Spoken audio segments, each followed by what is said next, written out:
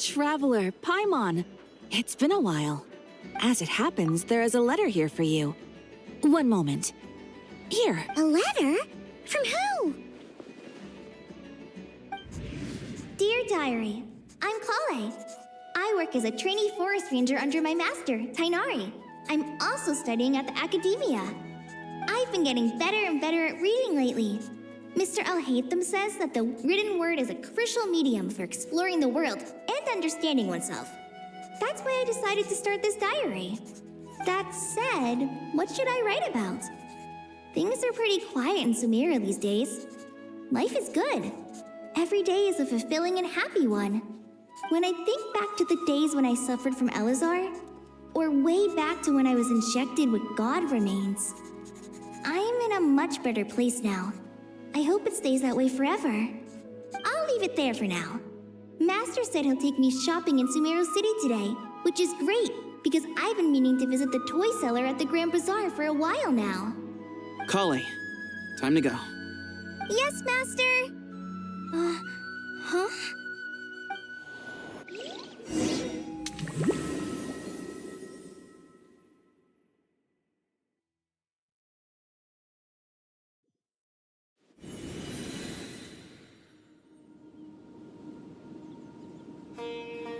What's wrong, Kale? Is there something on my face? No, sorry. I didn't mean to stare. Did Master Tighnari send you to pick me up? Master Tighnari? What are you talking about? Tighnari is the General Mahamatra. He's probably busy arresting criminals in Sumeru City. I mean, if that's what floats your boat, I can introduce you, but... Wait, Master Tighnari is the General Mahamatra? But what about Mr. Sino? Sorry? Oh, you mean that guy who just joined the Vahumana Darshan? Rumor has it he's the leader of the Temple of Silence. If that's true, it's pretty impressive. Sounds like you've been getting to know more and more people since you joined the academia. That's great, but don't let your forest ranger duties fall by the wayside, okay? What's going on? Sethos is acting like he's my master, and Master Tighnari has taken over Mr. Sino's job. Is this some kind of prank? If so, it's a weird choice of prank. But anyway, Sethos doesn't look like he's joking. What is this all about? Hey, you're zoning out again.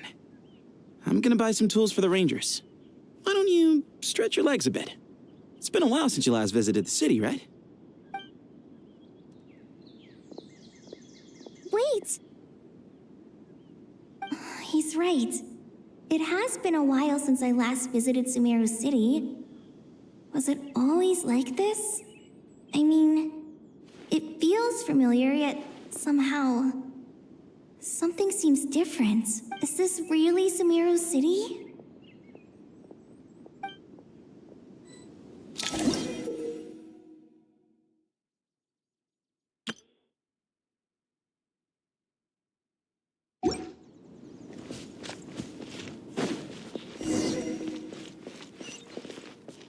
Hey, did you see who just walked by? Would you like some fruit? It takes courage to maintain a peaceful life, How too. will I ever save enough money to buy that custom-made axe with thread? I heard that the sage disappears without a trace as soon as he gets off work. It's a little mysterious.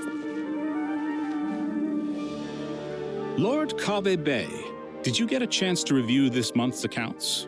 Any feedback? You mean the version you sent over a few days ago? Yeah, I took a look when I received it. I was thinking that maybe our profit margin is a little excessive. I visited some of our commercial partners last month. Their earnings are very slim.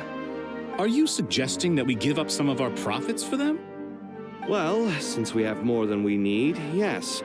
Making money for its own sake is pointless. Don't worry, I've already planned for it, and the numbers look fine. We can adjust the rates starting from next month. Also, about that designer you hired, I've had to revise his proposal 3 times now, but he just doesn't seem to... Let's cut our losses. Pay him his fee and send him on his way. I'd like you to get Layla on this instead. She was Cyrus's student, and she designed the Palace of Alcazarzare. Seems like a much safer choice. Who's sneaking around over there? Mr. Cave? Do you recognize this person, sir? Yes, it's all right. We've met. This is Kale, Sethos' trainee. He brought her along the last time I went for drinks with him. What brings you to the city, Kale? Is your master here too? No, this is all wrong! Why is Mr. Cave saying that too? Tainari is my master, not Sethos. This can't be real. I have to ask someone else. There's gotta be someone else out there who still remembers the truth. Hey, wait! Don't run off! How strange. What's gotten into her today? It's like everyone switched places. I guess I'll keep looking around.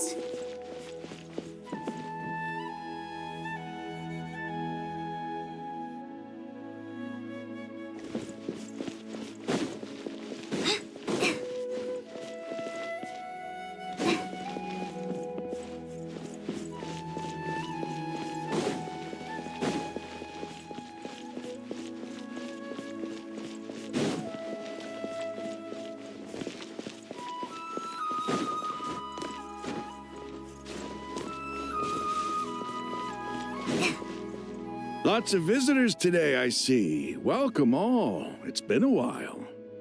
Hey, Rahman. You know that guy who sells face powder on Treasure Street?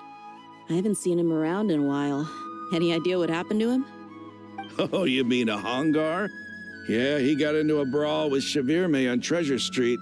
He's been banned from setting up shop there for now. Seriously? Oh, well, that's a shame. I was planning to pick out some makeup for you. Oh, don't worry about it. The legendary Flame Mane discussing makeup with the Zubair Theater star dancer. Now there's something you don't see every day. Flame Mane? You know, I'm not actually sure when people started calling me that. Maybe the other Eremites thought I needed a fiercer title to scare people off? To be completely honest, I think the title would fit you better than me, Dia. You think? Can't say I've never imagined myself as a merc. If I ever give up the dancing, maybe I'll head to the desert and give the Eremite life a try. You would? Is that so strange? Oh, not at all. In fact, I've actually had similar thoughts before. If I ever get tired of sleeping out in the wild, I think I might go look for a job at the Zubair Theater. I've adored the Dance of Sub-Zeros ever since the first time I saw you perform it. If the chance ever came up, I'd love to try it out on stage for myself. Really? If our manager Sataria heard you say that, she'd hold you to it. Probably grab you by the sleeve and never let you go again. Hey, when that day comes, I'll do your makeup myself. How's that sound? Sure. If the day comes, I'd be honored.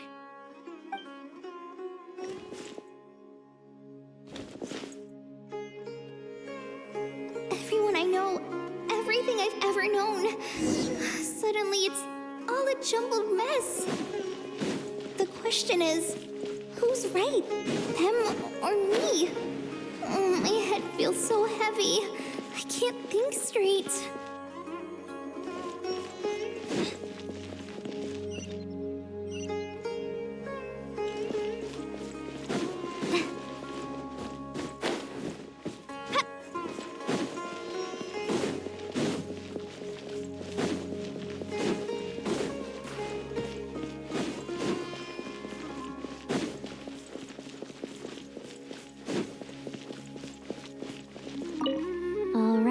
Not a single Mora short.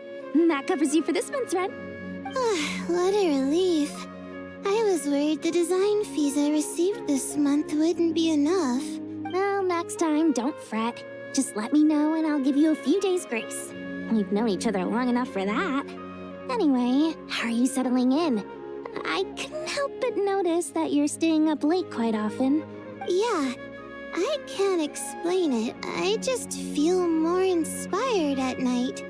Once I get in the zone, I can race through a whole bunch of drafts, no problem. But what about you? I keep hearing you sighing these days. Is everything okay? Oh, it's just... Don't you think this house is a little small? I guess I should be used to it after living here for so many years. But for some reason, I've been feeling claustrophobic recently. I want to move somewhere bigger. Once I've made enough Mora, I'm gonna buy a huge new house. As big as...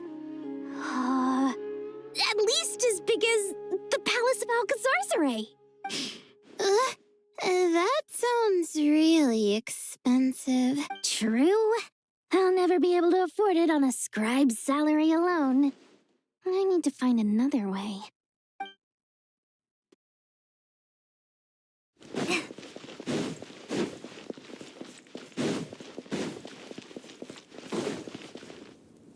Mahamatra Tainari, we've apprehended the suspect. They say that the fool is prone to blind faith, but the wise man is not immune to it either.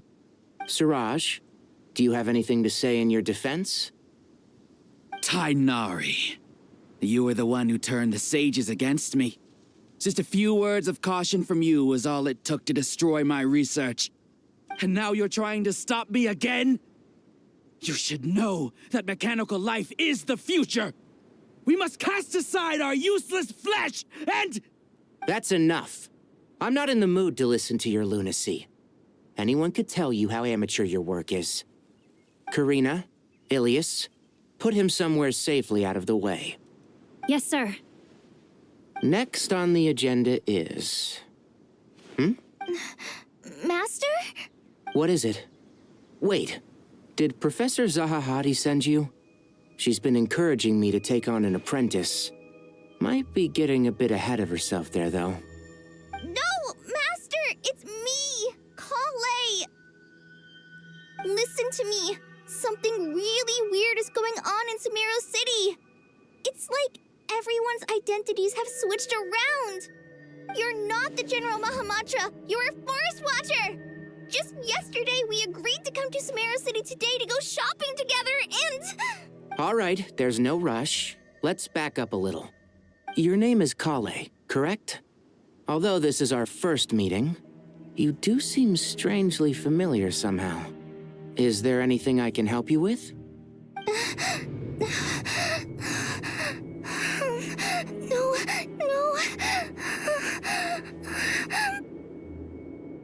Master!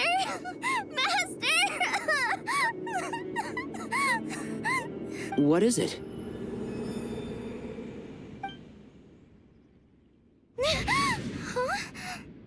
Did you have another nightmare? I've told you before, when you're tired, lay down on your back in bed and get some proper sleep. It's much better for you than napping on your front. Poor posture obstructs your breathing, which can lead to all sorts of weird dreams. Now, we're supposed to go shopping in Sumeru City today, remember? Cheer up. I'll take you to Hushang's. I heard he's got some new toys in stock. Go wash your face, take some deep breaths, and when you're ready, we'll head out. Okay. Thanks, Master Tainari. So it was just a dream. And yet, dreams can sometimes be a warning of things that will soon come to pass. Who said that? That dream felt unusually real, didn't it? Here's my suggestion. Since you're heading into Sumeru City anyway, you may as well tell Lesser Lord Kusanali about everything that happened. And just to be on the safe side, I think you should also inform your 2 traveler friends who once helped save Sumeru. I'd write them a letter if I were you. Time is short. A storm is coming from beyond the bounds of fate.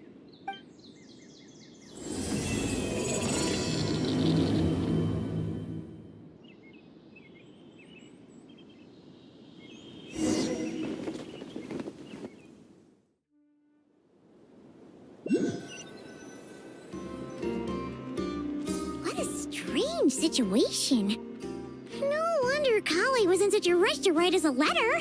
Imagine waking up one day to find that everything around you has changed. You might not even recognize Paimon anymore. Oh, that's a scary thought. Let's get to Sumeru and find out what the heck is going on.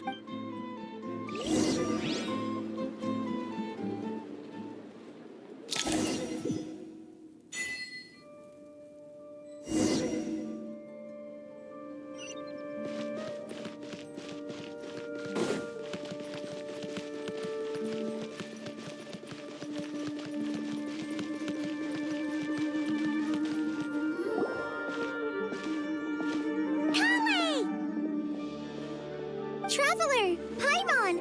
Thank goodness. I'm so glad you made it. Of course. We won't let anything happen to you, Kale. So, what's going on in Sumeru City? Looks like lots of people are moving or something. Yeah, I was just gonna say, after I wrote my letter, Master and I went to Sumeru City and told the Dendro Archon everything that I experienced, from start to finish. She was silent at first. It seemed like she was deep in thought. Then the next day, we got told that she was ordering everyone to leave Sumeru City immediately and move to Caravan Rebot. The entire population of the city has to move? Not just Sumeru City. The evacuation also includes Lokapala Jungle, Avidia Forest, Ashavan Realm, and Ardravi Valley. Basically, everyone living in the rainforest must temporarily relocate to Caravan Rebot. Holy smokes! That's crazy! Yes, it's quite an operation. Even if people only bring the bare essentials, the scale is simply enormous. They've requisitioned almost all the Sumpter Beasts in Sumeru for the task, including the entirety of Dori's Sumpter Beast Park. The Dendro Archon said that what Kale experienced was not a dream, but a warning. After our meeting, she immediately summoned the 6 sages to analyze the situation and discuss countermeasures. They concluded that the events seen in the dream are very likely to become a reality, and that an unknown danger is rapidly approaching. Oh, please keep that to yourself. We don't want to cause widespread panic. The official reason they've given is a large-scale renovation of the rainforest ecosystem. People are skeptical, but there haven't been any major incidents. So far, at least. The Dendro Archon seemed really worried when we spoke to her. She said you can go visit her in the Sanctuary of Surasthana when you arrive. She also said she'd hold out until the very end. Tighnari? Kale? You got a minute? I need a hand here. One moment, I'll be right there. As a forest watcher, I've been tasked with assisting with the relocation work. There's a lot to be done, and they need all the help they can get.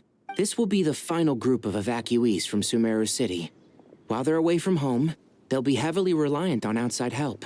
Thank you for coming in our time of need. As you can see, another crisis is upon us. Excuse me, sorry to trouble you, but could you help an old man find his medicine? It's buried somewhere in my luggage. Where's my mom? Where did she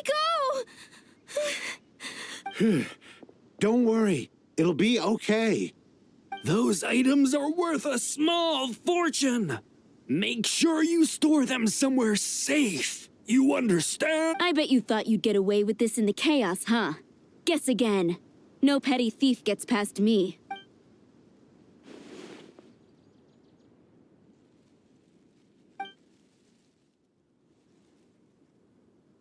We should go help the evacuees. See you around. I'm so glad that you believed me and came all this way to help. It means a lot. Please stay safe. Don't worry. We may not know exactly what's going on yet, but as long as we stick together, we'll find a way through this. Goodbye! Look after yourselves! Will do. See ya! Paimon's not sure how she found the words to comfort Kale because, honestly, she's kind of nervous herself. Let's head to the Sanctuary of Surasthana and see Nahida.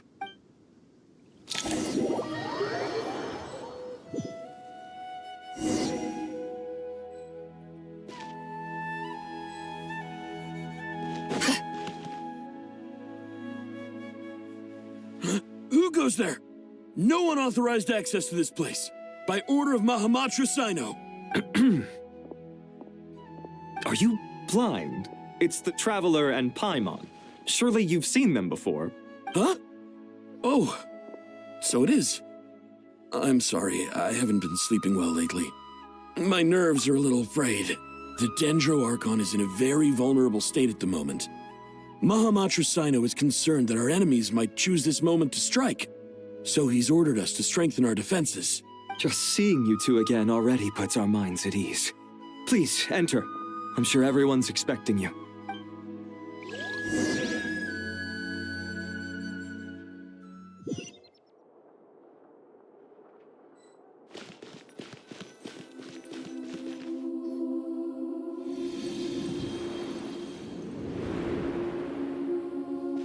Traveler, Paimon, you made it.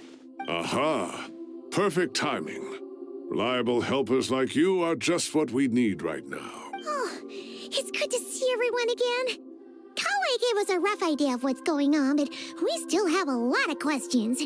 What kind of danger is Sumeru City in exactly? And how come everyone has to move to Caravan Rebot? At this stage, we can't be certain. We're investigating, but no definitive answers yet. I take it that Kale told you about her strange dream? Yeah. Apparently, everyone in Sumeru City was acting super weird. Even you guys. It was like you'd all switched places. That's right. Kale and Tainari reported the situation to the Dendro Archon. She believes that it wasn't merely a dream, and that whatever it was has something to do with Irminsul. It's a reasonable inference. Only through Irminsul can people's memory and cognition be so significantly modified in such a short time. We don't know why Kale would dream of these things, nor who was trying to warn her. The Dendro Archon decided to connect to Irminsul to investigate more thoroughly. Irminsul is connected directly to the ley lines. The tree serves as a central hub where the ley lines converge, and its core function is to record and store the world's knowledge and memories. But something has gone awry, severely compromising the performance of this core function. Information is bottlenecking inside Irminsul, hampering the ley line's flow. If this continues, new information will languish unrecorded, with existing records thrown into disarray. In short, the souls of the dead will be stranded, while the living have their sense of reality warped. In the long run, Kale's dream could well become a reality. And that's just the beginning. There's no telling what other nightmares could end up coming true.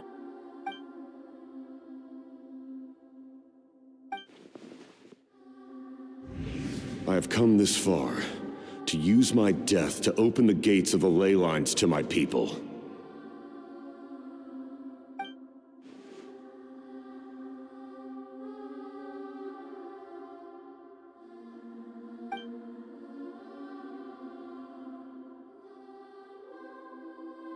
Faced with a growing backlog of information, the Dendro Archon decided to connect herself directly to Irminsul and take over the recording and processing function herself.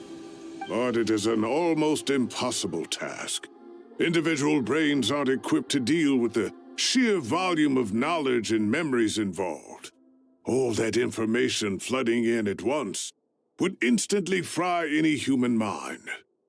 And for a god, even for a god, the suffering must be unimaginable. The Dendro Archon's power originates from Irminsul. Any issue with the tree itself takes a toll on her to begin with. On top of that, she's subjecting herself to the grueling task of processing all that data. It must be torture for her. And despite all of this, she is somehow finding the strength to investigate the Irminsul situation from within and send us her findings. I finished analyzing the latest data. Looks like our working theory was wrong. There's no signs of Irminsul having been attacked from the outside. So it's internal then? Some sort of disease, perhaps? No. I've spent half my life studying the ley lines. If Irminsul malfunctioned this easily, the world would have met its end long ago.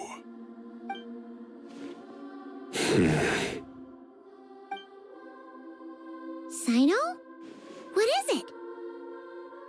Not long ago, I got a tip from the Core of 30. that a large number of unidentified merchant caravans had recently been spotted entering Sumeru through Beta Harbor. At first, I suspected that they might have something to do with all this, so I sent some people to investigate. But if Irminsul wasn't attacked from the outside...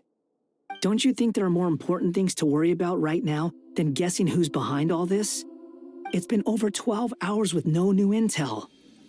If even the Keeper of Irminsul is this badly affected, you can imagine how bad things are in there.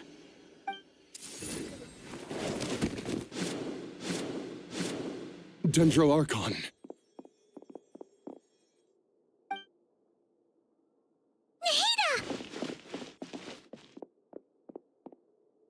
What's wrong? Her breathing is weak, and her elemental energy levels are dangerously low. Looks like it's time to move to the backup plan. What's the backup plan? Get out of the city and take the Dendro Archon with us.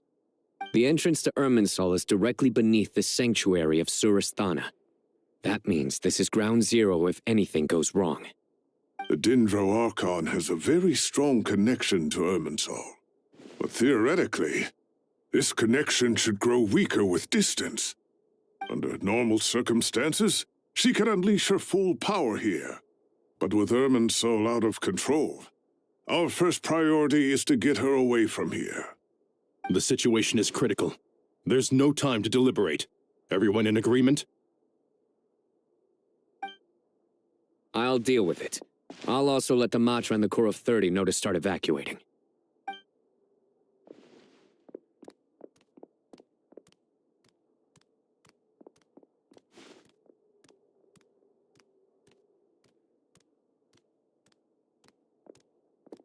Let's go.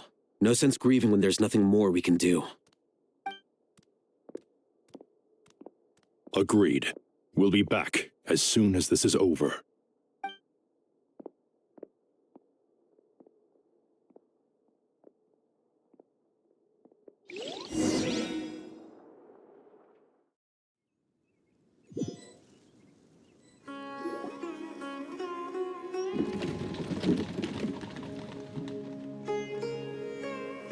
The last group of civilians has been safely evacuated.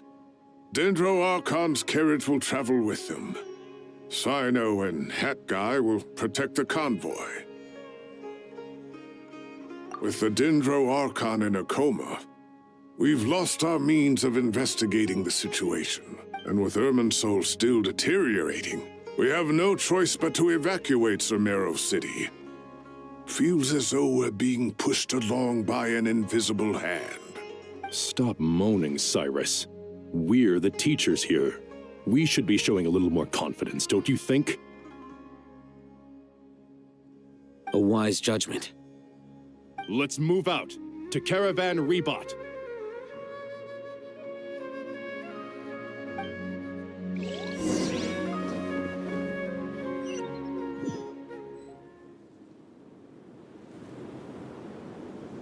Sir, all units are in position. Good. Everything is going to plan. Interfering with Sumeru City is a necessary step, so do not hesitate. The Irminsul situation will not harm you. We need to speed things up here, too. We don't want to keep our client waiting, do we? No, sir. You have my word. Everything will be completed on schedule.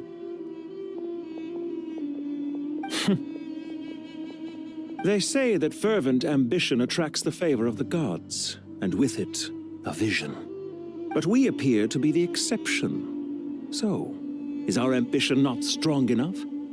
Or does it threaten the very foundations of this world?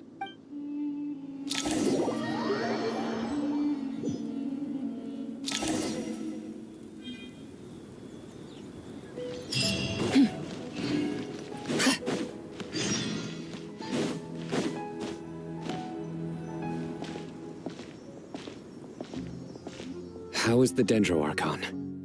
Her breathing is steady. I prepared some therapeutic incense for her, but it hasn't had much effect. Her vitals are still very weak. Based on the information you've provided, I have a working hypothesis.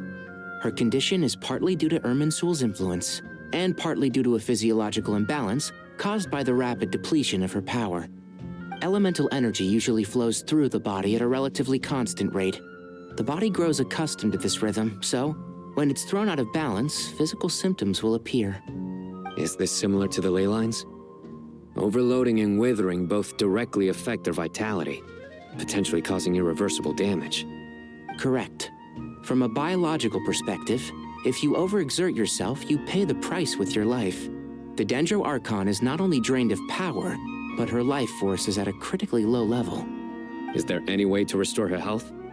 I know the ley lines have strong self-healing abilities. As long as any blockages or pollutions are dealt with, they can quickly regain their vitality. But what about people? Well, gods. What's their capacity for self-healing?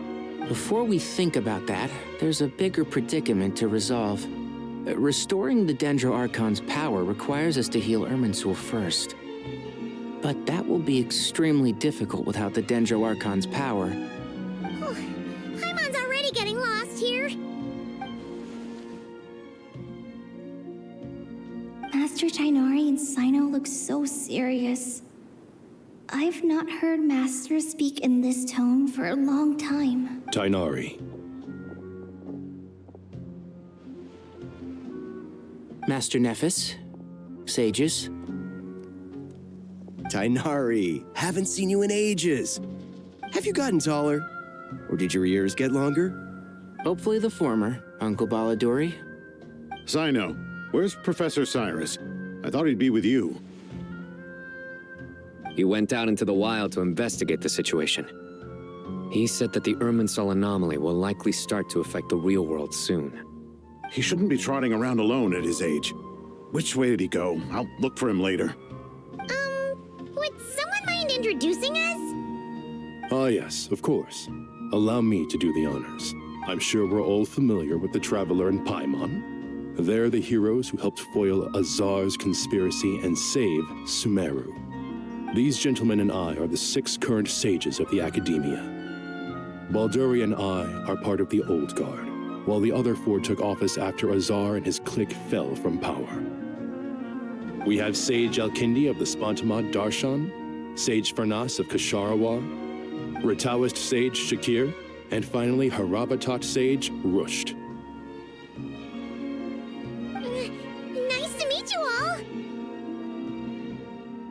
I've heard much about you. Delighted to finally meet you in person. You're younger than I imagined for someone with the power to stand up to fate itself.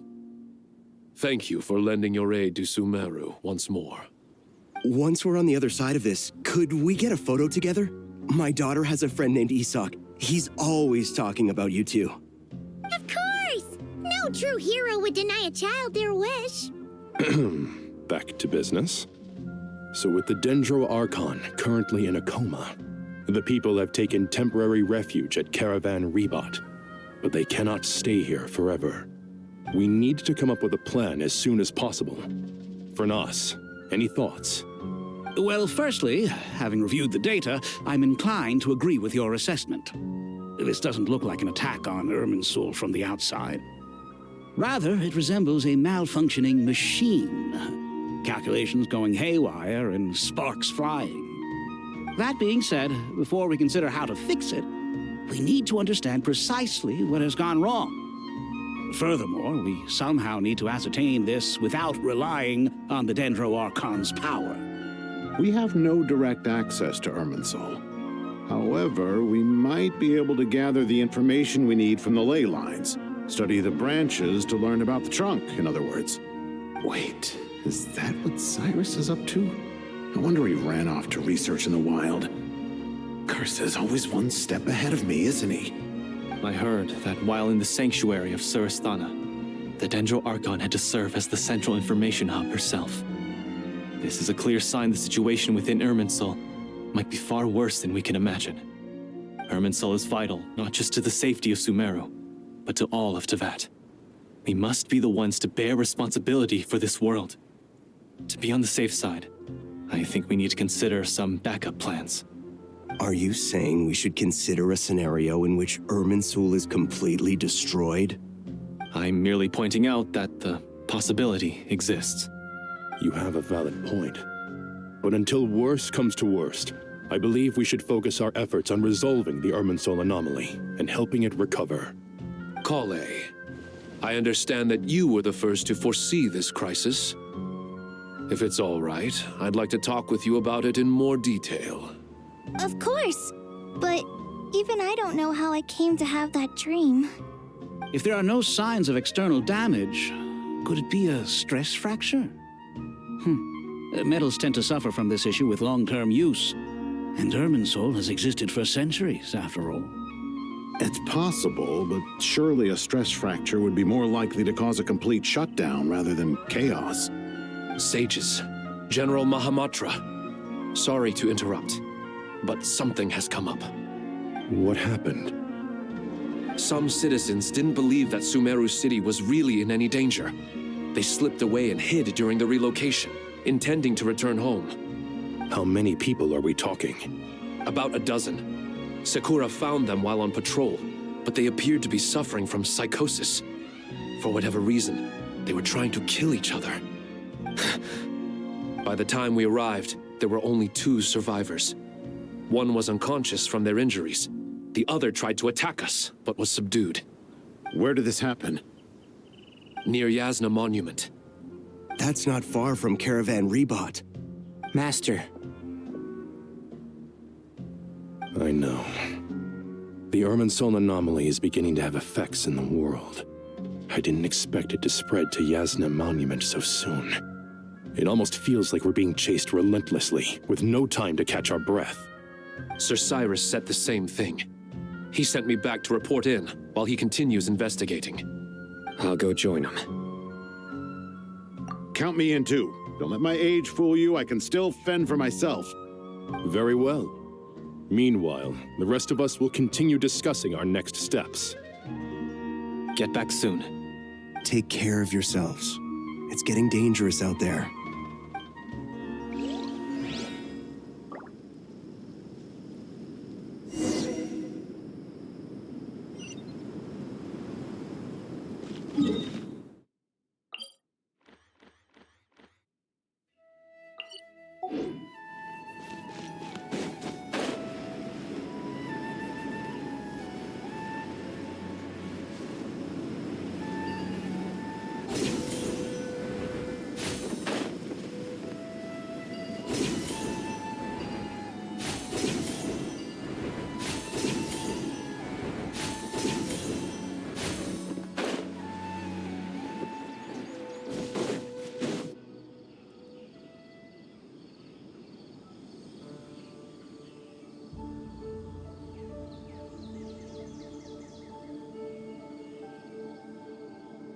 Please, don't go any further. As you get closer to Sumeru City, there's no knowing what dangers you might encounter. So this is our mentally disturbed man? I'm going to gut you all!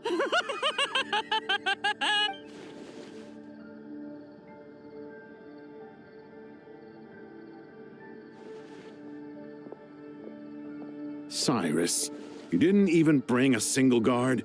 Do you think you're some sort of warrior? It's fine. Come here and look at this. Oh, it's... That's right. Flowers that bloom from openings in the ley lines, indicating some sort of anomaly. I don't believe I've ever seen a color like this before. Did you discover it nearby? Not just here. Way over there, too. They're everywhere. There's even more in that direction. How did you ascertain the situation further ahead? Didn't you just say that we can't go beyond this point? Yes. This area is relatively safe so far. But if you continue forward, delusions will start afflicting your mind. However, some vision-bearing mercenaries were able to maintain their sanity a little better. They're the ones who brought back news from further afield.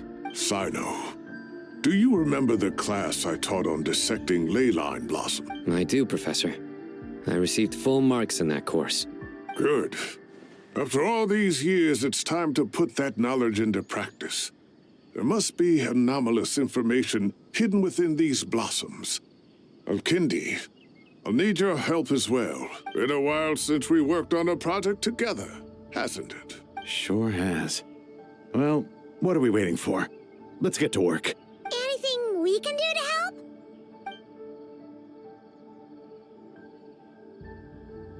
Will you need my help?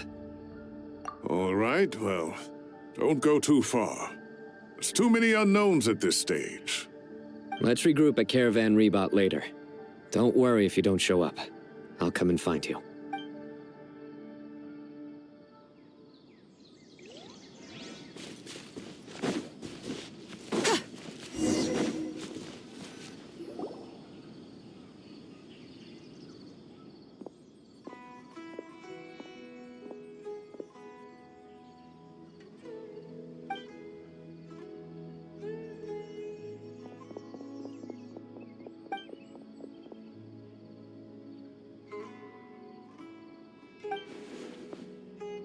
That should be the heart of Oasis.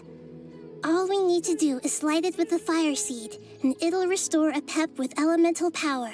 The damage it suffered internally will also slowly begin to heal.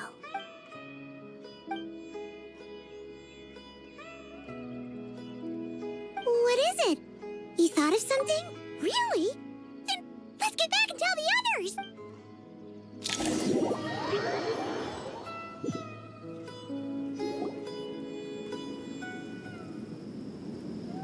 Whew. Glad to see you've returned safe and sound. Any longer and we would have gone out looking for you. Well, this is a nice surprise. Paimon sure feels better with everyone we know here. We've made some progress, so let's start by giving you and Paimon a quick update. By dissecting the ley line's blossoms, we've been able to deduce that although Irmin's soul is experiencing an anomaly, it has not completely rejected access from the outside. The Dendro Archon has the power to connect to Irmin's soul, but there's also another way. I assume you recall the devices everyone was wearing when you first arrived in Sumeru? Devices? Oh, wait. You mean... The Akasha terminals? That's right. Of course! It's been so long, Paimon almost forgot all about the Akasha. Wasn't it shut down, though? Yes, but although the system isn't currently operational, the technological infrastructure is all still there. And it turns out that a certain someone gets so bored at work that he's actually read through every single one of the instruction manuals. No prizes for guessing who that was. If praising others is that embarrassing for you, you can simply spare yourself the ordeal. As much as it pains me to say anything nice about him, there's no denying his intelligence. He rarely forgets anything he's read. The Akasha is exactly what Sumeru needs at this moment. Between us, we should have all the knowledge and expertise we need to get it up and running again. But if I recall correctly, doesn't the Akasha need a gnosis to function? That's exactly right. The Akasha relies on the Gnosis as a power source, and in its absence, we'll need to find an alternative. To tackle this problem, it looks like we'll be relocating once again. Namely, to the Temple of Silence. Ring any bells? It's the only major institution in Sumeru dedicated to preserving the knowledge of King Deshret's civilization. You might find the answers you're looking for hiding there. I agree. There's a good chance. Master Nephis and the other sages have discussed it. As the chaos from Irminsul continues to spread, Caravan Rebot won't be a safe haven for much longer. We have to move into the desert next. The scholars and sages will head to the Temple of Silence, while the civilian population seeks refuge in Aru village. The Eremites will keep everyone safe during the journey, and Candace will be there to receive us at the village. This leaves us just one thing to worry about. The Dendro Archon. She's very weak. We can't afford to wait until Irminsul is fixed. There has to be another way to help her. Huh. Well, luckily, the Traveler had a eureka moment while we were out investigating. Really? Wow, nice one, Traveler. Let's hear it. What say our Amorta experts? Theoretically, it's feasible. From what you're saying, although elemental life and elemental energy have their differences, the Dendro Archon has explicitly stated that she can imitate the power of the former, in which case, as long as a Pep is willing, she should be able to convert her own power into a form that the Archon can use. It wouldn't be difficult for her at all. The only problem is convincing her to help. Yeah! Even though she wasn't exactly friendly the last time we met, she didn't refuse to talk with us. When she realizes the danger that Nahida is in, surely she won't turn a blind eye to it. Well, hopefully not. Either way, we're not exactly spoiled for choice here. Hey, it's better than having no options at all. I agree. Without Irminsul's aid, the legendary Dendro Dragon Apep may well be the only living thing in Sumeru who can help our Archon recover her power. There's no time to lose. I'll bring this proposal to Master right away. If he and the other sages agree, we'll split into 3 teams. The academics will go to the Temple of Silence to look for a solution to the Akasha problem. The Eremites will escort the civilians safely to Aru village, and the Traveler and Paimon will take the Dendro Archon to see Apep. There's still a long road ahead, and no knowing if we'll make it. But at least we have a direction now. I'll take it over floundering around in confusion. If there are no objections, then let's proceed. But before we adjourn, I would like to leave you all with some parting words. No matter the distance between us, there will always be an invisible force tying us together. May the bonds forged in the past shine bright like stars and open a new path before our feet. Huh. Is that from King of Invocations? No. This one's from King of Invocations, the sequel. What's the difference? The sequel's much cooler. Couldn't agree more. Well, it was very apropos. Once this is all over, I'll give everyone a copy of King of Invocations and the sequel to show my gratitude. Come on, let's get moving.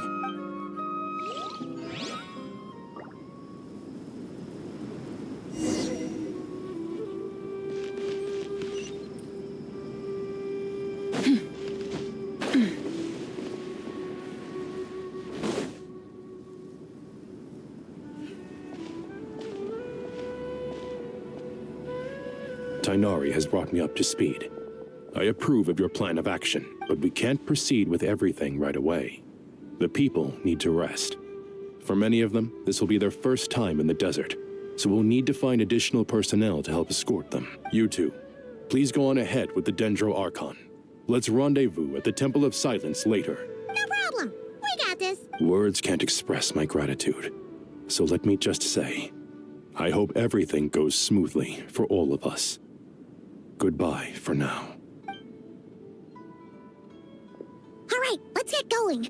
If Paimon remembers correctly, the last time we saw Apep was in... Traveler, Paimon. Could I borrow you guys for a moment? It'll only take a second. Kale, what's the matter? Well, the thing is, Master Tainari once told me, after you raise a problem, you should think about how to resolve it. But ever since I had that dream, I feel like I haven't been of any help at all. I tried my best to keep up with the conversation, but there was so much new information, I couldn't take it all in. So, I just wanted to ask, do you have any tips for me there? Huh, Paimon knows exactly how you feel. But fear not, everything you need to know is right here in Paimon's notes. Sumeru chapter. It's got tons of info about all the things we've seen and heard on our adventures. Some parts are a little simplified, but hopefully it all makes sense. You see, being the greatest guide in Tibet isn't just a fancy title.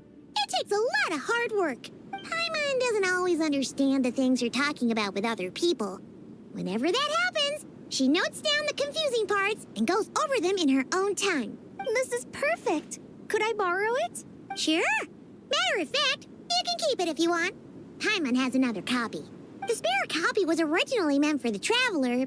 Paimon used to worry that one day she might not need a guide anymore, so she wanted to have a gift for her, in case we ever parted ways.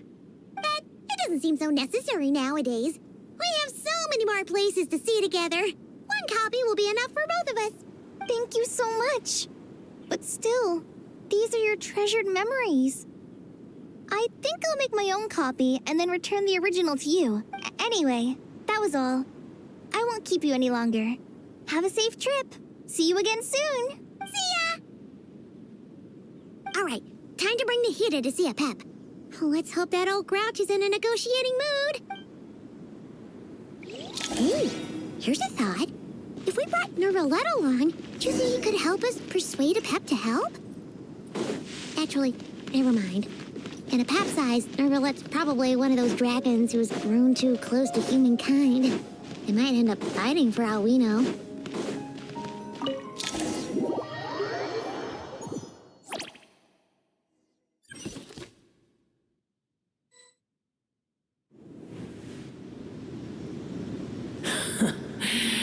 I had a feeling your kind might come calling. The ley lines are in disarray. Something has gone wrong with Irminsul, yes.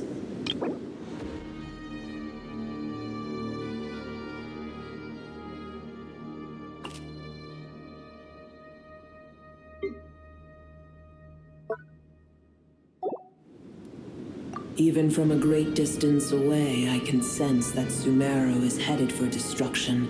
You who took our home from us, prepare to watch as your own world is plunged into oblivion.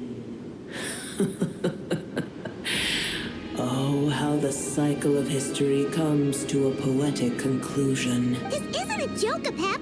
Nahida's in grave danger! Can you please help her? Is she now? Then do explain. For what reason should I lend Booer my assistance? Pep, if you truly despise gods and humans so much, well, after the great humiliation of being helped by a god in the past, shouldn't you be jumping at this chance to balance the scales? Now that is a compelling reason. When El Ahmar plotted against me and I was tortured by forbidden knowledge, it was Booer who saved me from agony. And though I regard with shame the pity of my enemies, to receive aid without repaying it would likewise tarnish a dragon's dignity. Oh, tiny Booer, puny humans. Just this once I shall deign to show you the true power of dragonkind. Whoa! It's happening again! We're gonna get sucked in!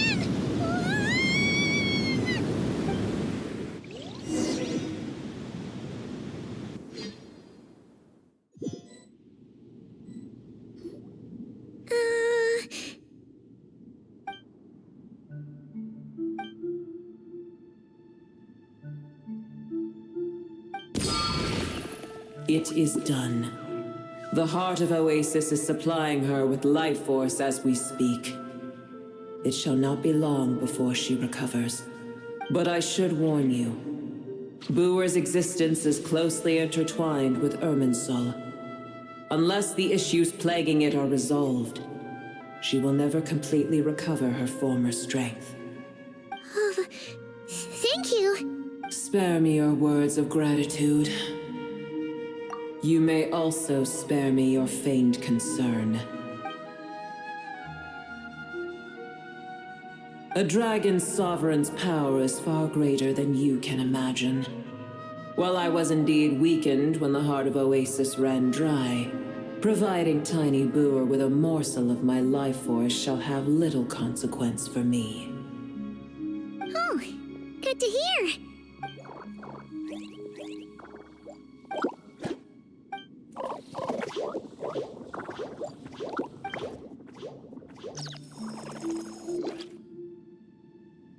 Ever held in high favor, I see. Oh, well, you know. The compliment was sincere. Simply accept it.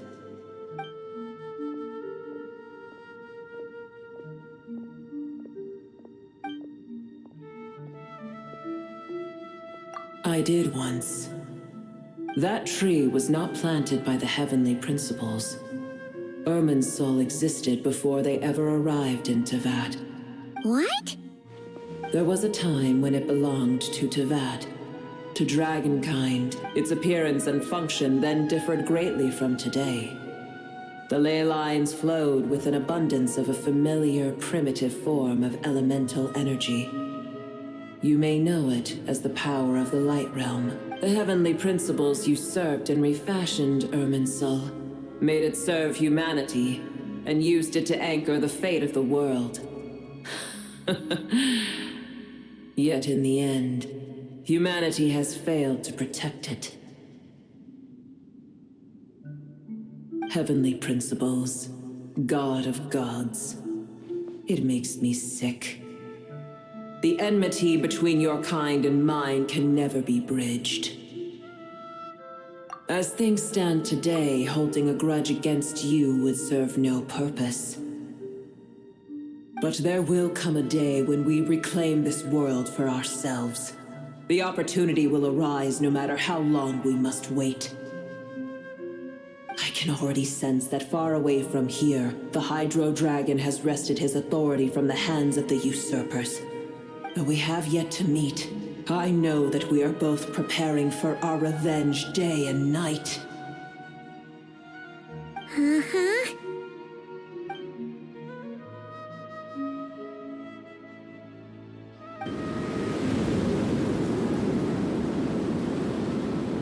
I hear a great disturbance out there. Huh? What is it? Sandstorms come. The Jinn. Another calamity approaches. You both seem restless. Let us part ways here. Boer is safe with me. Once she has recovered, I shall return her to your side. Oh, thanks again. Take care, all right?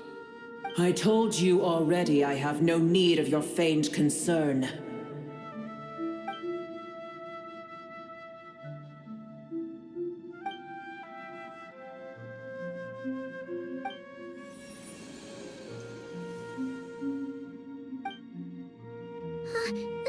Nahida? You're awake! Are you okay? Cease your interrogation. Yes, she awoke for a brief moment, but she has now lost consciousness again. Take it. We shall talk more at another time.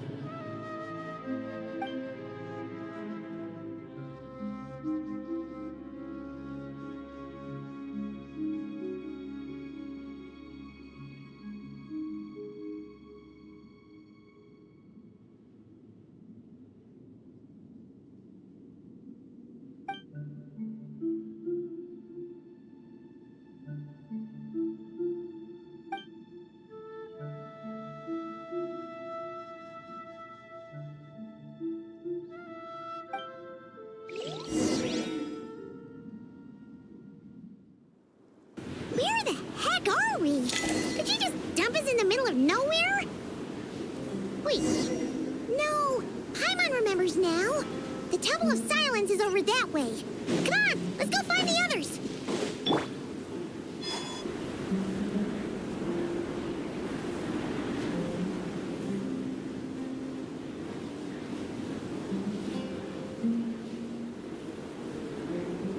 There's no need for everyone to stay here. I'll protect the sages. The rest of you, return to Aru village. Yes, Mahamatra Sino.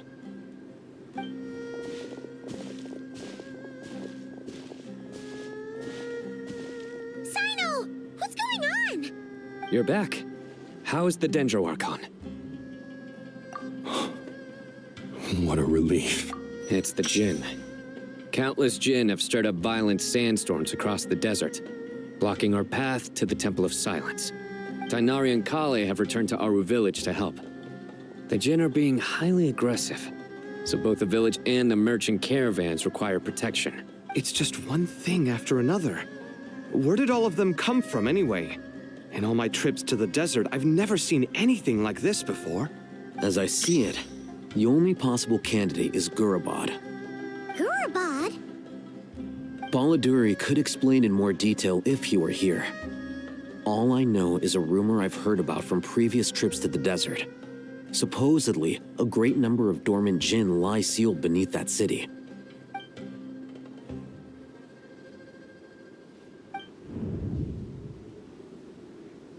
Gurabad is, for me, a fated land.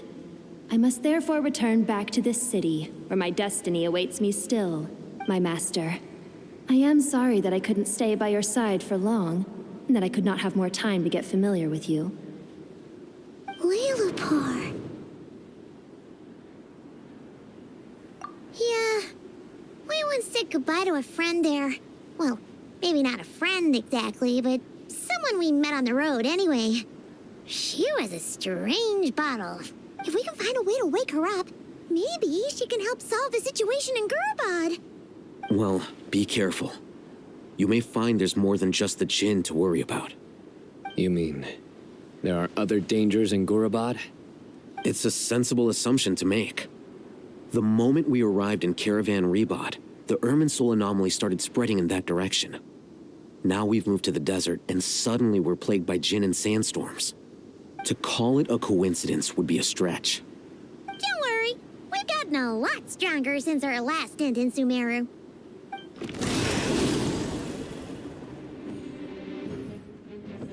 Ah! When did they show up? It appears the monsters native to the desert have been stirred by the Jinn's activity.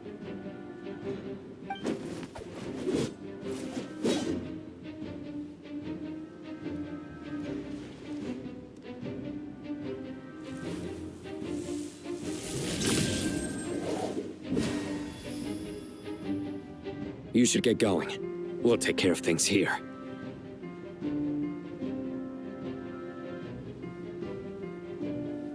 You too. Don't do anything too risky. You got it?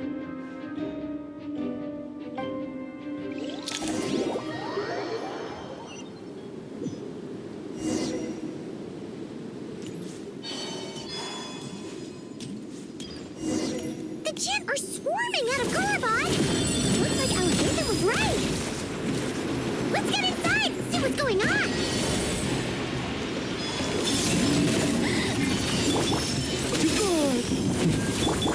Dumb, Lumine!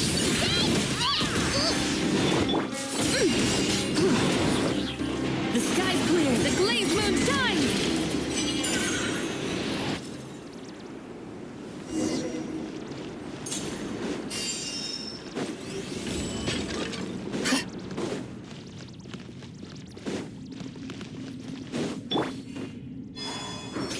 They just keep coming! How many of these things are there? We'll never take them all round! Let's just head further inside for now! Target spotted! All units at the ready. The Fatui? They must be using this place as a stronghold! Could they be the ones behind all this? The light shines bright. Behold! That's nothing! As you like! Without further ado, Fighting Jinn with one hand and Fatui with the other?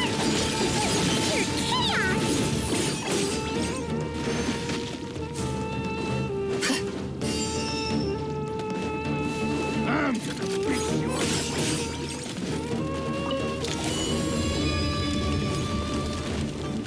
You see that strange machine? Paimon has a sneaking suspicion that that's the thing wrecking Gurabad and setting all those dangerous Jinn free! The target has reached the core zone.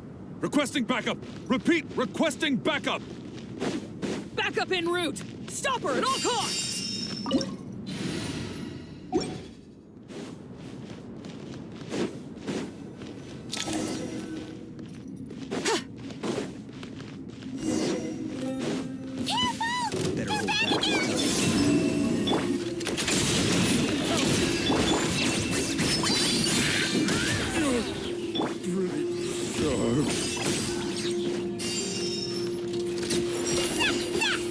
Nice one, Traveler! Let's keep going!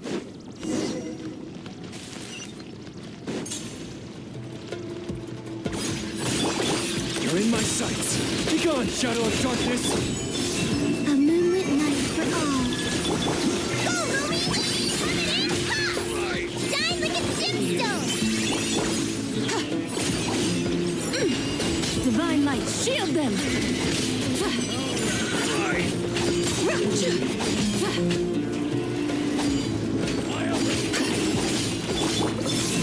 Rainbows converge. Behold, the dawn! Come say hi!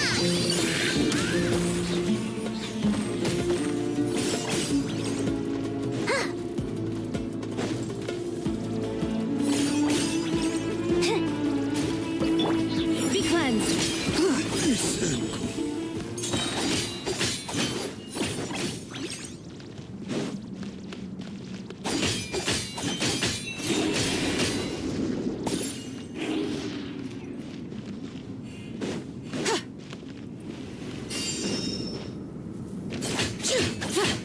This hunk of junk's gone kaput. Now we can finally... It seems my subordinates failed to stop you in your tracks. Apologies, sir. There is no need to apologize. You did well to hold your ground against such a powerful adversary for as long as you did. I must commend your courage and perseverance.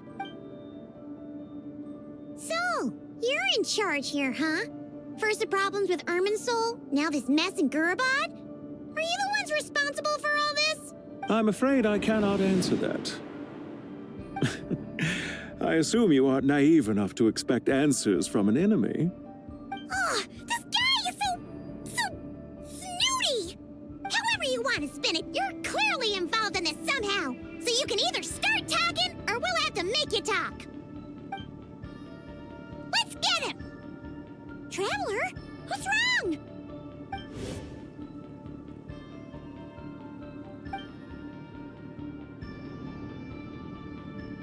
You're remarkably calm. Some would act more rashly upon finding the ringleader all alone. But you keep your cool. Even as your enemy, I must applaud you. Did you show yourself just to say that?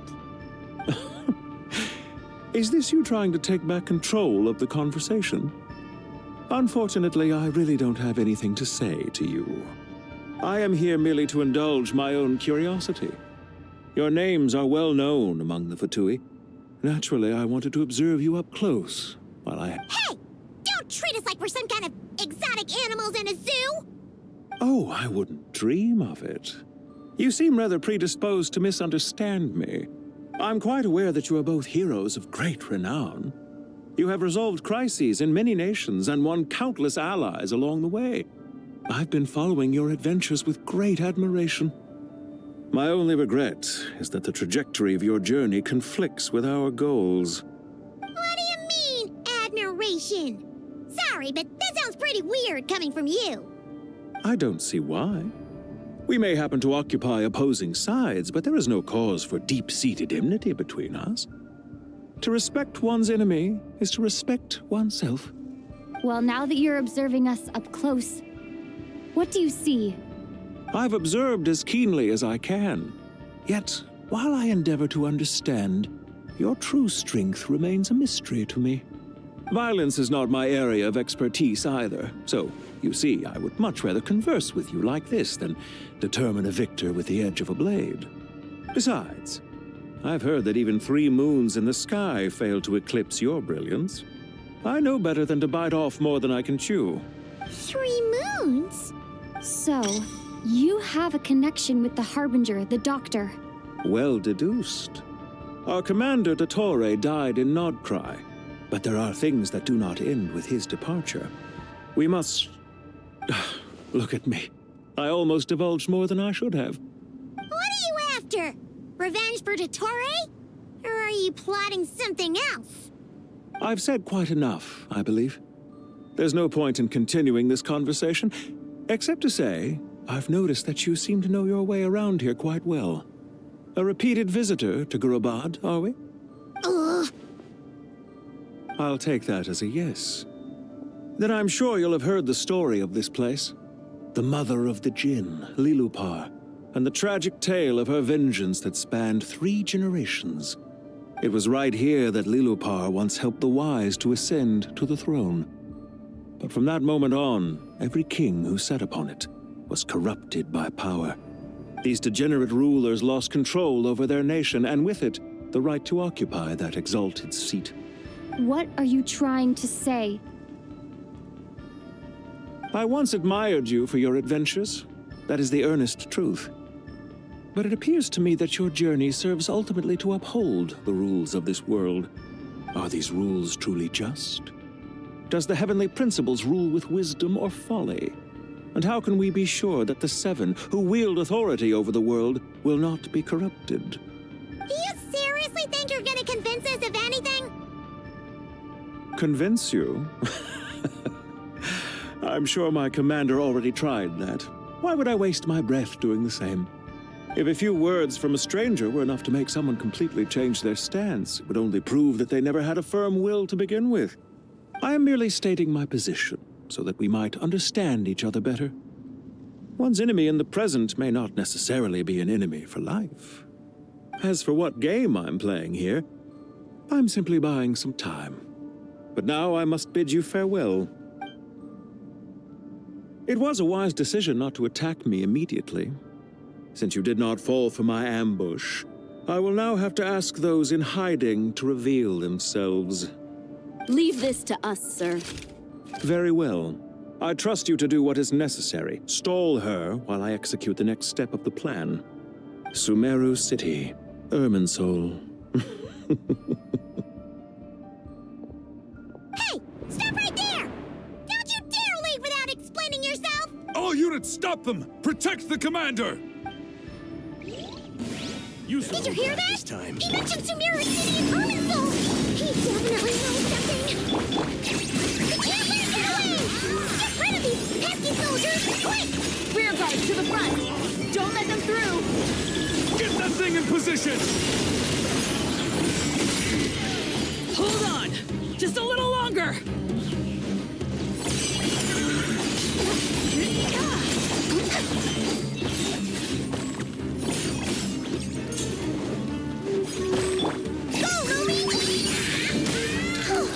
We finally beat them! That mysterious guy can't have gotten far! Let's catch up with him!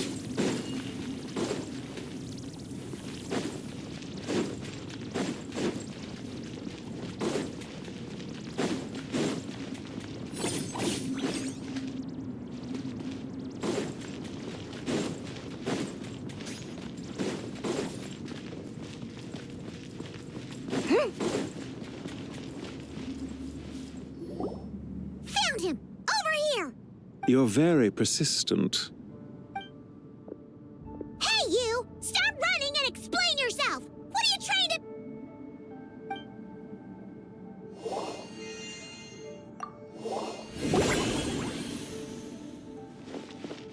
What's this? Relax. A small trap like this won't be enough to hold you. The sandstorms from Gurabad will die down soon enough, but this small window of time was all we needed to launch the next phase of our plan.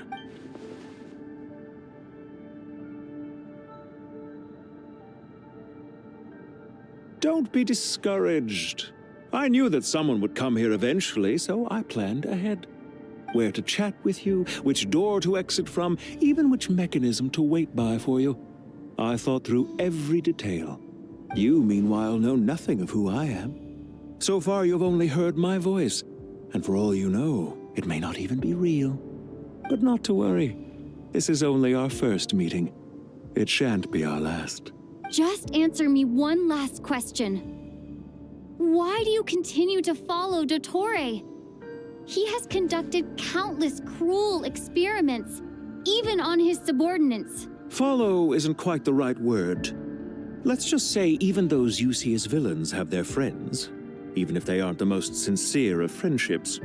When any set of rules is established, there will be those who benefit and those who lose out. People will do anything to justify what they have gained or escape from the hardship imposed upon them. Neither he nor I are tolerated by the rules of this world. We were both searching for a new order. Our ideas of the final form that should take may have differed, but our journeys took a shared path. Goodbye, Traveler and Paimon. I wish you a timely escape, albeit not too soon. I will need a little more time to prepare, after all. Hey! Come back! Wait, this dark wall. We've seen these on our our adventures before! It swallows people up! Oh, I'm sorry! She shouldn't have jumped the gun! Oh, okay. He may have fooled us this time, but we'll get him back!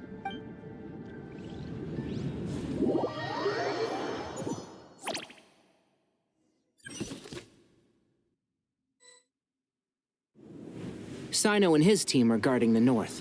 We'll take this side. There's so many Jin! We can't let them get into Aru village! Don't fret. I am well prepared for this situation. Huh. So you have a solution? Perhaps you're unaware that I have a trusty genie partner of my own, Plumpy. If I send her to negotiate with the others, this whole thing will be resolved before you can say Mora. Off you go, Plumpy.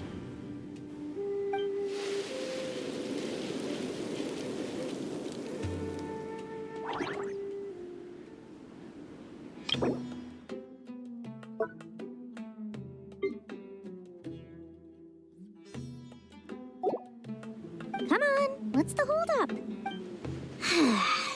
5,000 Mora. 20,000 Mora.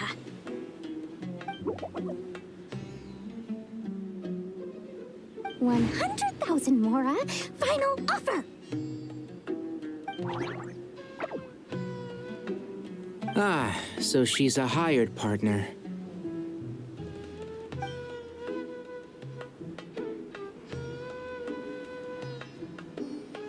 Hired partners are reliable too. Plumpy here is a highly skilled negotiator. You'll see. Just a few words from her and...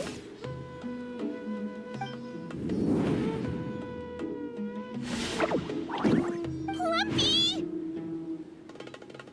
Don't you Jin have any respect for the rules? This was supposed to be a negotiation! How dare you treat my messenger like this? You wanna play rough? Two can play at that game!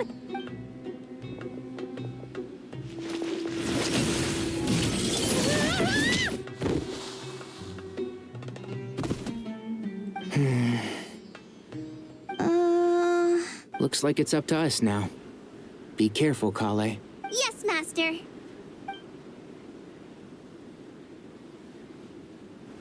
What happened? How did I pass out? Never mind. Lumpy, it's time for revenge. You know, this reminds me of when you first arrived in a video forest. You were trying to help a child retrieve a lost toy when you stumbled upon Spino Crocodile territory by mistake. Yeah, I remember. Our first time fighting side by side. Fighting side by side? I seem to recall swooping in to rescue you with a team of forest rangers. Please stop.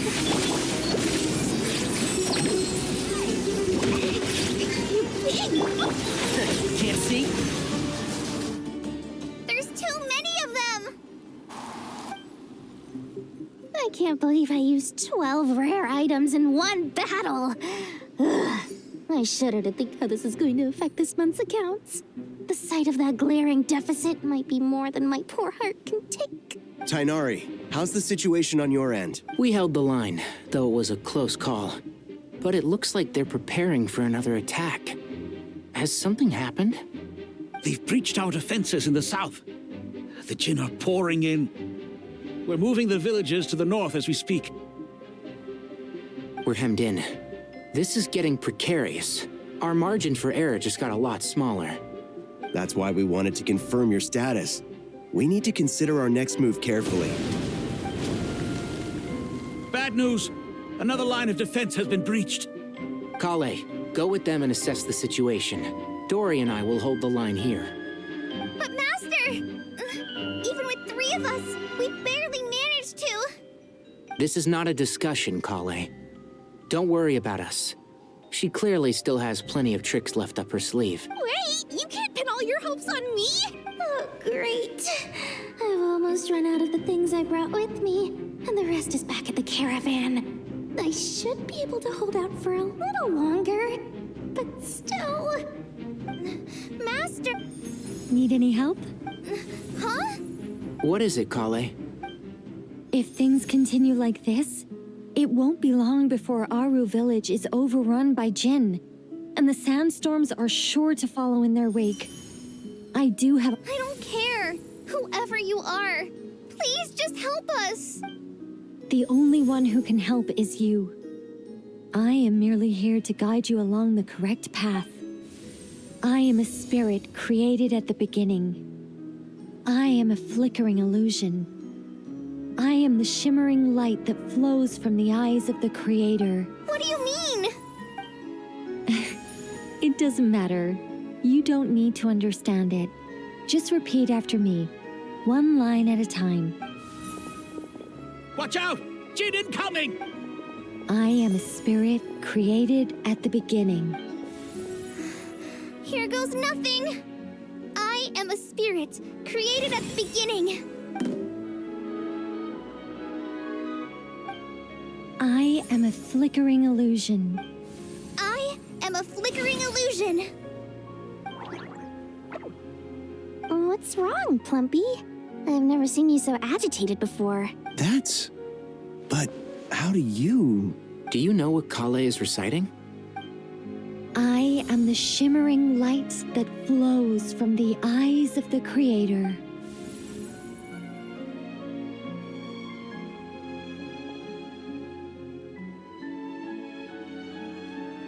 I am the shimmering light that flows from the eyes of the Creator.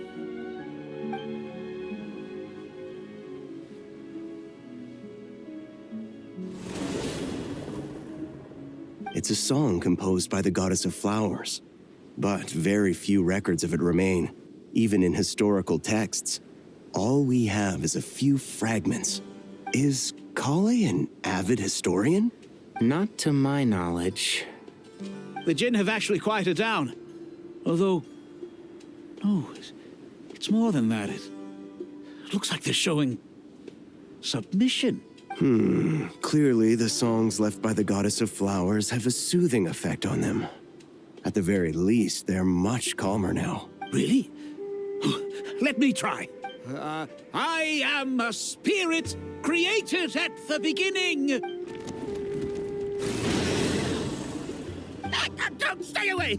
I'll stop. I'll stop. It seems like the song only works when Kale recites it. But why? Kale.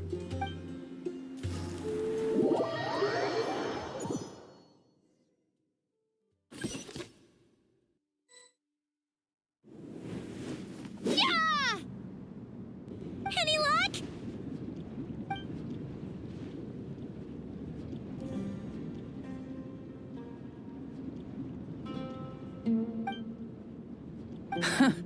When I heard that loud rumbling in the distance, I thought the shifting sands had bust open the gates to some ancient treasure vault. Turns out it was just you guys. Huh? Wait, that sounds like... It's been a long while. Did you miss me? Jet! Ben! Let's save the catching up for later. First, I gotta get you guys out of there. This should be the right mechanism. Ben, can you handle it?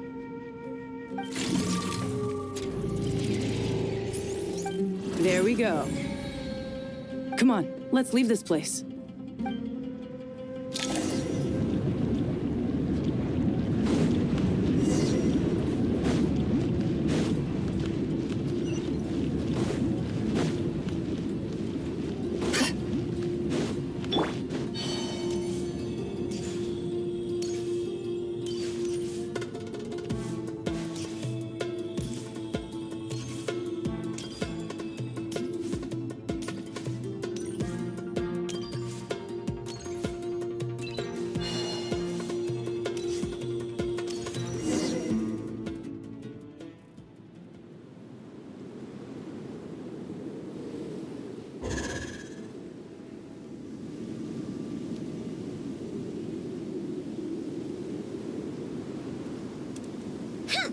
Those Fatui sure made themselves scarce. It's like they were never here. The Fatui? They came to the desert again? Yep. No idea what they're planning this time. They were being very coy about it. How have you been, Jet? Well, since we last met, I've started my own band of mercs. We've actually made quite a name for ourselves. Oh, yeah. On a slightly different note, I have some good news. I finally took care of Messiah. Not much to write home about. It was just another day. Found his hideout. Dragged him out of his cozy little bed. He tried to talk me into seeing his point of view, as usual. But I'm way past that by now.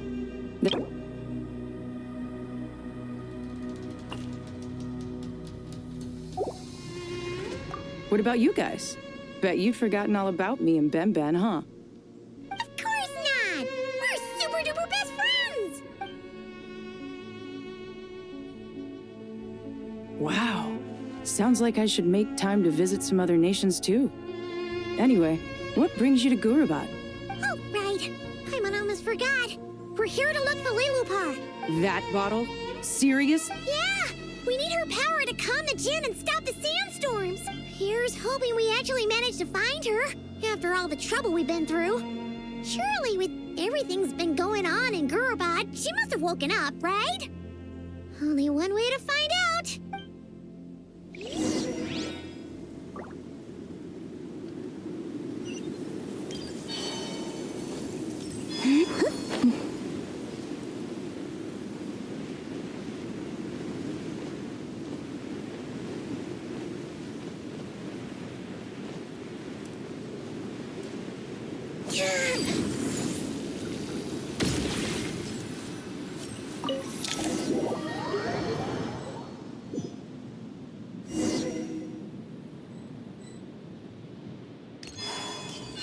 Let's see. She should be around. Aha!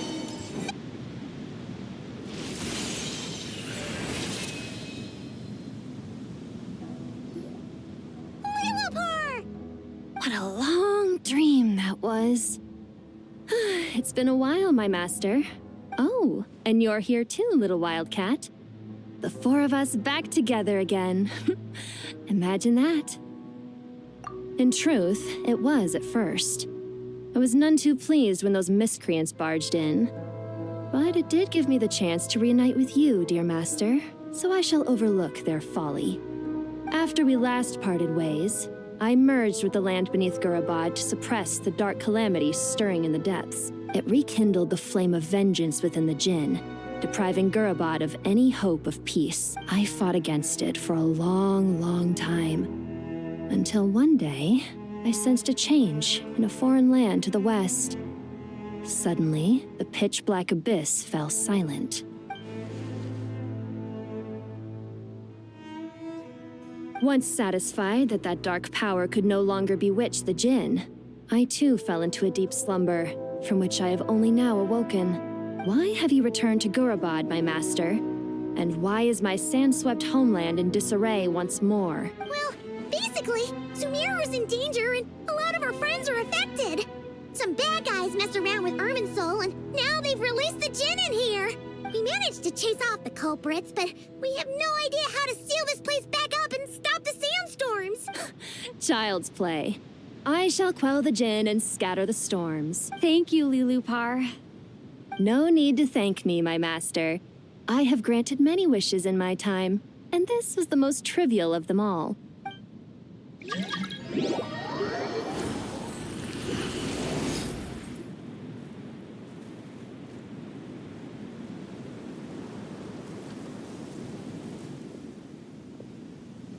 The sandstorm's gone. The sun shines bright again. When I said that we'd meet again under a lovelier sun, this was exactly how I imagined it. Yay! Although, honestly, Paimon would love to hang out with you more, even if the weather sucked. Well, there shouldn't be any more Jinn breaking out, right? Are we okay to head back? Sounds good. You can introduce us to your other friends.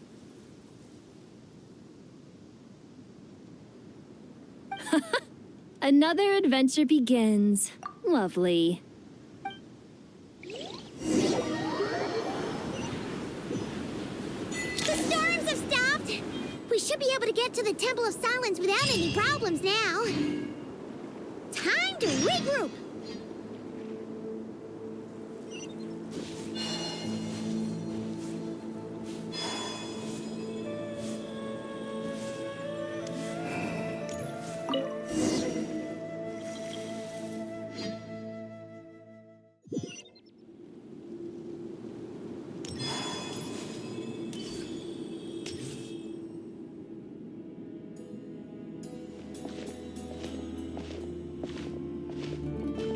So, this is the Temple of Silence.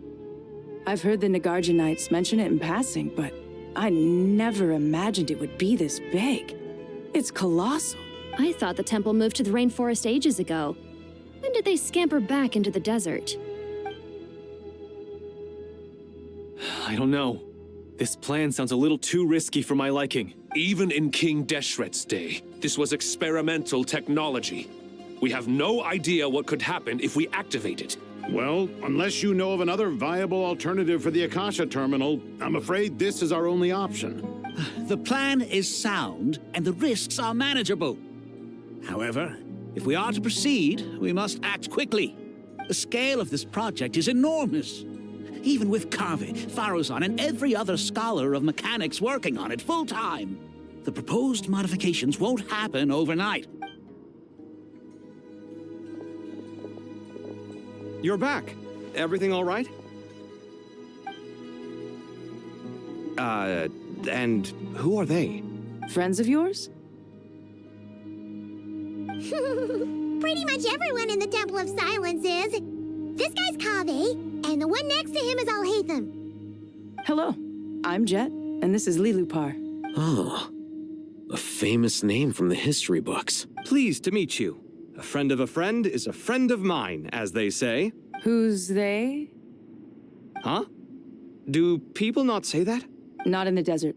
Friends you can trust, but friends of friends? Gotta keep an eye on them. Still, I do trust the Traveler's judgment. I'm sure you're good people. The sandstorms have calmed down. I take it the Gurabad problem is resolved? What did you find? And after getting all smarmy with us, he trapped us there. Luckily, Jet used the mechanism outside to free us, and then we got Lilupar to put a stop to the chaos. Wow. Thanks for being there to help them. So... this mystery man openly admitted that he was merely a Harbinger subordinate. Yeah? Is there something weird about that?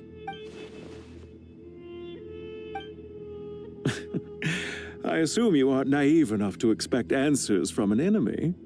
Well deduced. Our commander, Dottore, died in Nordcry.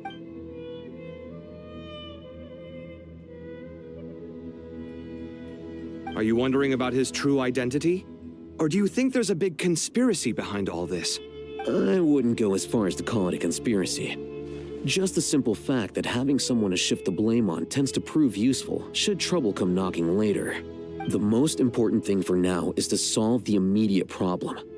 Perhaps that man knew you wouldn't have the resources to investigate his background and so didn't put much effort into disguising himself.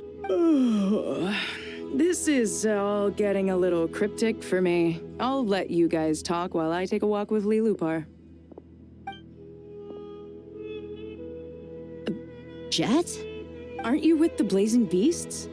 What a coincidence. Didn't expect to run into you here. We're mercs. You can run into us anywhere. Who's this with you? So, did you find the solution you were looking for in the Temple of Silence? You bet we did. This place is incredible. It has everything. So far, we've discussed a plan and verified its feasibility. Building a new system from scratch is out of the question. So our only option is to modify the Akasha using certain resources we hope to find in the mausoleum of King Deshret. According to certain sources in the Temple of Silence, there is a core device in King Deshret's mausoleum known as Aru. Little is known about this device in academic circles, which suggests it was hidden quite effectively. If these sources prove correct, the energy contained within Aru may be sufficient to power our Akasha renovation plan. However, this raises difficult questions regarding technological integration. The sages are still debating it. Yeah, but I'm sure they'll reach a compromise once they've argued it out. The people of the rainforest are always cautious when it comes to desert technology. But times of crisis like this leave us with little choice. Wait, Paimon has a question. Is this the same Aru we've heard of before? It's sealed off, right? Some sort of prison where the Goat King, Ibis King, and Crocodile King are locked up. Well remembered. Yes, that's exactly right. According to our records, Aru was the most brilliant creation King Deshret ever conceived of. Built by divine and mortal artisans working together. It was a miraculous accomplishment, and it lies hidden deep within the king's mausoleum to this day. That being said, what Aru actually does and why it was built, those are deep secrets we are not privy to.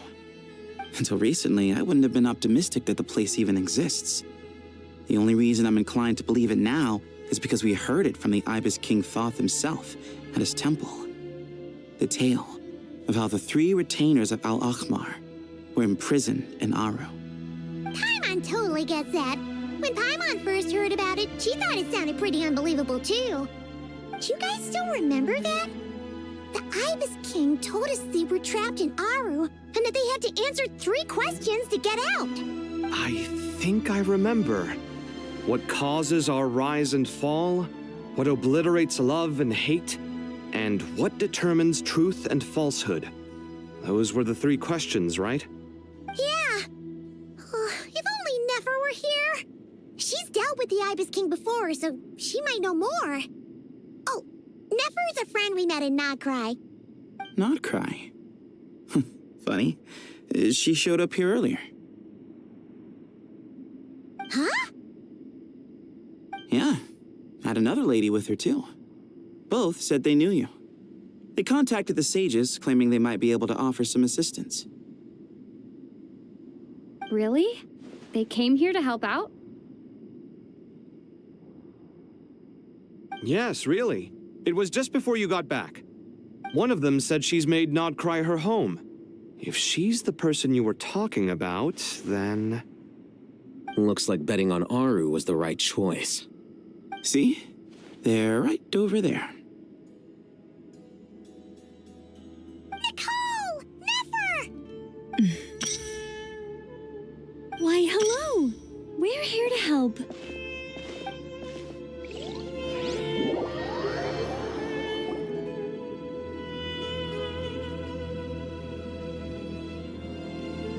It's a good thing we left early. We almost got locked out. Locked out? What do you mean? Oh, you haven't heard? An invisible barrier has appeared around Sumeru's borders, cutting off all travel in and out. No one can leave and no one can enter. Sumeru has become a lonely island. Are the Fatui behind this too? Actually, no. This has nothing to do with them. I suspect it's a defense mechanism within Irminsul itself. Irminsul is the source of Tevat's ley lines, after all, and Sumeru is the nation closest to it. I imagine this function was put in place to seal the entire region off in the event of serious damage, preventing the disaster from spreading to the rest of Tevat. It may have been implemented long ago. But doesn't that mean that the people here won't be able to escape to other nations if the anomaly keeps spreading? Currently, that does appear to be the case, which is precisely why I am here. This is a critical moment for the world, and Sumeru is the eye of the storm. Paimon's surprised you managed to convince her to come back to Sumeru. Indeed. Even for someone of my wisdom and eloquence, this tested my skills to the limit. And why should it concern me that Sumeru's in trouble? Surely you don't think I still have feelings for that place? Judging by your tone, I suppose you don't. Sounds like you don't know much about my past. And here I thought you knew everything. All I know is that the Ibis King is the source of your power. He was quite a prominent moon envoy once upon a time. so I do know a thing or two about him. As for your past, I have ways to learn the full story if I wish to. But everyone has secrets they'd rather keep to themselves. Wouldn't you say? I'm glad you see it that way, Miss Nicole. I've chosen to call Nodcry home, which is why I did my part in its hour of need. That doesn't mean world savings become a habit with me. I have no particular desire to play hero in Sumeru, thank you.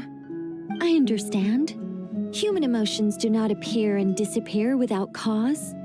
There is always a reason to be found behind both salvation and destruction. Still, if time has taught me anything, it's that human emotions are often complex and in conflict. That's why people change their minds about things all the time. But that's where we angels come in. Our duty ultimately is to guide people towards their deepest, truest desires and help bring them to fruition. So I wish to hear about your past, because I do not believe you are motivated by hatred alone. And if we still arrive at different conclusions in the end, that's okay. I refuse. Wait, what? But I set the atmosphere and everything. Isn't this supposed to be the moment when we finally open up to one another? Is it? Maybe I'm not so good at reading the atmosphere. You're right, Nicole. There's more to me than just hatred. Had it consumed me, I'd be left stuck in the past forever, never living in the present. But I don't think that your guidance can change my mind. The all-consuming sands, the bloodshed, both deserved and undeserved. Those old emotions cling to me like a shadow. Do you wish to shake them off? No. I hope to remember them forever. Those emotions and memories shaped me into the person I am today. They'll always be a part of me. In that case, would you like to hear my perspective, at least? Sure. It's not every day you get to hear an angel's opinion. A long, long time ago, when the angels still walked freely upon the earth, I found life tedious. Monotonous work, lukewarm relationships. Things weren't nearly as interesting as they are now. And yet, since the angel's demise, I have found myself missing those days on more than one occasion. Human emotions are often attached to a person, a place, or an object. When those things are gone, the memories quickly fade, and the emotions slip away along with them. If Sumeru were destroyed, both rainforest and desert would be no more. With the object of your hatred wiped from existence, it would not take long for the memories buried deep in your heart to slowly fade. Both love and hate are intense emotions, but they are nothing compared to the void left behind when they disappear. Most sophisticated, Miss Nicole. But anyone focused on the future could only ever applaud the destruction of the things they hate. Still, I'm a special case. Someone once told me that human memory is more selective than a Mora-hungry merchant choosing between customers. We all need a reality check once in a while, so we don't forget the truth. As much as I dislike Sumeru, this is no way for it to perish. All right, you win. I'll help you out a little, but I won't work for free. How much will you need? You're not gonna milk this for all it's worth, are you? What do you think? I'll be upfront with you. I don't have much more on me. If that's what you need, I could borrow some from Alice. Or perhaps I could pay in sculptures. The ones I carve are actually worth quite a lot. Just cover my travel expenses. Huh? Is that all? That's all.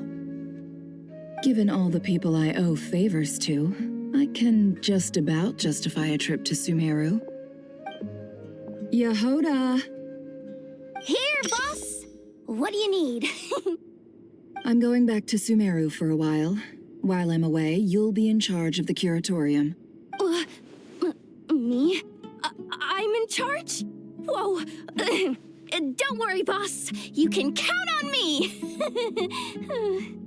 And that was how the ingenious Angel Nicole brought you the perfect person for the job in your hour of need.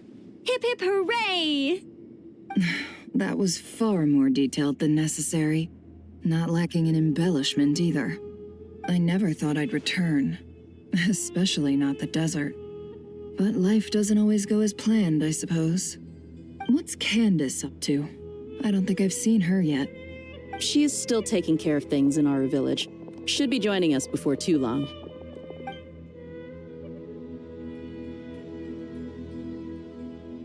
Oh, and sorry. Hope we're not interrupting anything. We have some good news, though. We're planning to go to the mausoleum of King Deshret to look for the legendary Aru, then use it to try and restore the Akasha system.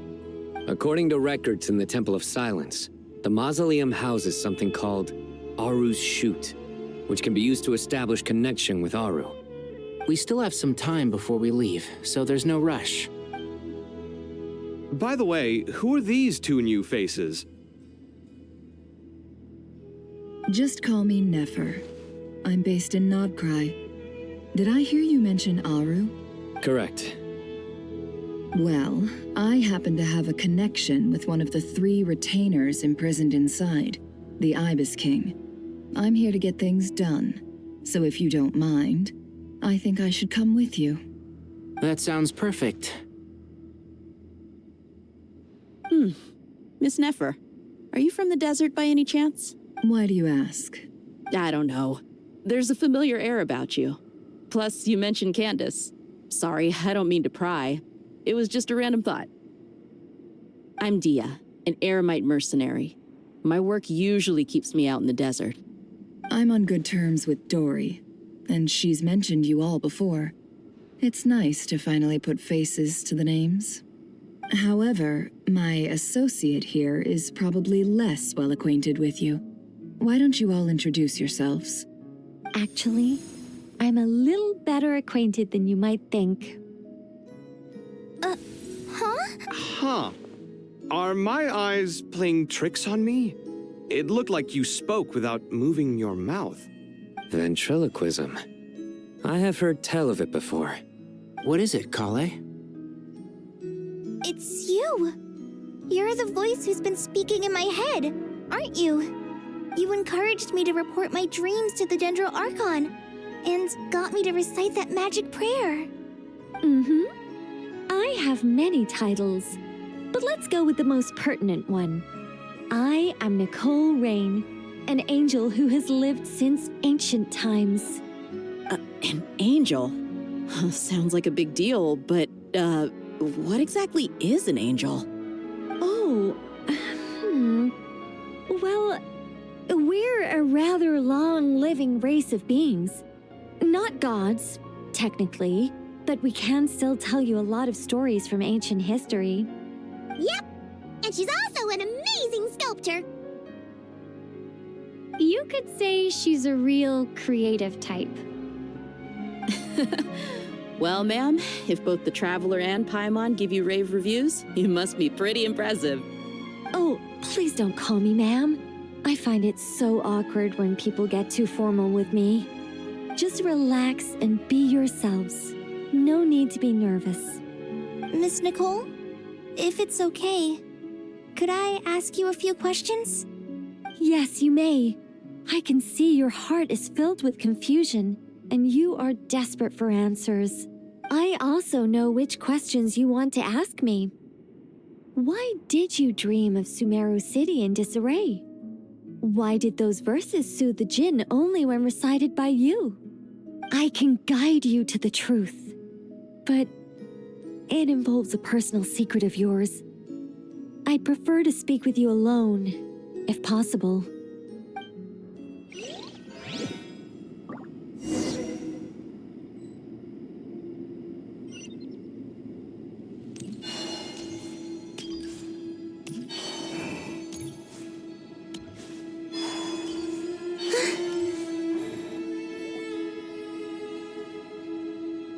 I thought we were going to speak alone. This is a lot more people than I was expecting. What's wrong with it?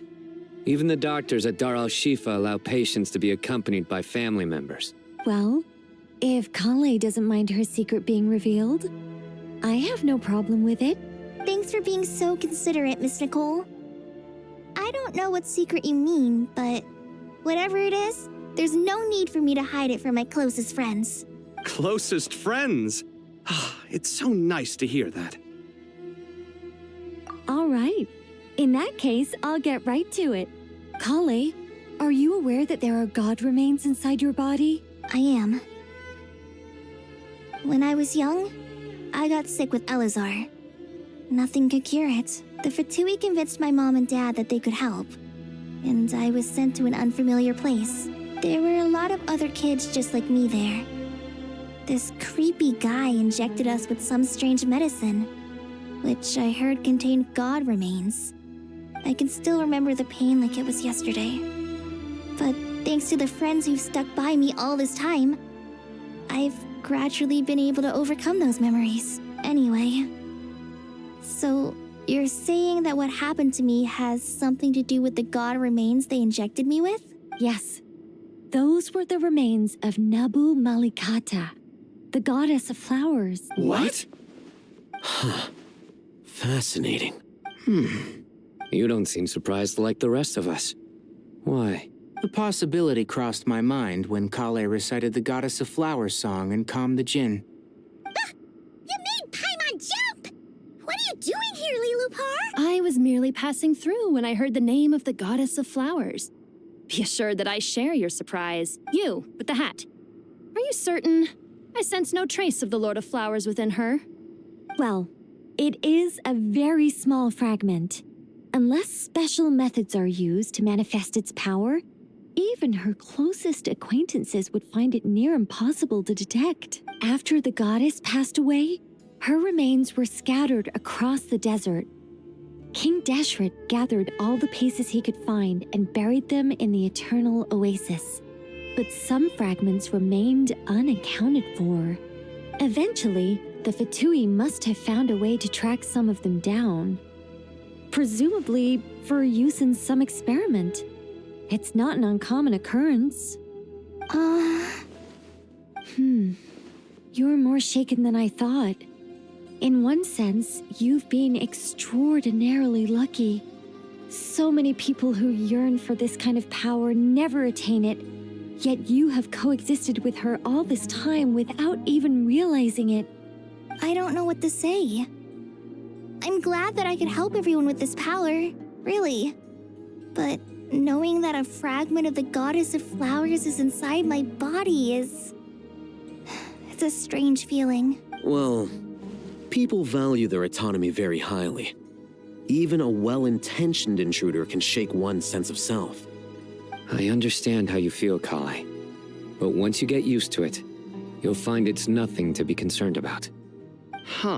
I guess you of all people have a good reason to speak on this.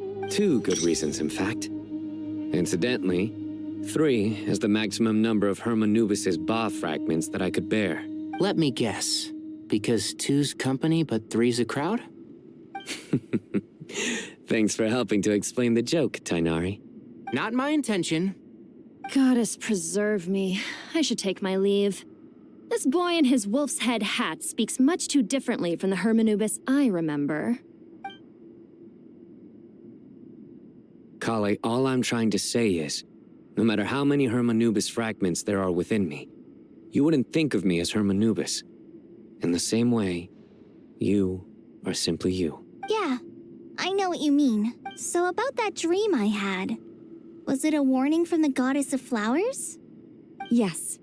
Just like me, she was an angel created by the primordial humans, born with the instinct to guide living beings. Though her body and soul have perished, her essence retains its natural instincts.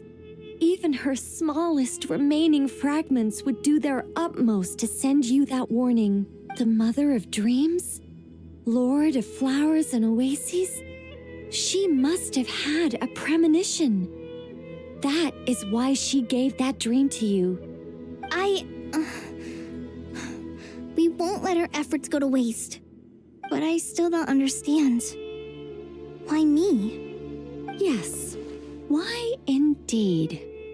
You weren't the only one injected with god remains, but only in you have her fragments persisted. I suspect it may be because of the firm will you showed in the face of suffering. She was likely assimilated by that will.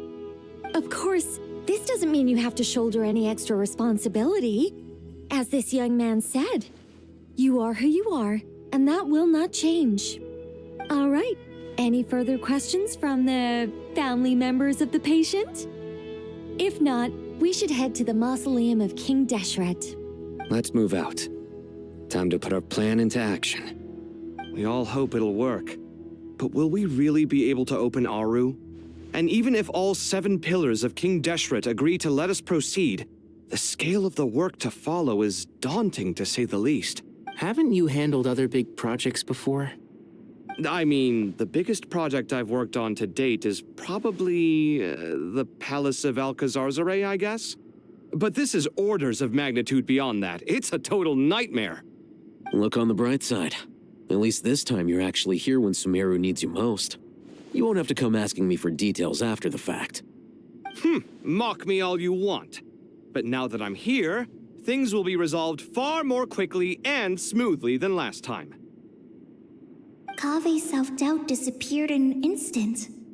Like magic. Well, this confidence is most gladdening. Now, go and pack your things. We'll head to the mausoleum as soon as you're ready.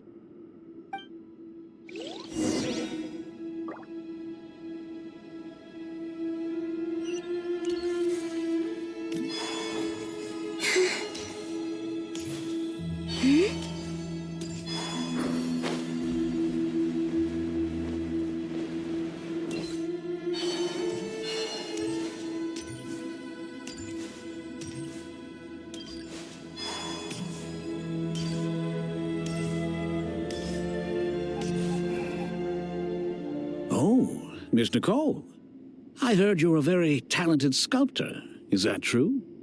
Oh, I don't know. I wouldn't want to blow my own trumpet.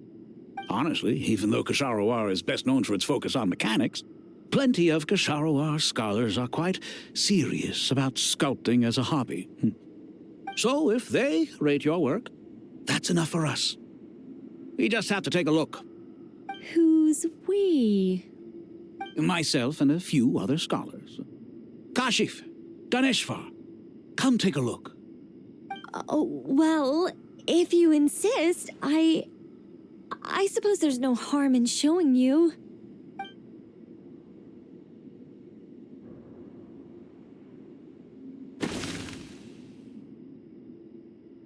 Whoa! Where did that come from? Look at the level of detail. It's so lifelike. The squirrel descends from the heavens like a champion, and the earth trembles beneath its feet. What do you think? Striking, isn't it? Kave? Kave, come here for a sec. Oh, and Madame Farazan, didn't you used to study in our darshan? Come take a look. All right, but hang on a moment. I have to finish reviewing this proposal first. You called? What is it, youngster? This squirrel statue. Isn't it cute? Oh, a squirrel. I wouldn't say cute per se. The realism is what stands out to me.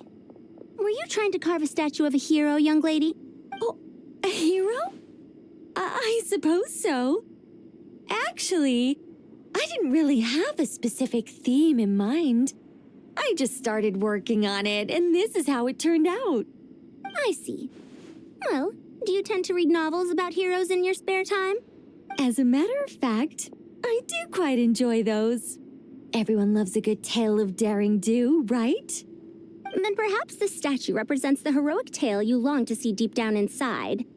Also on the subject of heroism, I feel that if the subject posed with a finger raised towards the heavens, it would lend a greater gravitas to the overall image. I'm sure some would call it cliché or old-fashioned, but not me. I think it would be a perfect fit. It has a cave. Sorry, Madame Faruzan, I'm a little busy right now. Don't wait up for me. What a pity. That young man has excellent aesthetic tastes. I was hoping to ask him for his opinion. What a genius idea! Why didn't I think of that? Classical beauty is a great direction to explore. That's it. Once I get back, I'm going to sculpt a heroic squirrel pointing its finger towards the sky. Precisely. A declaration of victory. You understand my vision.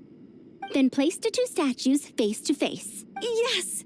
That's exactly what I was thinking. It'll be a masterpiece. Miss... I'm sorry. I didn't catch your name. Just call me Nicole. Madame Faruzan? Was it? What? Oh, no. That wouldn't be right. Why ever not? Madam is a state of mind cultivated from within. Anyone may call me Madam if they so desire. My dear Miss Nicole, once we make it through these trying times, should we have the pleasure of meeting again, I shall look forward to seeing your new work. In this day of age, it's rare to find people with an appreciation for classical aesthetics. Meeting you was truly a pleasant surprise. Honestly, I feel the same way. It's been a long time since I met anyone interested in this style of statue. Clearly, they don't call you Madam for nothing. Also, I have to say, you're a very good judge of character. Because when I think about it, I really am someone who likes stories about heroes. That must be why I've quietly kept watch over generation after generation of them. Sorry, keeping watch over heroes? What exactly do you do for a living? Oh, never mind that. Let's not tell Madame Faruzan about Miss Nicole's true identity for now. Good idea. Let's limit the conversation to aesthetics.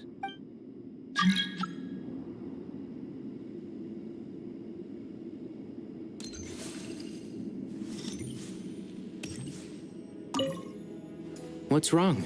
You look a little depressed. Kale got a fragment of the Goddess of Flowers, and all I got was one of the 7 pillars who served under King Deshret. I lost out, didn't I? That's what you're upset about? You're such a child.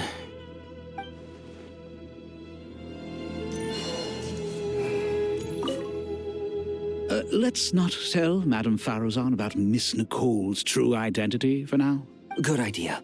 Let's limit the conversation to aesthetics.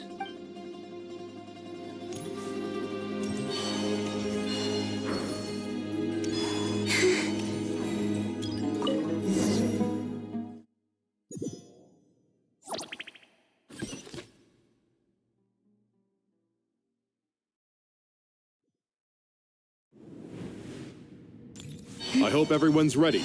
We'll be arriving at our destination very shortly.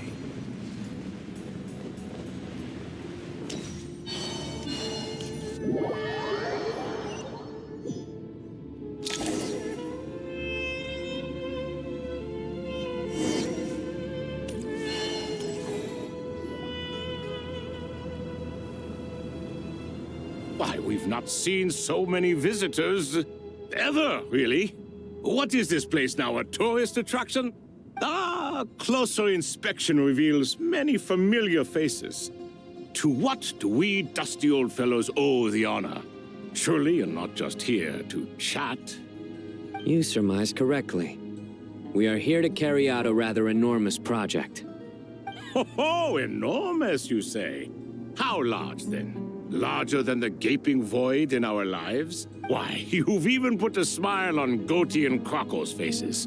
All this activity is making for quite a special day.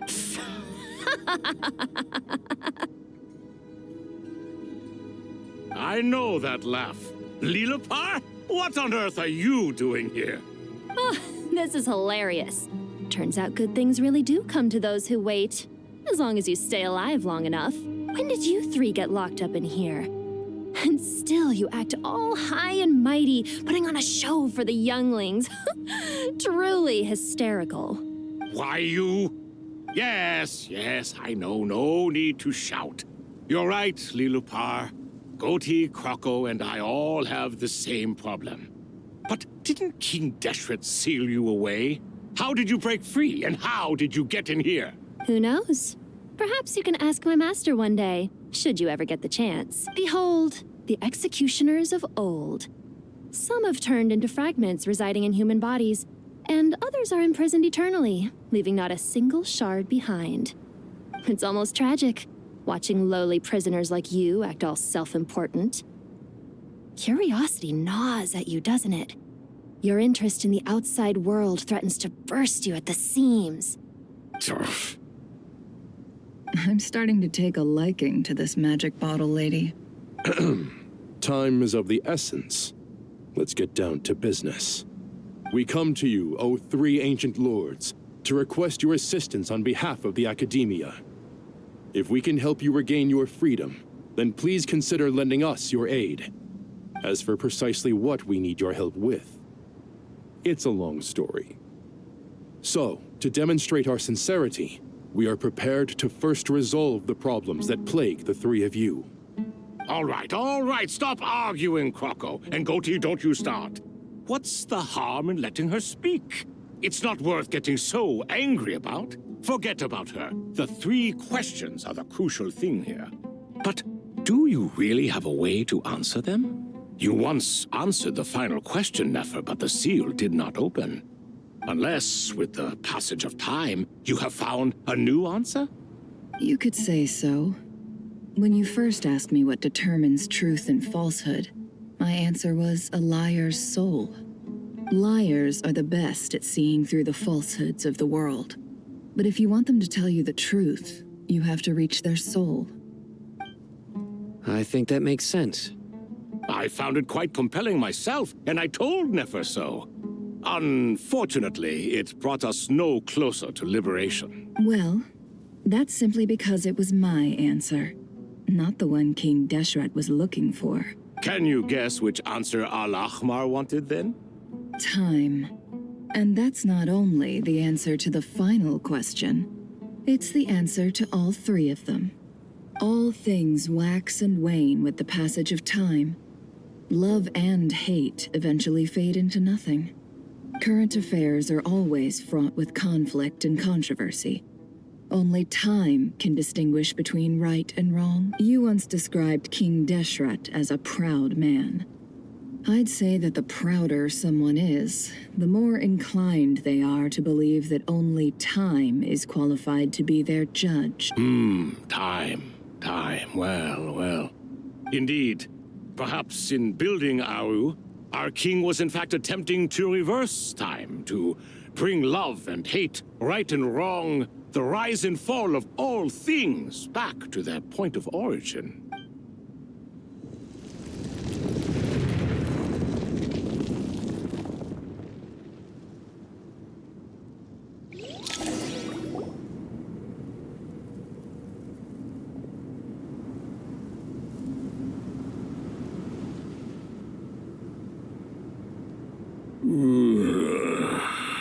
This is the most eventful day I have experienced in a long time.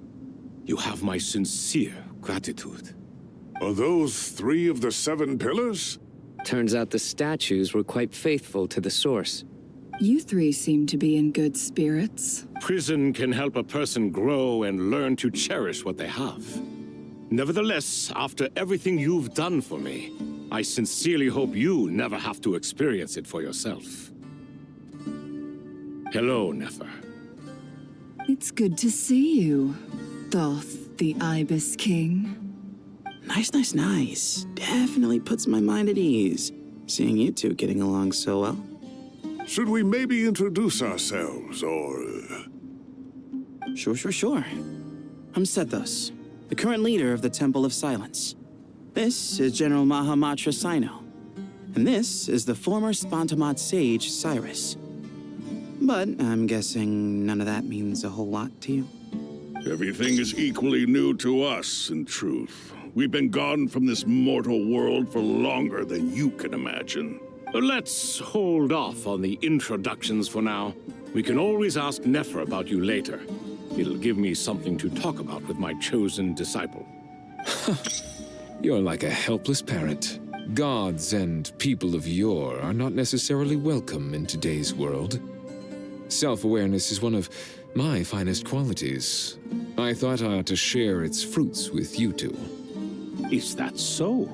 Well, I think we'll take it in stride, just as we did with the 3 questions. Let's not forget, it was my persistence that won you both your freedom. Fair point. I have to applaud your persistence. And I must praise you for your wisdom. Now, state your wishes, young ones. I'm sorry? Why, your tremendous accomplishments deserve a reward, do they not? You must let us do something for you in return. General Mahamatra, what do you think? I won't beat around the bush. Sumeru is facing a crisis the likes of which have never been seen before. And we need your help. Every calamity throughout the ages has been connected to us in one way or another, whether we were its cause or consequence. Whatever is wrong with Irminsul, it severely affected the Dendro Archon. She fell into a coma and is currently receiving treatment from the Dendro Dragon. The Dendro Dragon? I'm sorry, the Dendro Dragon is helping to heal the Dendro Archon? Not a pep, surely. Not vicious, cruel a pep who possesses no virtues aside from her basic instincts. Ah, good heavens. Oh, I shudder to think what could have caused Lesser Lord Kusanali to suffer such a plight. Still, why would the Dendro Dragon lend you her aid? She has always held nothing but contempt for the Archons. I suppose she and Kusanali must have some history. You can help us make history, too. A smooth talker. Well said, lad. Currently, no one can connect to Irminsul. We hope that by opening up Aru and making some modifications to it, we can use its technology to our advantage. Unfortunately, Aru is an imperfect creation. King Deshret never managed to realize his full vision before his death. Much remains to be done if it is to be pitted against Irminsul itself. Besides, I hear your reasons, but to give Aru up over such would be... The archaeological records clearly indicate that although Aru's construction took a long time, it was not beyond human means to achieve. Modern technology should solve the efficiency issues. We have no choice but to go all in on this. This is by no means a threat. But the only reason we helped you escape from Aru was to gain the necessary leverage to negotiate with you. You asked us to state our wishes, and we have. Each one of us here needs your help, as do all the thousands of people living in Sumeru. They need you, and they need Aru. What do we think, my fellow old fogies? Shall we lend our support or not? Since you ask so nicely, naturally. Naturally what? Are you for or against?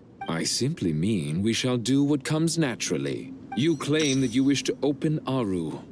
Know you then that the golden slumber created by King Deshret is preserved within? We do. We understand the risks involved. In all likelihood, the mortal world will never again be able to replicate King Deshret's work. Never will there be another chance to come so close to creating a utopia.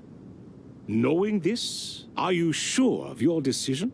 We are sure. Before people can dream, they must first live. If your minds are made up, very well. We shall summon our erstwhile colleagues to discuss this further. Saint Shezepank, Saint Bennu, once you surrendered to silence and were buried with King Deshret. But now, we invoke the right to awaken you with our voices.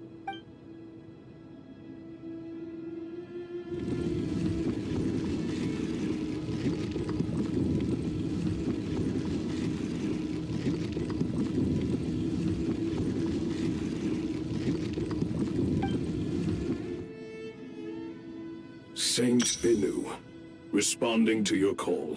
3 kings detected. Initiating autonomous will. Saint Shezepank, responding to your call.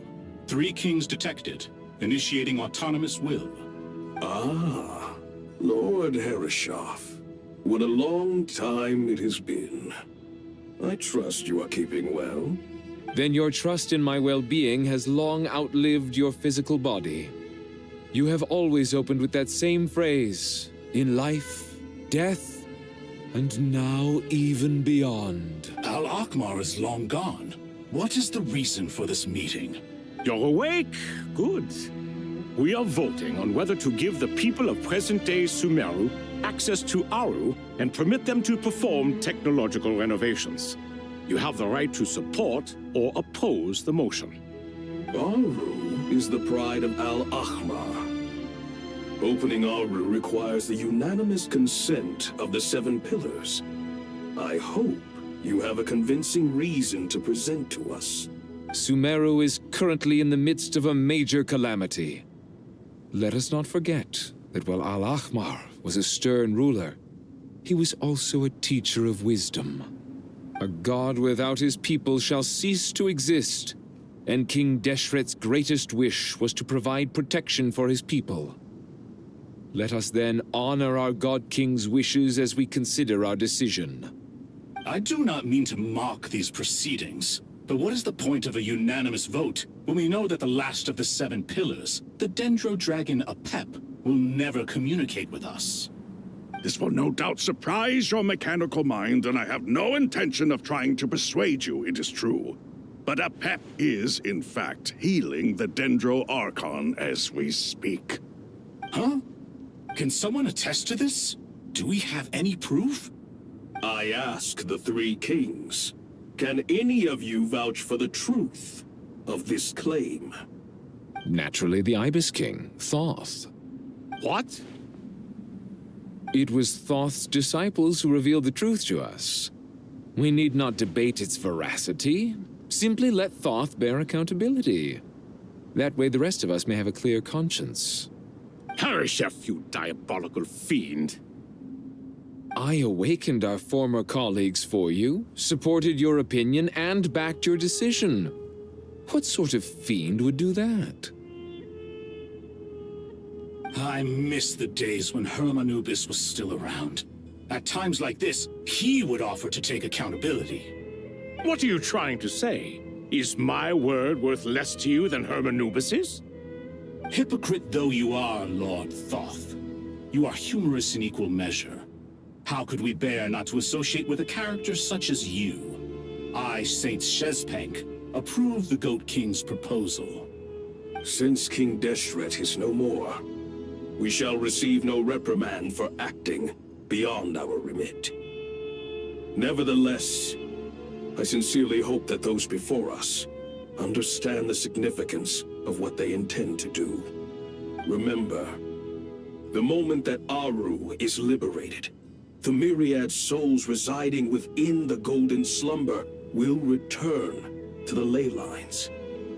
And once the ley lines flow again, these souls shall in turn be received by Irminsul. To take this step is to bring the perfect afterlife created by our king to a permanent end. We understand that well, and we have decided to proceed regardless. Furthermore, the contemporary human perspective would contend that confining souls in this way is no act of benevolence. The deceased have a right to rest in peace. King Deshret's creation is clearly a place of rest and peace. It is just that many do not see it this way. But no matter. Saint Binu approves. Hermanubis' representative and the Dendro Dragon Apep made their choice ahead of time, while the Goat King, Ibis King, and Crocodile King have also granted permission to liberate Aru. By the grace of His Majesty, guided by his wisdom and will, let the gates of Aru be reopened.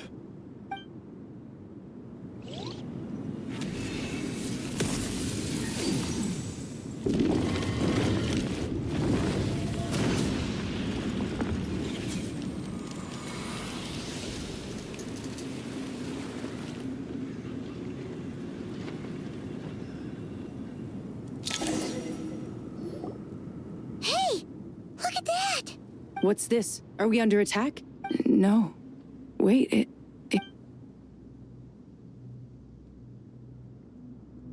Here you are. Through the sands of time. I see you. Father. Father, is it really you? It's Chet's father, Jibril! That's right! He entered the golden slumber, didn't he? I smell blood and sand on you. You've grown. Strong as a wild beast, and without shedding a tear. You have to leave, don't you? Please, just answer me this. What should I do for you? This meeting is a blessing from the gods. My soul, once imprisoned along with that of Semail, is finally free. I am truly grateful for the chance to see you again. That the dead should meet the living is itself a miracle. One brief, precious moment is enough. Enough to set my heart at ease. Do not weep for me, Jet. I know you will accomplish many great things in your life. You will go further and climb higher than I ever did. All I ask is that you take good care of yourself.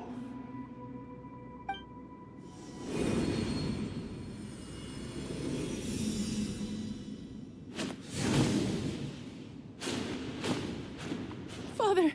Father! Father. Hey, Jet.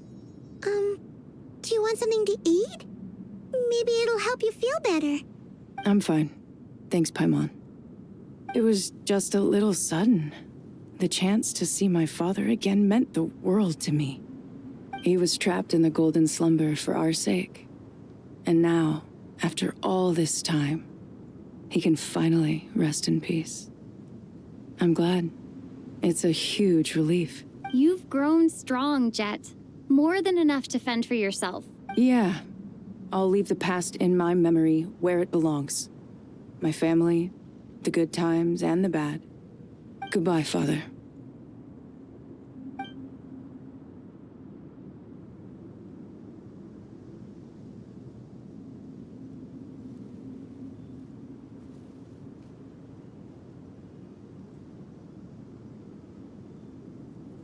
Ah, me, what a touching reunion that was. It seems we did a good deed today. We three retainers, once imprisoned for our iniquity, are surely the least qualified to judge whether this deed is good or bad. Either way, Aru is open. Now you have your opportunity. And with it, whatever trouble may ensue. Although Aru was created by a god, human craftsmanship was nevertheless required to build the gate that connects it to this world. Perhaps the relationship between gods and humanity follows a similar principle. As for your proposed renovations, we cannot determine which functions to keep or discard. Proceed as you see fit, but please entrust the task to your most accomplished scholars, or Bennu will be most displeased. It matters not. The Ibis King shall be accountable if any problems arise. Ibis, you chose to take on disciples, and so it follows that you must accept the risks of associating with humans. If I'd known you'd be like this, I would have locked all of you away in Aru, never to leave again for all eternity. All of us? What does this have to do with me? Vilify me no further. Scholars, since you have liberated Aru, allow me to present you with a gift. Using Aru's power, we shall install a defense mechanism at our king's mausoleum. You must be guarded even against Irminsul itself. This shall afford you some convenience, unseen and unheard. From this moment forth, none may by sight or hearing perceive anything said or done within the mausoleum. Amazing. And all this is achieved just with the power of Aru? With technology from the heavens, the possibilities are endless. Just because King Deshret did not use it for this purpose does not mean that it cannot be done. So, marvel away. This is the reward you have earned. All right. Well, that resolves the issue of confidentiality. What about the technical side? Do we have the manpower? Why, yes. I've already contacted them. They'll be here soon.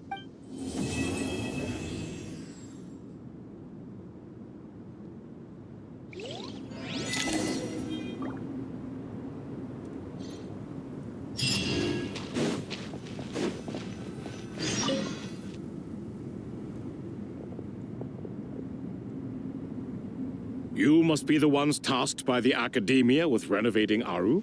That's right. Good afternoon. I'm Kaveh, and these two are Termezi and Naisaburi. Hey, I'll hate them. Come and introduce yourself. We've met before. This is Thoth, the Ibis King, and everyone knows these two. Afternoon, gentlemen. I've only ever seen these two in murals. Ah, the paintings in the temple. They show us chatting, playing cards, playing chess. Precisely the activities we most enjoy, funnily enough. No, only you enjoy playing chess. We were just humoring you. I wouldn't go that far. Back to the matter at hand. A preliminary assessment by the Academia indicates that this project requires expertise in various disciplines, including the deciphering of ancient texts, mechanical engineering, the restoration of ancient ruins, and elemental theory. The most capable minds in their respective fields are here before you. If there are no objections, we'd like to begin our work. The artisans who built Aru for Al-Ahmar gave their very lives to create this splendid work. Follow their example by giving your utmost devotion to this project. I didn't know that. We'll do our best, of course, but we certainly won't be sacrificing our lives. Such brazen words. Humans these days are a far cry from their ancestors. What little respect you show for King Deshret. No, that's not what he meant. Please don't mind him. He shares your sentiments, just not your, penchant for hyperbole. Assuming that's what you were going for? I just think it's important to manage expectations. Forgive my lack of courtesy, but we simply can't sacrifice our lives to the gods on completion of the project like people in the legends of old. Here's a first draft of the project proposal for your perusal.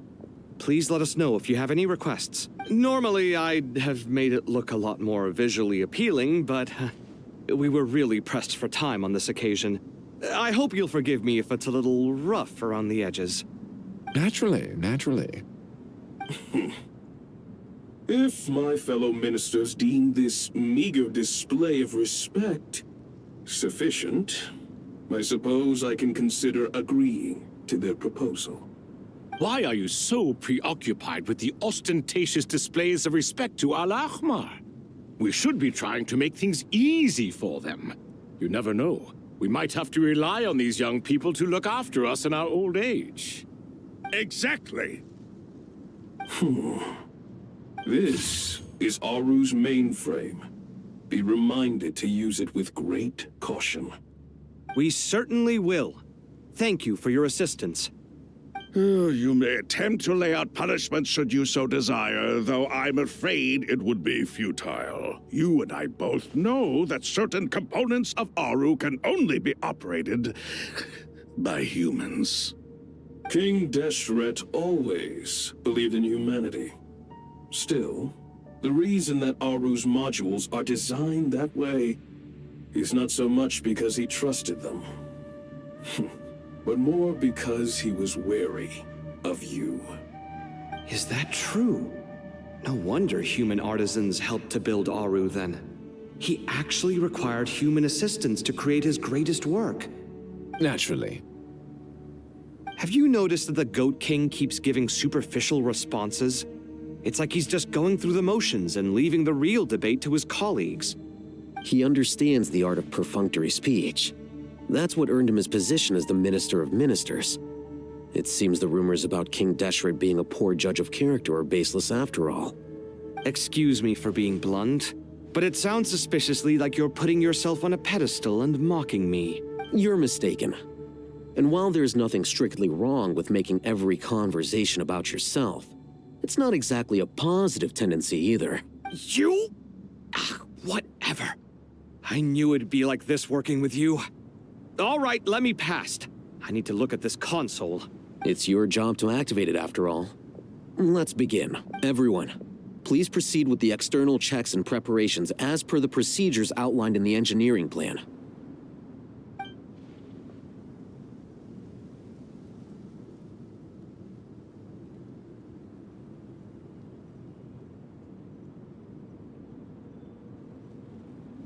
Hello there, youngsters.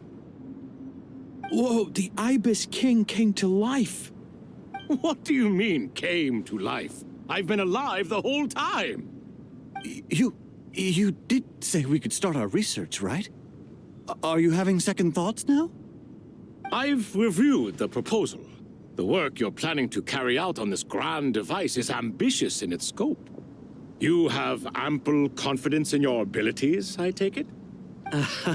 I wouldn't say I'm feeling hugely confident, but given how bad things are, I'd rather at least try something than sit around waiting to die.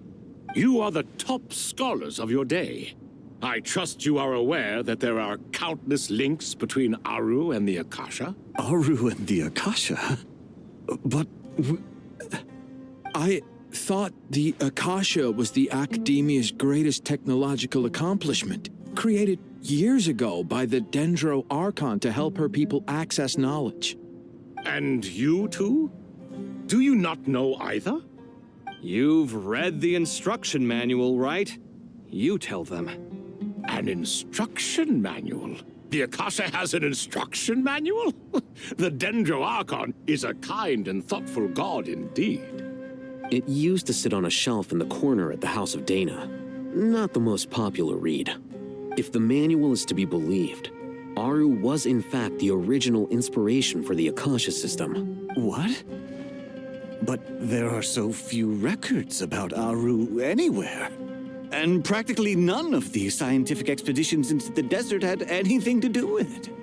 Ah, but this is something you could not possibly have known. You may have heard many stories about the desert, but what is the most important aspect of history? Consider this a quiz. Anyone from Vahumana present? I'm from Vahumana. It's, well, veracity. Precisely. And a large part of veracity is the chronological order in which events occur.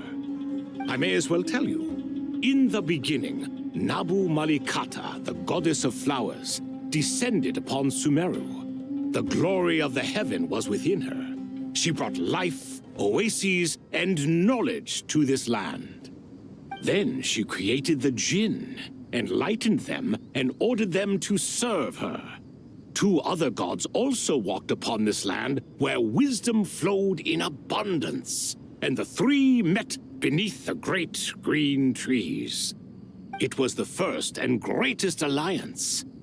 We should speak with reverence of this covenant between the 3, which transcended both time and life. For they promised that in Sumeru, wisdom would be shared with all. All the great changes in Sumeru's history began with the goddess of flowers. For King Deshret's sake, she pried into the secrets of Celestia, and for this was burned to ashes by the flames of wrath. So grieved was King Deshret by her passing, that he lost all interest in state affairs and devoted himself instead to the knowledge that she had brought back. It was after learning of the technology from that floating island in the sky that he first conceived of Aru. And so, the Akasha was inspired by Aru, while the basis for Aru itself came from Celestia's technology.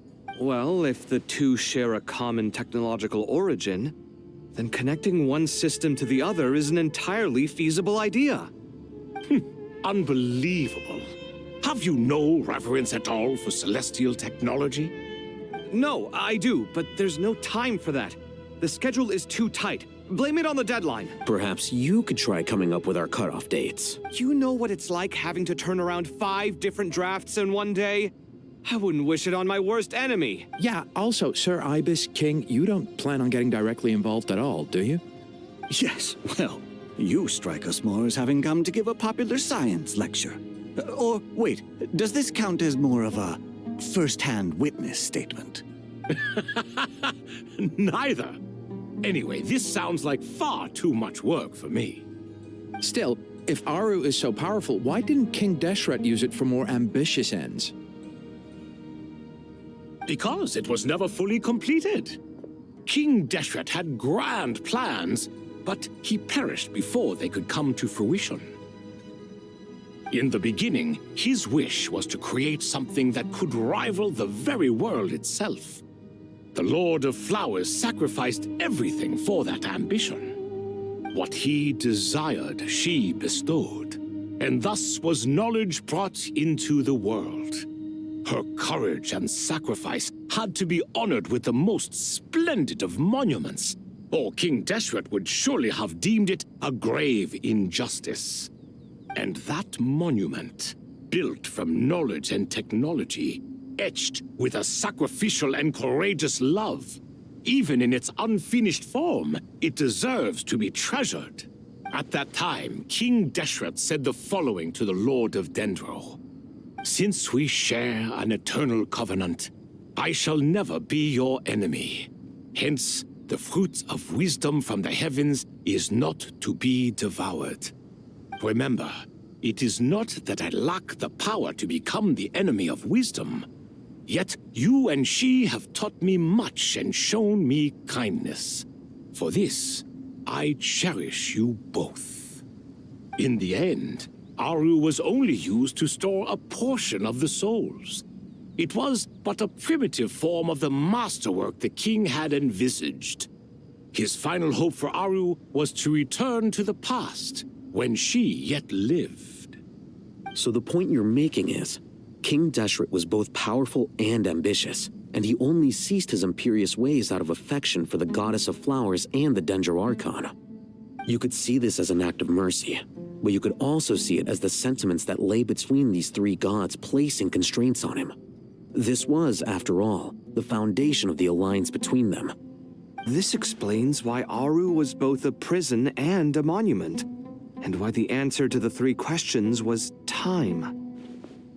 You have to be careful who you get involved with, or you invite all manner of misfortune. This is as true for gods as it is for humans. Love is the same. It is both a prison and a monument. All right, let us pause the story here for now. Seeing as you've been so diligent, I'll offer a little help. Who's in charge again? Is it you two? Ah, yes, me and him. Now then, close your eyes. Wisdom hides in the space between the tangible and the intangible. It is to convey the incommunicable through the simplest of mediums. By the power of King Deshret, I shall grant you a glimpse into the unseen secrets that lie at the threshold of existence.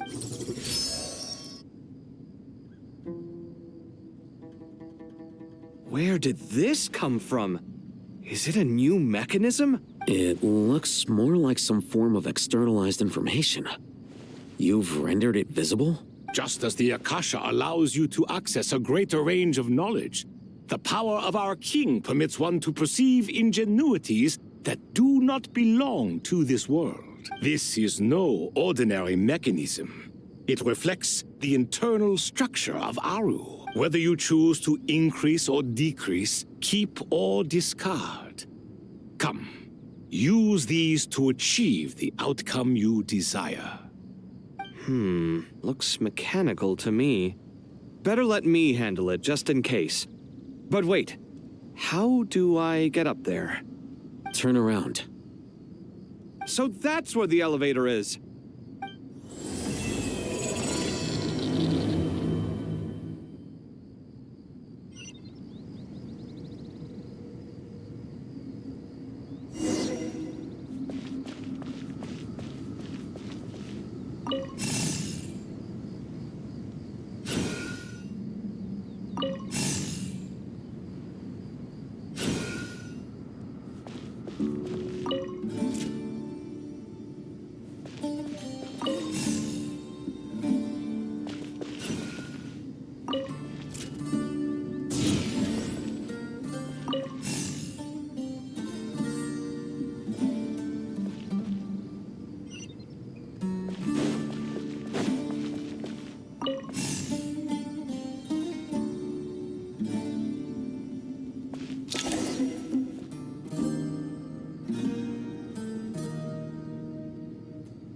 Obelisks were used to record important information in the ancient desert civilization.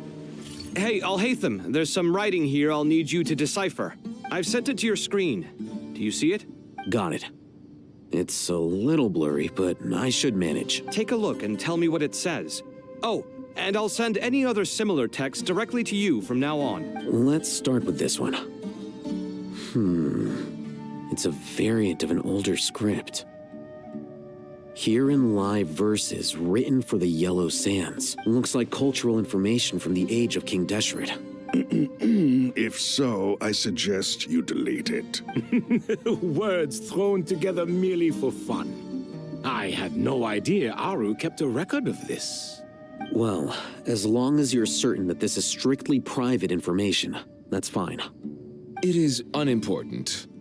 All right, well, I guess I'll start now.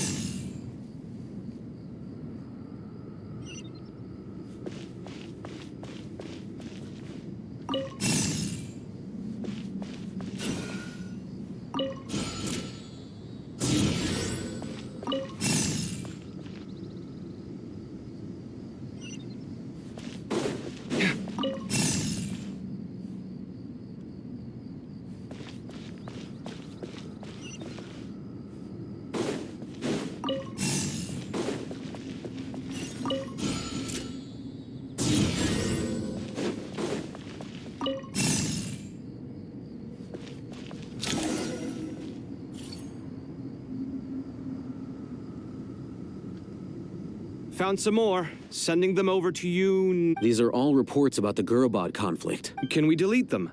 I'd say so. Most of this information has already been archived anyway.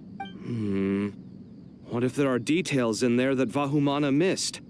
What are we supposed to do if they come after us in the future? They'll just have to live with it. If we don't resolve these issues now, there won't even be an academia in the future, let alone a Vahumana Darshan. Yeah, you're right. Okay, done. There's some other similar monuments nearby. I'll check them out.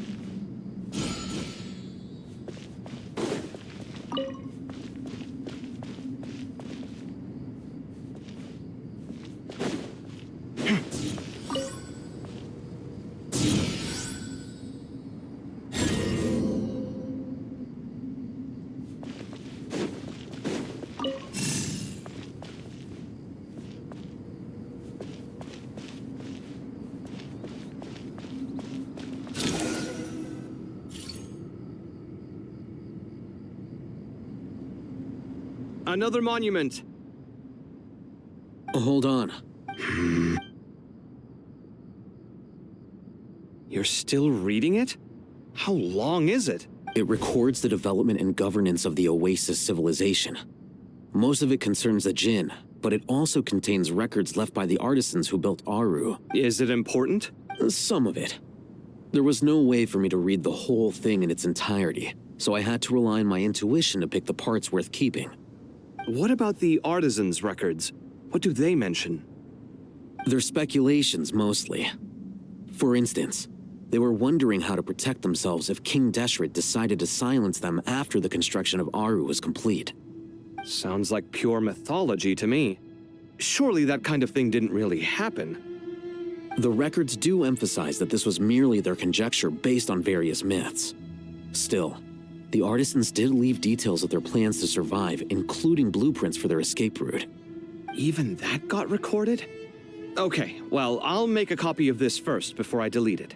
Is that truly necessary? You won't be needing those. No, the blueprints are important. I want to keep them as a memento.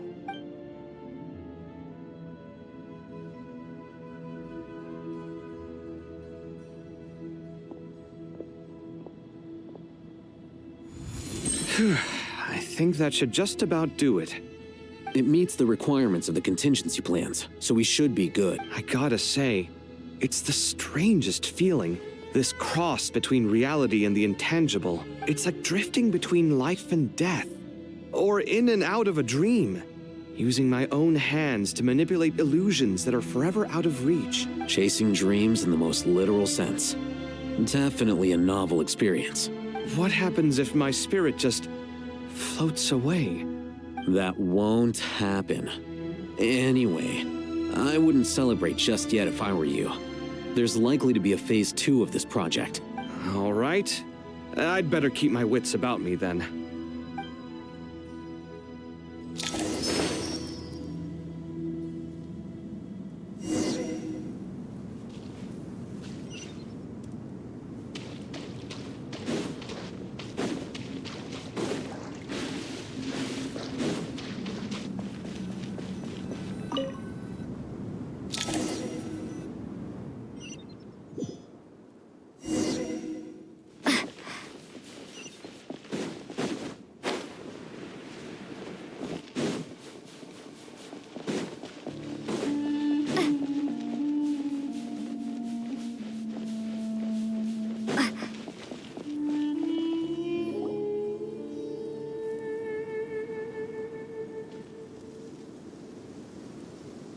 Traveler from afar, do you worry for the fate of Sumeru as well? Whoa!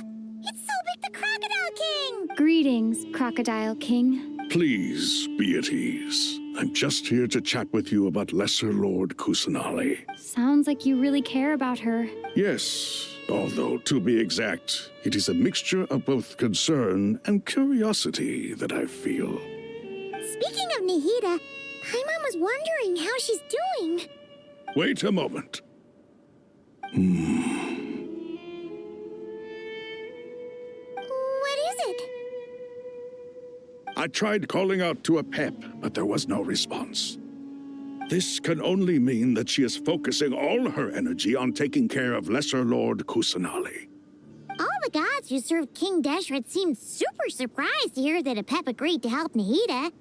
Guessing she made a bad impression on you or something. Are you aware of the history between her and our king? The story begins a long time ago. Al-Ahmar was always a wish. That was when our king was at the height of his power. Ibis Goti and I were no match for him. And so we chose to submit and serve as his ministers. But not Apep. No, she never thought much of him. To Apep, Al-Ahmar's pride and sense of superiority were nothing but ignorance and hubris. In fact, they fought numerous times, but usually the battle ended in a draw. In the end, King Deshret coveted the power of Celestia, only to end up corrupted by naught. His final act was to trick the dragon into swallowing him whole, leaving her to bear the torment of his sins. The Dendro Dragon stands for the glory of a bygone era. She hated Al-Ahmar and what he represented. All the gods, all the power they wielded. And so, her willingness to help the Dendro Archon through this crisis comes as a great surprise indeed. It makes one wonder whether, perhaps, the Dendro Archon assisted her in the past. Yep, Nahida did her a huge favor. So Lesser Lord Kusanali put an end to the Dendro Dragon's many long years of torment. But as much as she loathes the Seven, Apep knows kindness when she sees it. No wonder she was willing to make an exception. Yeah, that's the sense we got from dealing with her, too. She is not incapable of coexisting with other living things. Rather, she actively chooses to avoid coexistence. And this despite the fact that she symbolizes life itself. How ironic. All of this being said, I wouldn't expect too much from her if I were you. Nothing will change her hatred towards humanity and gods. We'll keep that in mind. Anyway, how much longer do you think Nahida needs to stay with Apep? For all we know, the Fatui might still be in the desert. Just to be on the safe side, why don't we grab anyone who isn't busy right now and go look for her? I'm alright, Paimon. Huh? Was that Nahida's voice? It seems the treatment was effective. Since when do my deeds require your evaluation?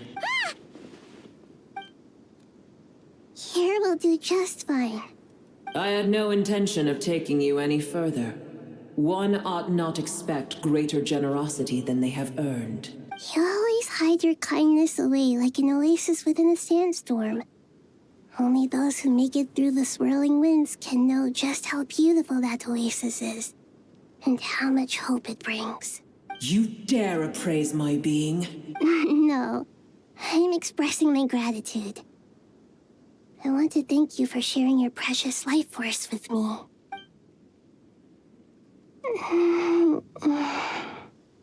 Awake already? You are more resilient than I thought. Pep. I feel much better. Thank you. Gods and their gratitude mean little to me. I would rather you give me your assurance that the situation with Irminsul and Sumeru's ley lines will be competently managed. If I suffer any ill effects from the ley lines, you, as the god of this land, will be held responsible. And you would not enjoy being held to account by me. I understand what you require, but I would assume this task even if you did not demand it.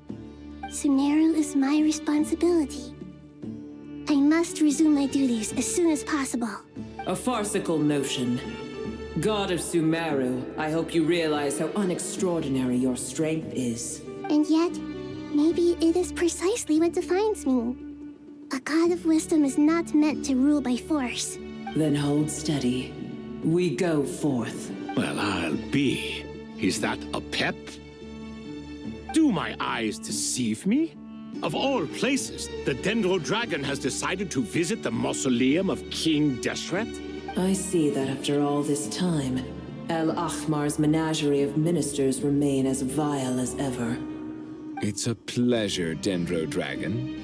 Had you arrived but a little sooner, you might have attended a meeting of the Seven Pillars. What a nauseating thought. You are not the first insects I have had the displeasure of dealing with today. A swarm of them tugged on my tail on my way over. Goodness knows what hovels they crawled from. Why do all the creatures of this world remain so lonely after all this time? What did you do with them? I cast them away. What would you have me do? Keep them as trinkets? Boer, this is where we shall part ways. To be clear, I do not wish to see you or anyone else here ever again, unless absolutely necessary. Then I wish you peace as you return to your dwelling place. It matters not to me. Simply refrain from bothering me again. A force to be reckoned with. At times like this, I feel glad that she has no interest in any of this. Hold on, just hold on, okay? We're almost there. We made it. Huh? Wait, that voice! It's... Uh-oh, I'm gonna fall!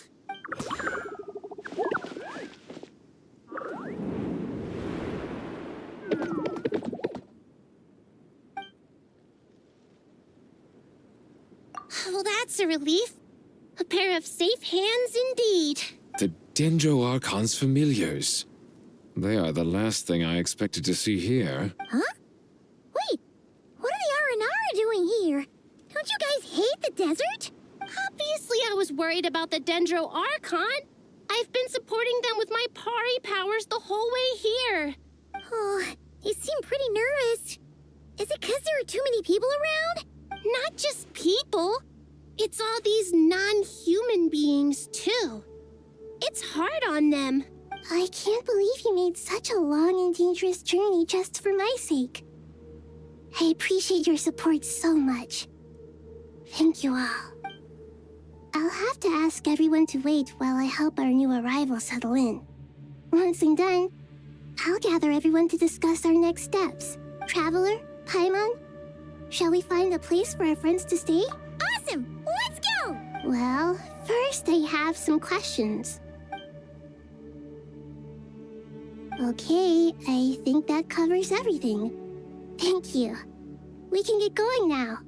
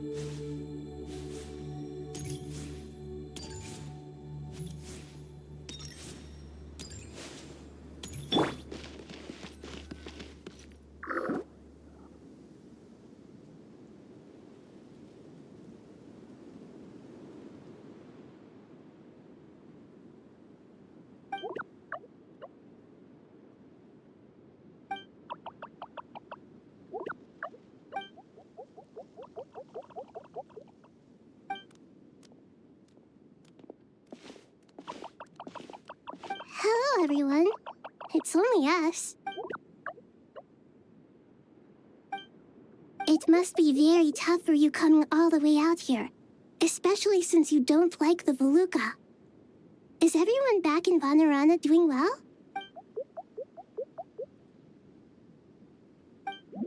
Ah, everyone's here. Good.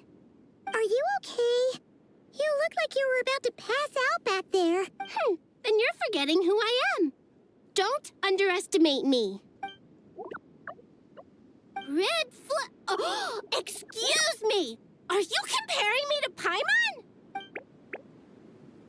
I suppose everyone is gathered here because of me. As we can see, the situation is critical, and everyone is very busy with their various tasks, so...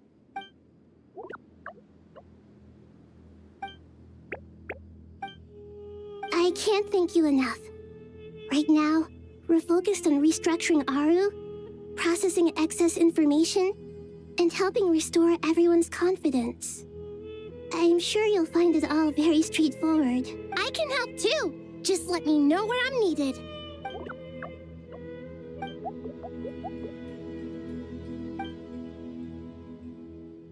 Up to no good?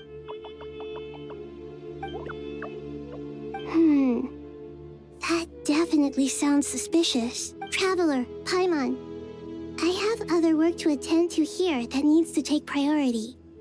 Could I trouble you to investigate the situation Arabalika spoke of? No problem. Leave it to us. Thank you. I'm counting on you.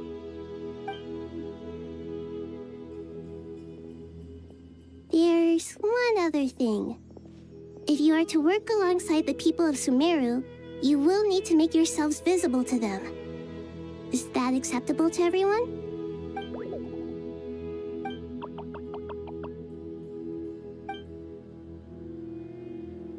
There's nothing to fear. No one here will hurt you. But if you do feel afraid, don't worry. Just call my name and I'll be there. Very well. Now, I shall bestow a small blessing upon you all. Whenever people see you and interact with you, from the moment their gaze meets yours, they will experience the most beautiful of dreams.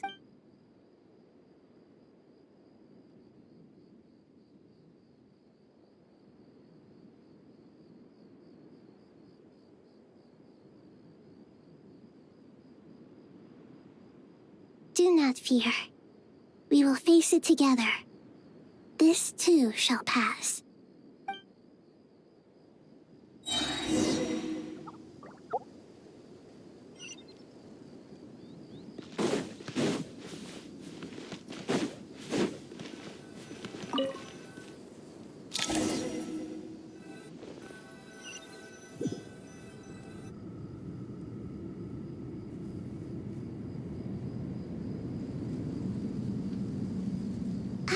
Everyone's here.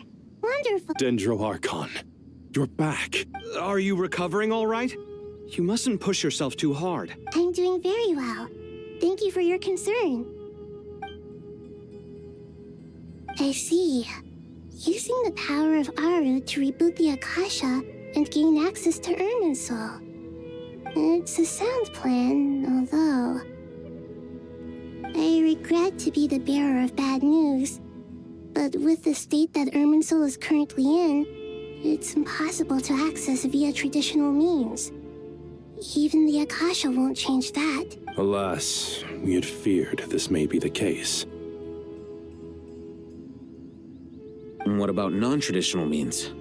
Non-traditional means? Are you saying... Desperate times call for new measures.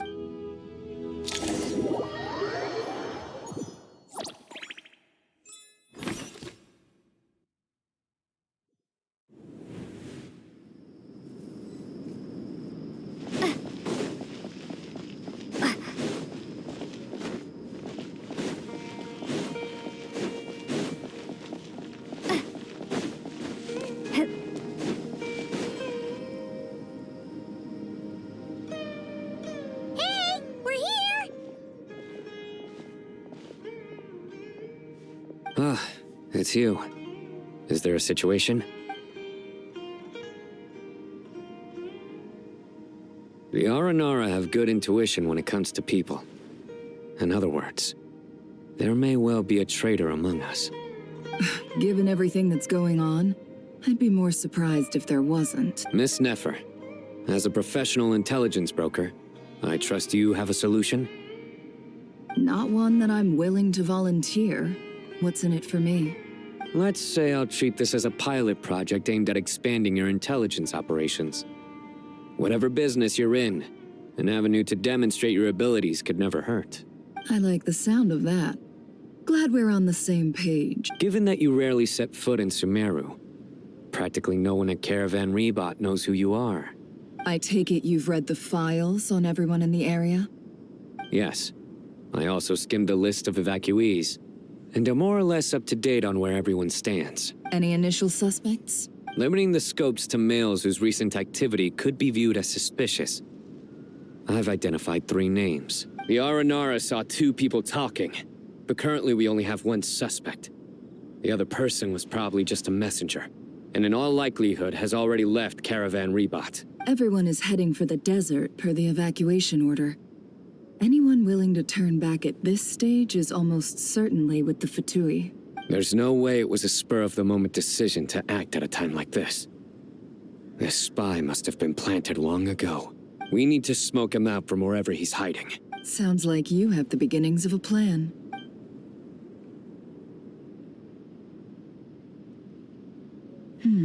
I see. Your suspicions are well-founded.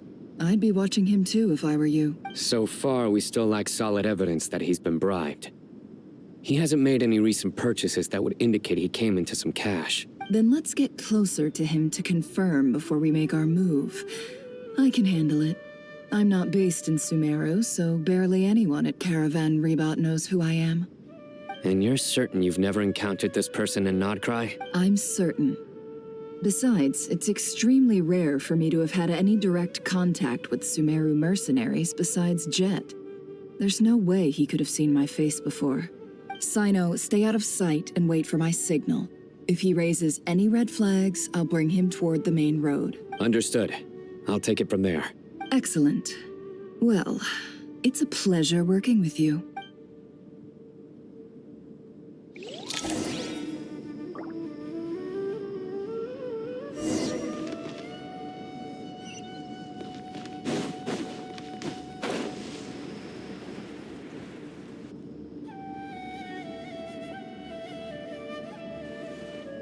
Darker skin, scars, frequents the desert and has ample combat experience. Nothing unusual about how he dresses or acts. What's that he's looking at? A coin. Interesting. Could that be how his contact paid him? Conveniently discreet for someone trying to hide any unexplained income. And yet it could be highly valuable. Sorry to bother you. Has everyone here already left? I don't suppose you happen to see a lady wearing a hat? Ma'am, what are you doing in Caravan Rebat all by yourself? The main group evacuated some time ago. Didn't you pass them on the road?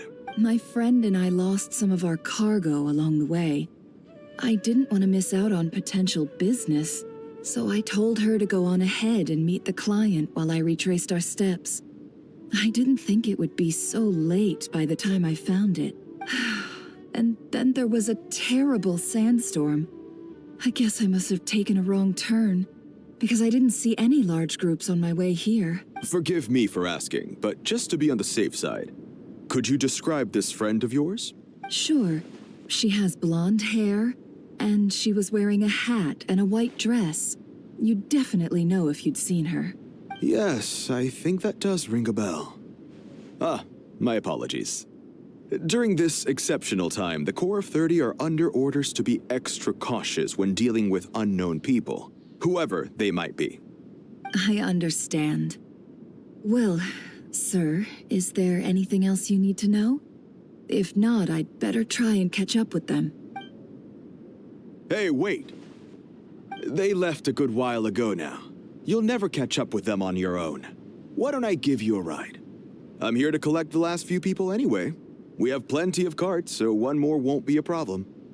That would be amazing. Traveling with a group will be much safer. I'll have to pay you for your trouble. Hey, let's not worry about the money for now. Wait here a moment. Once I'm done packing up, I'll take you to join the rest of the group. All right, thanks. Let me know if you need a hand carrying anything. No need for that. I'm strong enough for both of us. Okay. Well, I wish there was some way I could repay you.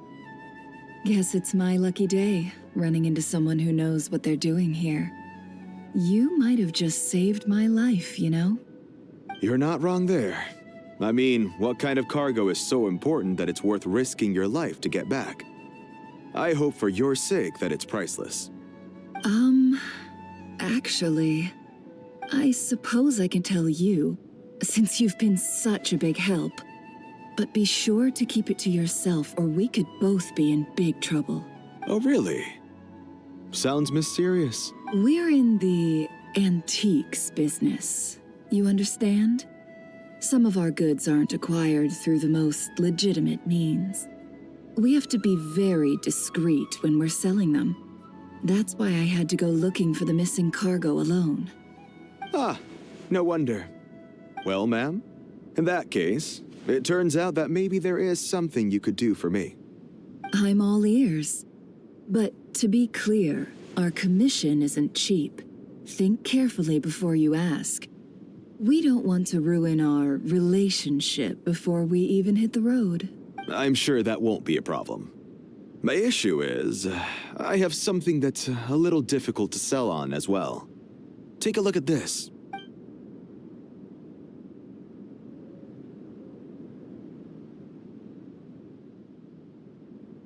Pure gold. That's quite something. How'd you come across it? Dig it out of some ancient tomb? If you look hard enough, there are many treasures to be found in the mausoleum of King Deshret. It has no distinct Snezhnayan markings. That'll be why he's going with that story. And he clearly doesn't want to arouse suspicion, so he's on the lookout for an opportunity to make a quiet trade. Surely you have an existing business partner. Won't they take it off your hands? I hope I won't be attracting the wrath of my competitors by helping you sell this. The shop I used to work with is having cash flow issues at the moment after losing some money. I'm under enough pressure as it is without having to deal with them. On the off chance anything went wrong, I'd never get my money back. I understand. Gold is the last thing that traders with cash flow problems want to see. Well, in that case, I think we can work something out. As it happens, I'm just about done packing. Shall we make a move? Sure. Let's walk and talk. This evacuation was a huge operation. They needed a few people to stay behind and tie up loose ends. And I ended up being one of them. You're lucky you ran into us in time. I certainly am.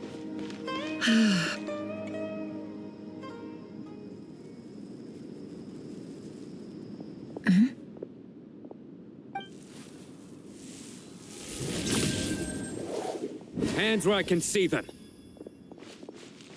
General Mahamatra! No, wait! What are you doing?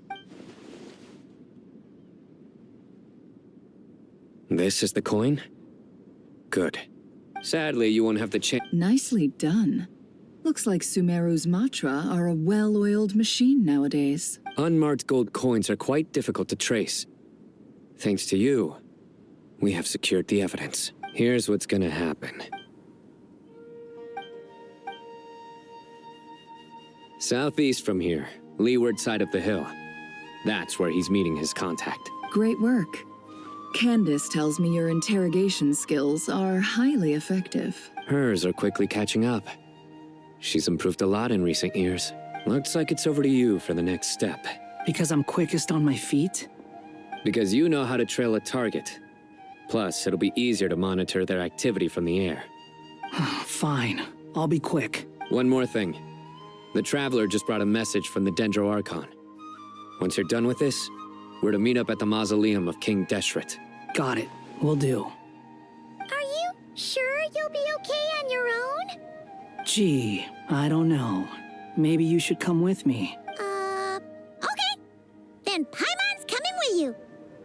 Really? You do know this is a stealth operation, right? Meaning, you have to be quiet? Paimon?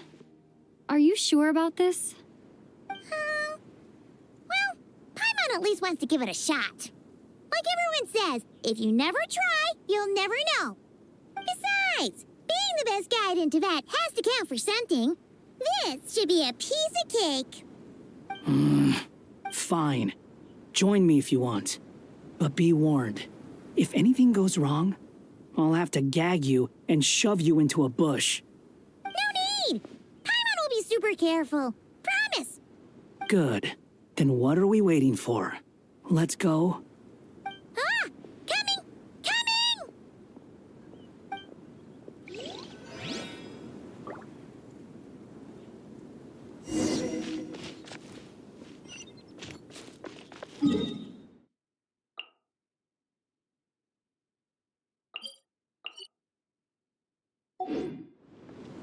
The wind rises.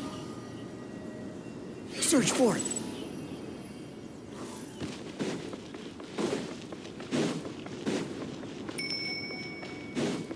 Quit following me. Huh.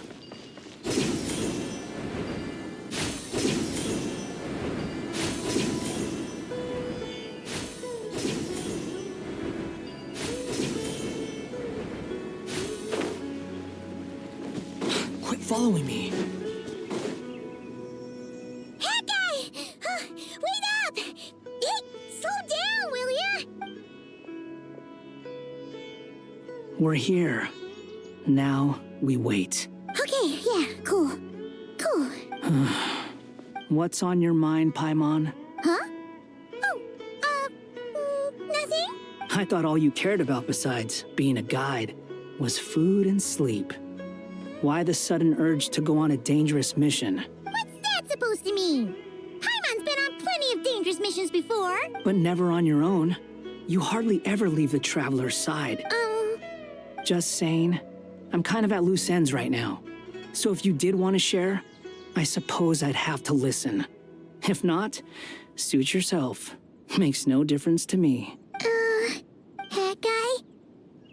Do you think Paimon is useless? What? Where's that coming from? When we were in Notcry, Paimon suddenly realized something. Even though Paimon's with the Traveler every single day, Whenever we face real danger, she can't do anything to help. Paimon doesn't get like this very often. She just got really scared when the Traveler got kidnapped that time. What if she never came back? What would Paimon do then? And the more Paimon thought about it, the more useless she felt. But Paimon doesn't want to be a burden. Paimon wants to be a friend who's actually useful. Does that make any sense? You know, that feeling of just being completely useless and... Oh. Paimon probably sounds so ridiculous right now. You asked the right person. Boy, do I know that feeling. Oh, that guy. I'm not gonna try and encourage you. What I will say is this. When you start doubting yourself, you have two choices.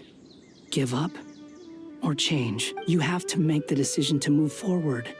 Otherwise, no amount of consultation from other people is gonna help you. So ask yourself, what do you want? To get stronger? To learn more? Whatever it is, go do it. You won't have any regrets if you can at least say that you tried. Oh. All right. Something's not right. Shouldn't they be here by now? Paimon, is it just me? Or is it a little too quiet around here? Should Paimon take a look? We'll give it another hour. If nothing happens, we head back. Okay.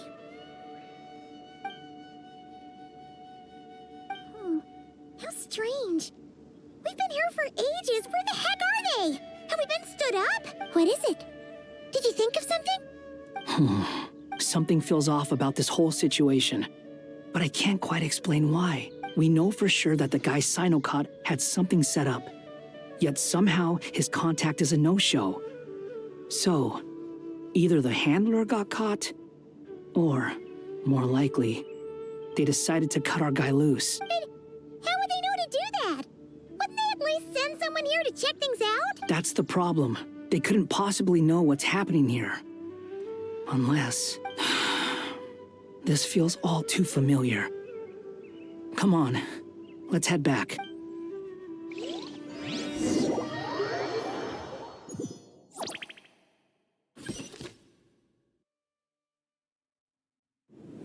Even though this isn't a formal meeting, I'd still like to start by saying how grateful I am to each and every one of you. Thank you all for coming here and... Chesapeake and Bennu are currently assisting the scholars with the maintenance of Aru. Please forgive their absence. As for Hermanubis, may he rest in peace. We remember him with great fondness. There have been times when I imagined what it might be like to meet you all. Now that it's really happening, I feel quite emotional. Time has taken many things away, but that which remains is all the more resilient. I must say, there is one thing that rather surprises me. You appear to be in good spirits, Lesser Lord Kusanali. But even so, I can sense that the life force given to you by the Dendral Dragon has far from fully resolved the problem of your vitality. Oh no! So even Apep's power didn't work? Don't worry, Paimon. It worked very well indeed. The issue is how closely I am tied to Irminsul.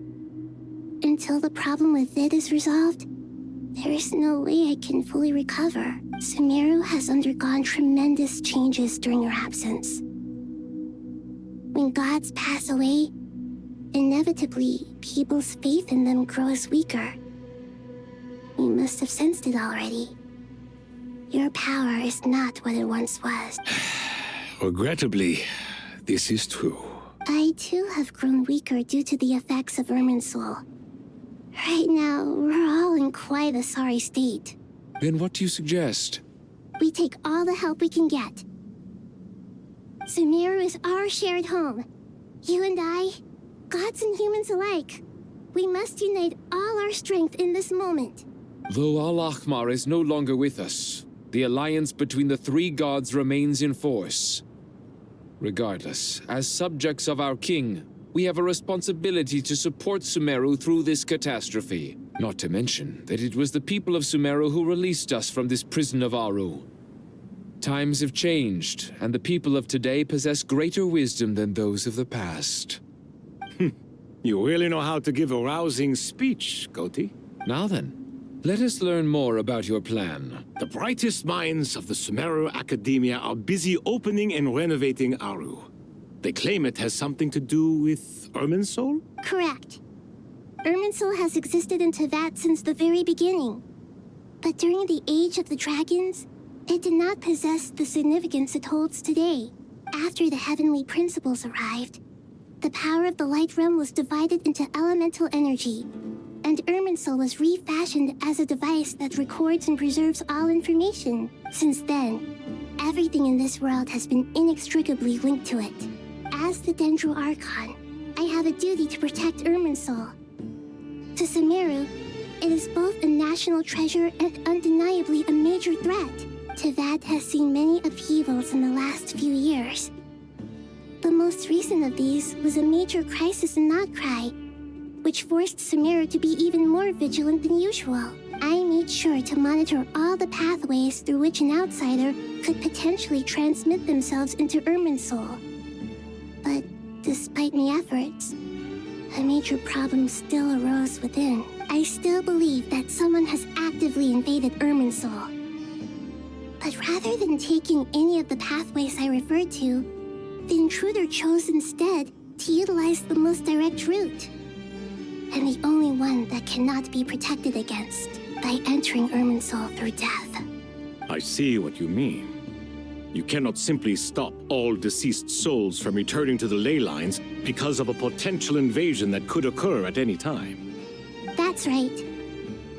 As important as it is to guard against external threats, I couldn't allow myself to stop the souls of the departed from finding peace. Please, understand how difficult this predicament was for the Dendro Archon. Defense has never been an easy task. After Irminsul was invaded, my authority was quickly restricted. Soon after that, the tree began denying access to any connections. I'm sure you feel responsible, but you are not to blame. No one can predict every possible disaster.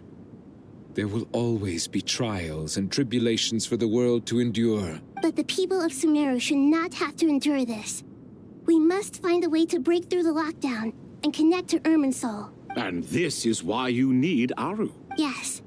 The only thing in Sumeru capable of rivaling Irminsul in terms of overall function and performance is Al-Akhmar's legacy, Aru.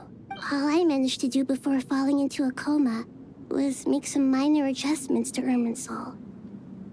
Using Aru is a last resort, and a move that comes with enormous risks. The Scholar's initial plan was to borrow Aru's power to reboot the Akasha, then use the Akasha to connect to Irminsul and investigate.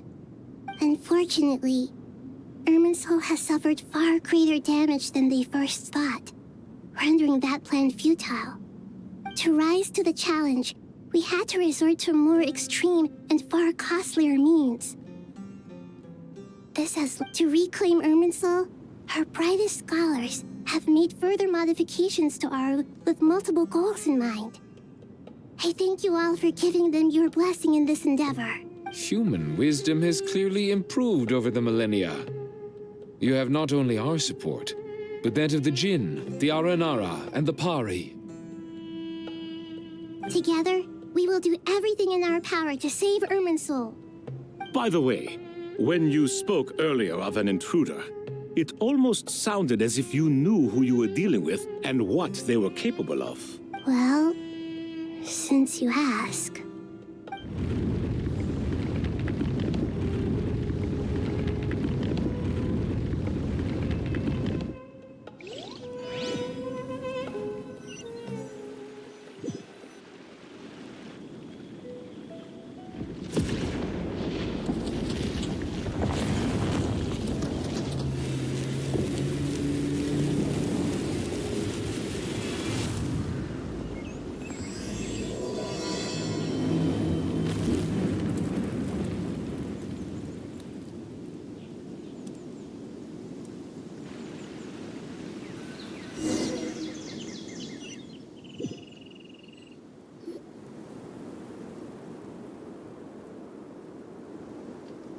Master Tainari!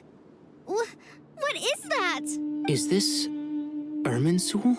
How did this happen? What's going on inside? Luckily, we managed to evacuate everyone. What in the world was that? That was terrifying! Oh my.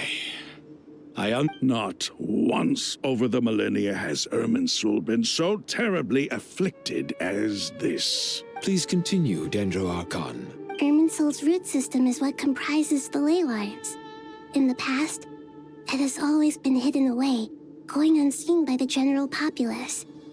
But now, an evil intruder is making it reveal itself. It has become a tree of unbridled greed. A clear sign that a deranged experiment has advanced to a new stage. Blasphemy. From where I stand, an experiment in the name of blasphemy sounds rather improper. But if we are to honor Dottores' will, this is what we must do. The birth of this tree proves to me beyond doubt that this incident is connected to him. But to explain the situation in full, there is someone I need to tell you about.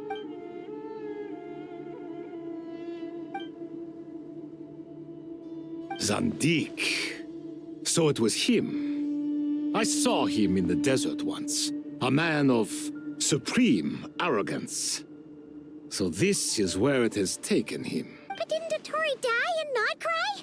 How is he still able to do all this? He must still have loyal followers amongst the Fatui. Even so, I'm still unclear as to how he has been able to wield such a profound influence over Irminsul. I can confirm that Fatui forces have arrived in Sumeru City. Furthermore, Irminsul seems to be undergoing some kind of mutation. Evil branches are beginning to grow. Things that do not belong to this world are slowly but surely materializing. Sorry, I couldn't think of any other word to describe it. They don't seem to be fully formed physical entities yet, after all, but they are gradually becoming real. A baleful tree climbing up into the heavens. Speaking of Dottore, I have some information on that front as well.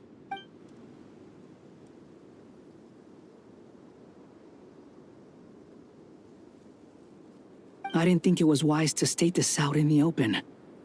But my theory is, the mole wasn't cut off after he was caught. They wrote him off from the beginning. You mean, the Fatui never intended to follow through with him? Then why plant a mole at all? It's hardly a conventional strategy, and the rationale behind it is pretty twisted. But as it happens, I know someone who works exactly this way. And when it comes down to it, his goals are very simple. He just wants to confuse people, so they can't figure out what he's up to. He's been a collaborator of Dottore's from the outset. That fact alone confirms that Dottore is involved with this somehow.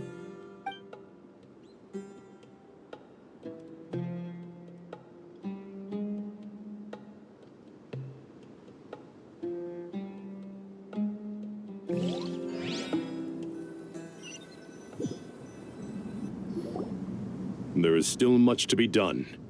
Everyone, please remember our core strategy. As per the discussions, the following groups must act immediately. Mr. Alhaitham and Mr. Kave, the next phase of the Aru renovation project must begin right away. Godspeed to you both. We'll give it everything we've got. The plan looks feasible, but the implementation will require certain resources. General Mahamatra Sino and his team will help to procure the materials required for modifying the terminal. No problem. I've already spoken with Sethos and Hat Guy, and they've agreed to assist me. This kind of thing is best left to the fleet-footed, right? Hat Guy? If it's efficiency you're after, we're the right people for the job. Following up on the elemental energy amplifier we discussed, Ms. Dory, I assume you're the one most familiar with the status of this project. Aside from the Dendro Archon, of course. Yep, that's right. Leave it to Lord Sangama Bay. Got it. Well, I'd like Madame Farazan, Kale, and Nicole to support Dory on the technical side. You can count on us. Will do. Rest assured, I'll take good care of Kale. Dia, Candace, and Nefer, you'll be in charge of negotiating between the various parties. I trust you remember our goal. You bet. We can handle it. Good. I believe that covers everything. Tainari will provide ad hoc support as needed, if that's okay. Poor Tainari. Must be tough being Nephis' student. Getting bossed around all day, every day. Hey, don't try and drive a wedge between us, you old rascal. All it says to me is that Master Nephis has faith in everyone's abilities. While I'm nominally here as backup, I doubt there will be many situations where my help is needed. Exactly. Finally, Traveler, you and I will head to the border between Sumeru and Natlan. Once that task is complete, I'll be asking some of you to accompany me to the Eternal Oasis. The Eternal Oasis? I thought that was just a legend. So it does exist after all. Regarding your trip to Natlan, under normal circumstances, a meeting between our two nations would be a far more formal affair. Unfortunately, Sumeru is all but completely cut off from the outside world at present, so regretfully, we won't be able to give the Pyro Archon Mawika the grand reception that she deserves. No point putting too much pressure on yourselves. That goes for everyone. Right. Especially you, Dendro Archon. I'm sure you're still feeling quite weak. Don't worry about me. The Dendro Dragon's life force will sustain me. Plus, we'll be there every step of the way. Yes. I believe in myself. And I believe in every one of you. Well, time to get going.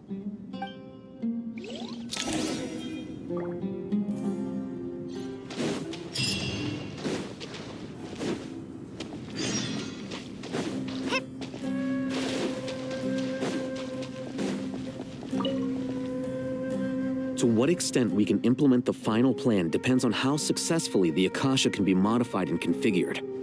And to make sure the configuration works, Aru will also need some further optimization. Yeah, no surprises there. Once we roll this out, any Sumeru citizens who already have Akasha terminals can simply continue to use their existing devices. This still leaves us with a significant equipment shortage, though. Many groups of people were never issued Akasha terminals, including mercenaries, the desert folk, and many others. We'll need a supply of rare materials for the renovation of Aru and the production of new terminals. Right now, the best place to source these locally is from the primal constructs within King Deshret's mausoleum. Time is not on our side here. It's gonna be a race against the clock. The Aru merge and renovation project will have to be carried out by you two. Everything's riding on this, so failure is not an option. Best of luck to you both. As discussed, General Mahamatra Sino and Mr. Hat Guy will source the required materials. Mr. Sethos is quite familiar with the layout of King Deshret's mausoleum. With him accompanying them, things should go quite smoothly. I have every confidence. In the meantime, we may as well take a breather. Makes sense. There's not much we can do until the materials arrive. Get information and stay close. What is this, boot camp? Knock it off. It's just Sino being Sino. You know what he's like. Everyone clear on our mission objective. Look at the excess primal constructs, dismantle them, and extract the required materials. And King Deshret's 7 pillars agreed to this? If they're just sitting there doing nothing, we might as well put them to use. Thoth's words, not mine.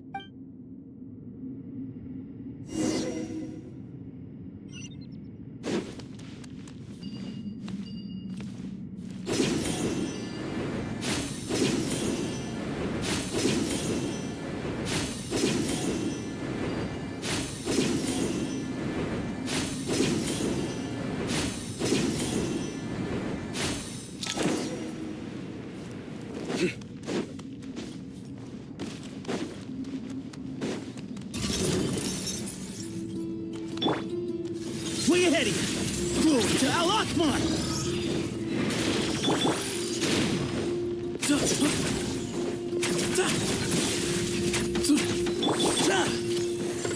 Behold! You dare to gaze upon me? That's far enough!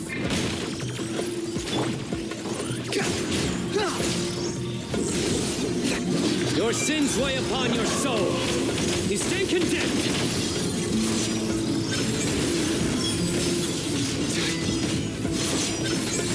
Guilty. You stand condemned.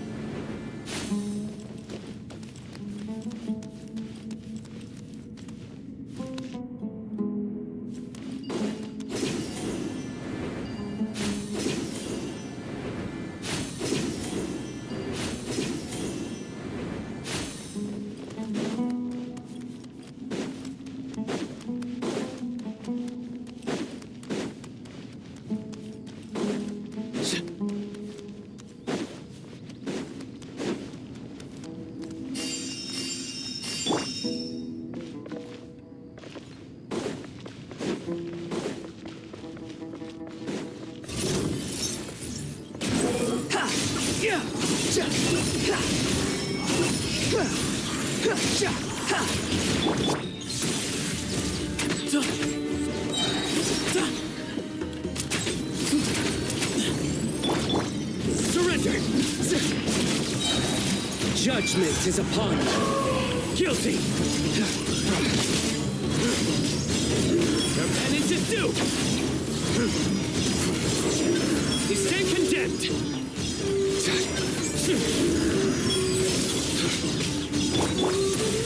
Sage's wisdom! The wind rises. Wretched vermin! Behold!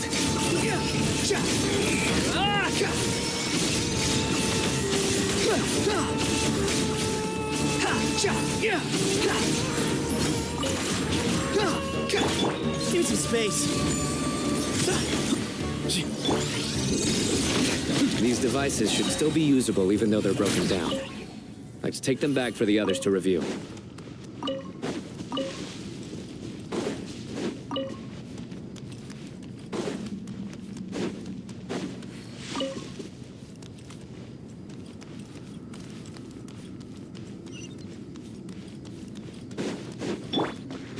Squall and fury.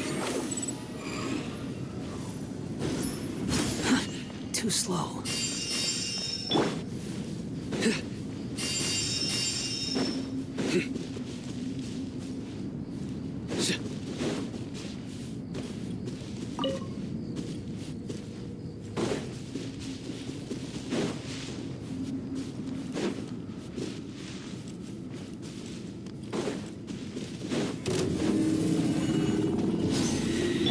The wind rises.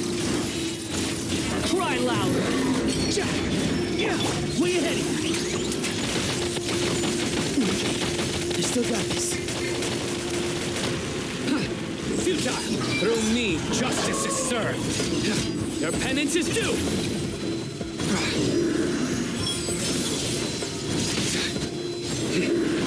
You stand condemned! Your penance is due! You stand condemned! Your sins weigh upon your soul! Guilty! How many do we need again? Enough to make an Akasha terminal for everyone who doesn't own one. I remember you telling me how revolutionary these Akasha terminals were. You've used one before, right? The Academia declared the Akasha to be the most powerful and comprehensive wisdom dissemination system in history. That should give you an idea of how powerful it is. Certainly sounds impressive. Neither Hat Guy nor I have ever had an Akasha terminal. Well, if it all goes to plan, that's about to change.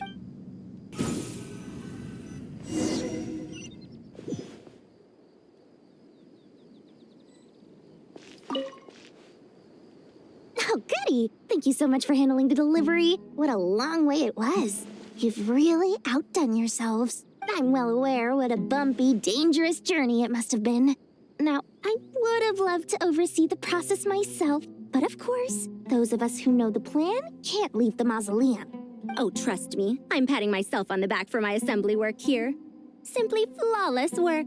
But will you really be needing all of this? According to our plan, yes, this is the quantity required. I have no complaints about the quality either. Only the price. So expensive. I heard you covered a lot of the funding out of your own pocket. Oh, that's an exaggeration. The Academia provided most of the funds. I just offered a small token of my goodwill. Of course, the real tragedy is how little profit I'm making on this. You know, it's a serious crisis when you can't even make money out of it. It's really quite a beautiful design. And I'm intrigued by how such a diminutive device is able to output the power of the Light Realm. Did you attend the lecture on Light Realm energy, Madame Farzan? I don't believe I saw you there. Of course I attended. I was just a little late, so I had to listen to the whole thing from outside the back door. Anyway, I have a perfectly good understanding of Light Realm, elemental and abyssal energy, as well as the relationship between the three. Good to know. Master told me in private that the conversion process between Light Realm energy and elemental energy involves highly classified knowledge that shouldn't be disseminated too widely. But even so, the scholars still shared said information. Well, you can't enforce a rule that everyone breaks. Is that the idea? At first, the Dendro Archon was reluctant to explain it in great depth for safety reasons. Later, she came to terms with it and simply informed my master that we would all have to face the question of survival together. To protect someone from such dangers means keeping them in the dark, but for someone to know and embody the wisdom within, they must understand its very essence. It's an information hazard. We're exposed to danger just by knowing the facts, and just like bait, it lures us in by offering us the solution to our problems. But if you're not careful, you'll end up pursuing it down a dark path. A tricky problem. But today, this big problem has been broken down into many smaller, more trivial ones. What do you mean? I get it. For instance, you and I share secret knowledge, while she and I take on the risks of life, death, and fate. Something like that? Hey, what? That is not what I call a trivial problem. Well, as they often say in Vahumana, an event that is monumental to the individual is negligible in the grand scheme of history. Generally, the fate of the individual is an insignificant affair. Being from Amorta, where the subject of our research tends to be a lot more personal, I have to disagree. It's hard to dismiss the individual as insignificant. In other words, the big problem of survival has been broken down into many small, interconnected factors, and each one of us represents one of those factors. When the same secret is shared with a group of people, the same fate binds them together. Most people would find this unimaginable, but to us scholars, this is the path that has always beckoned to us. Sharing knowledge is a good way to fight against fate. I will always believe in that. All right. I think that's everything. Thanks a lot. But don't go anywhere just yet. I'll still be needing you to calibrate the equipment.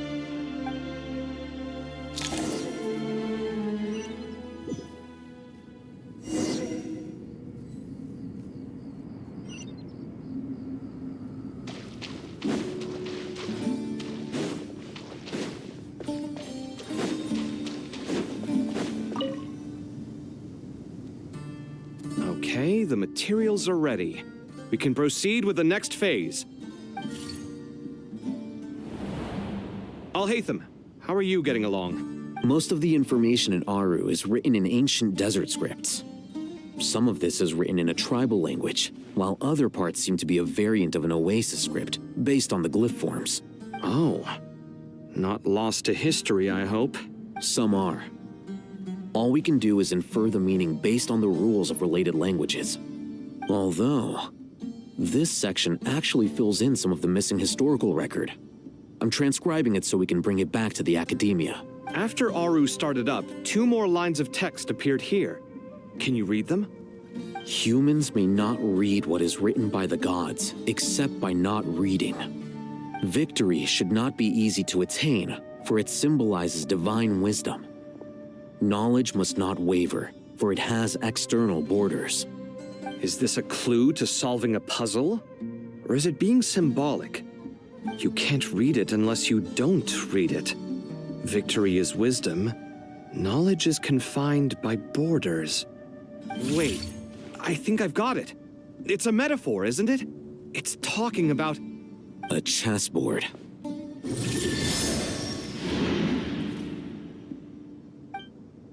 You were right. The youth of today are skilled at solving riddles. Have the secrets buried in the desert not been unearthed over the years all the same? Since Aru is a place reachable through wisdom, this day was bound to come sooner or later. Oh, I've always been against overly cryptic sentences. Don't you get tired of reading and writing all that? Ah, it's you 3. Just in time. We've been delving deep into Aru, and now this board has appeared. I've heard this was how you'd while away your free hours. You must be quite the experts by now in that case. It is true. King Deshret's chess games are some of the most well-loved of all his wonderful creations. If you have ever been to Safhe Shatranj, you may well be familiar with the chess pieces you see here. Is this chessboard supposed to be another visualization of the interior of Aru, then? Naturally. Visitors, everything is ready. Only by completing the challenge on the board in accordance with the rules will you be permitted to overwrite Aru. 1 second. It's not dangerous, is it? Dangerous? Why, yes, of course. I should be the one to go, then. Wait for me here. Sounds like the self-confidence of our present company has rubbed off on you. Don't be ridiculous. I'm your upperclassman, and that means I have to look out for you. I appreciate the sentiment, but a game of chess typically requires 2 players. Besides, I'm sure they won't let things get out of hand. Keeping things relatively safe is in your best interest too, isn't it? Fair enough. I mean, you guys are controlling the difficulty, so please don't go too hard on us, all right? Ah, but Bennu said he wanted to put some respect into these whippersnappers. All right. Thank you. Obviously, we'll still try to be careful. This doesn't seem like ordinary chess. Is the goal to defeat the opponent? No, you must enter the board and pass the trials we have placed there. Ready? Let's do it.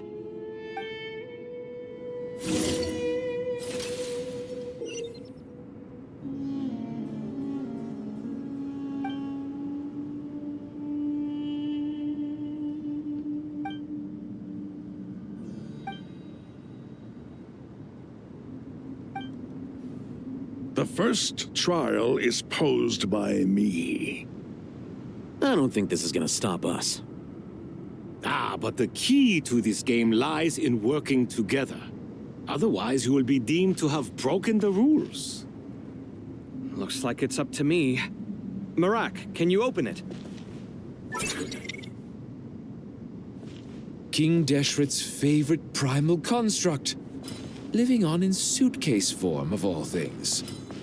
Amusing. Ho-ho! Excellent work.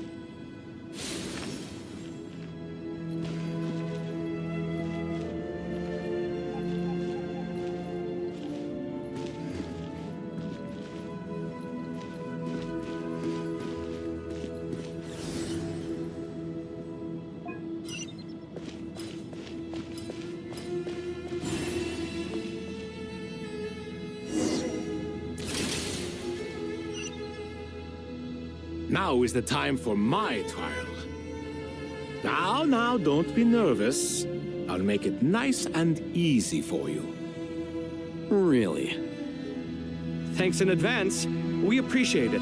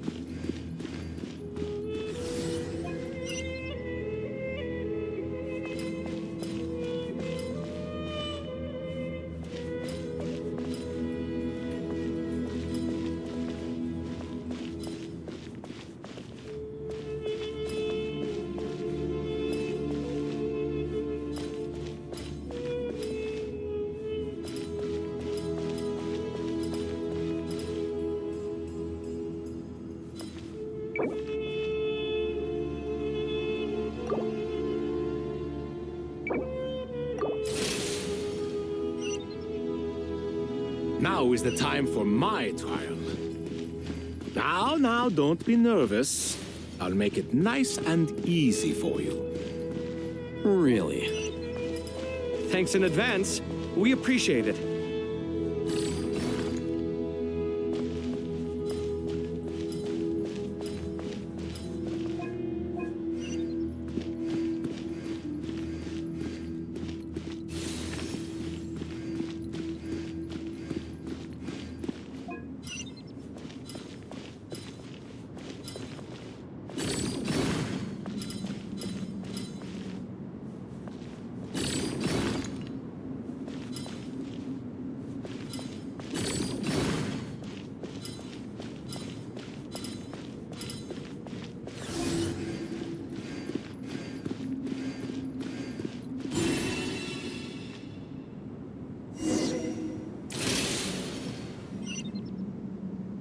Ibis King, don't you think this all rather inappropriate? You may as well be handing them victory on a silver platter. Do not expect me to follow your lead. Ha! Suit yourself.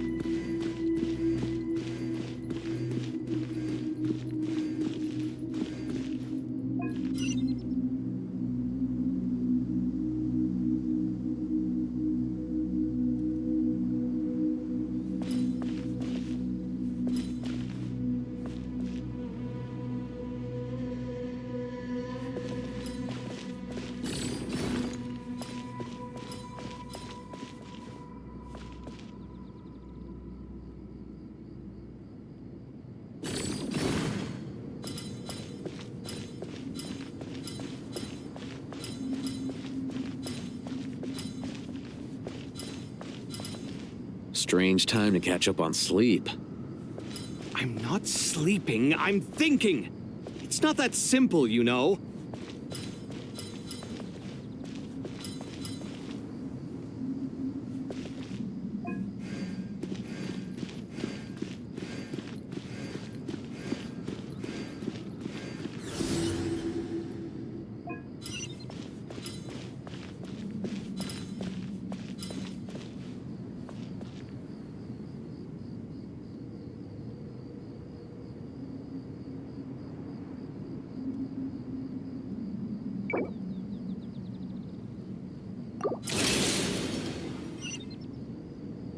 Ibis King, don't you think this all rather inappropriate?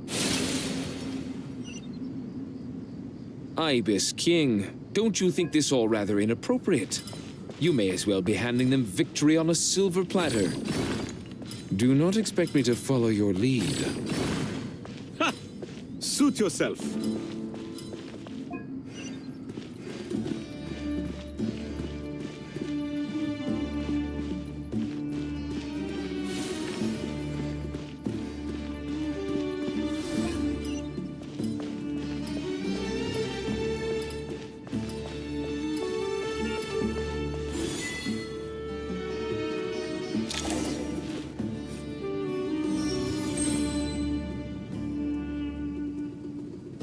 Done. Finally. It's over. But seriously, that was incredible. Standing on the chessboard felt completely different from standing on solid ground. And also... Oh, sorry. I'll save my thoughts for later. Thanks to the three of you for helping us out with this. Is it just me, or were you giving us quite a lot of guidance along the way? We made but a humble contribution. You lived up to our expectations. Bravo! Our aid was not given for naught. In addition to the existing functions, I'd like to ask you for another favor. Since Aru's interference shield can cover the entirety of the mausoleum, it should be possible to extend its range even further. Perhaps you can find a way. So, building upon the existing functions to... Ah! I'm with you! Imagine for a moment.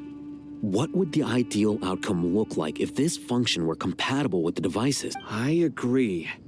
This is the best solution possible. Please, everyone, we beg you to help us. Me, oh my! Well, since you ask so very nicely, I suppose... Goti? Croco?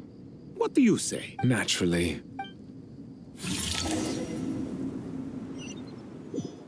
Time to go! Let's go find Nahida!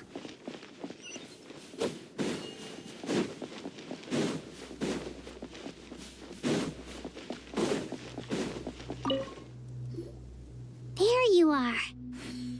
Miss Nicole truly is an angel. She shows great wisdom in guiding others, and she has already sent word to Natlan on our behalf. She said that while the other members of the Hexen Circle are busy with important work, she is quite free, and she is more than willing to accompany the people of Sumeru for the entire journey. Oh, yes, Nicole, all right. Always super patient and loves to help everyone out. She's the best. She is. So kind and enthusiastic. Well, time for us to get going. Let's head out.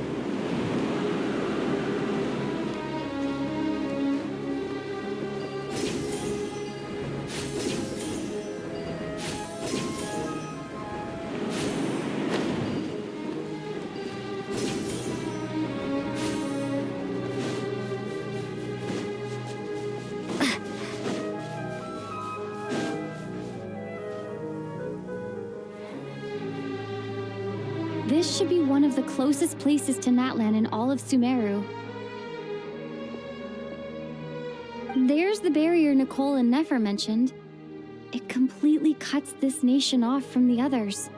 But why? Why separate you from the rest of the world now, specifically? And if I'm not mistaken, Irminsul was polluted once before, wasn't it?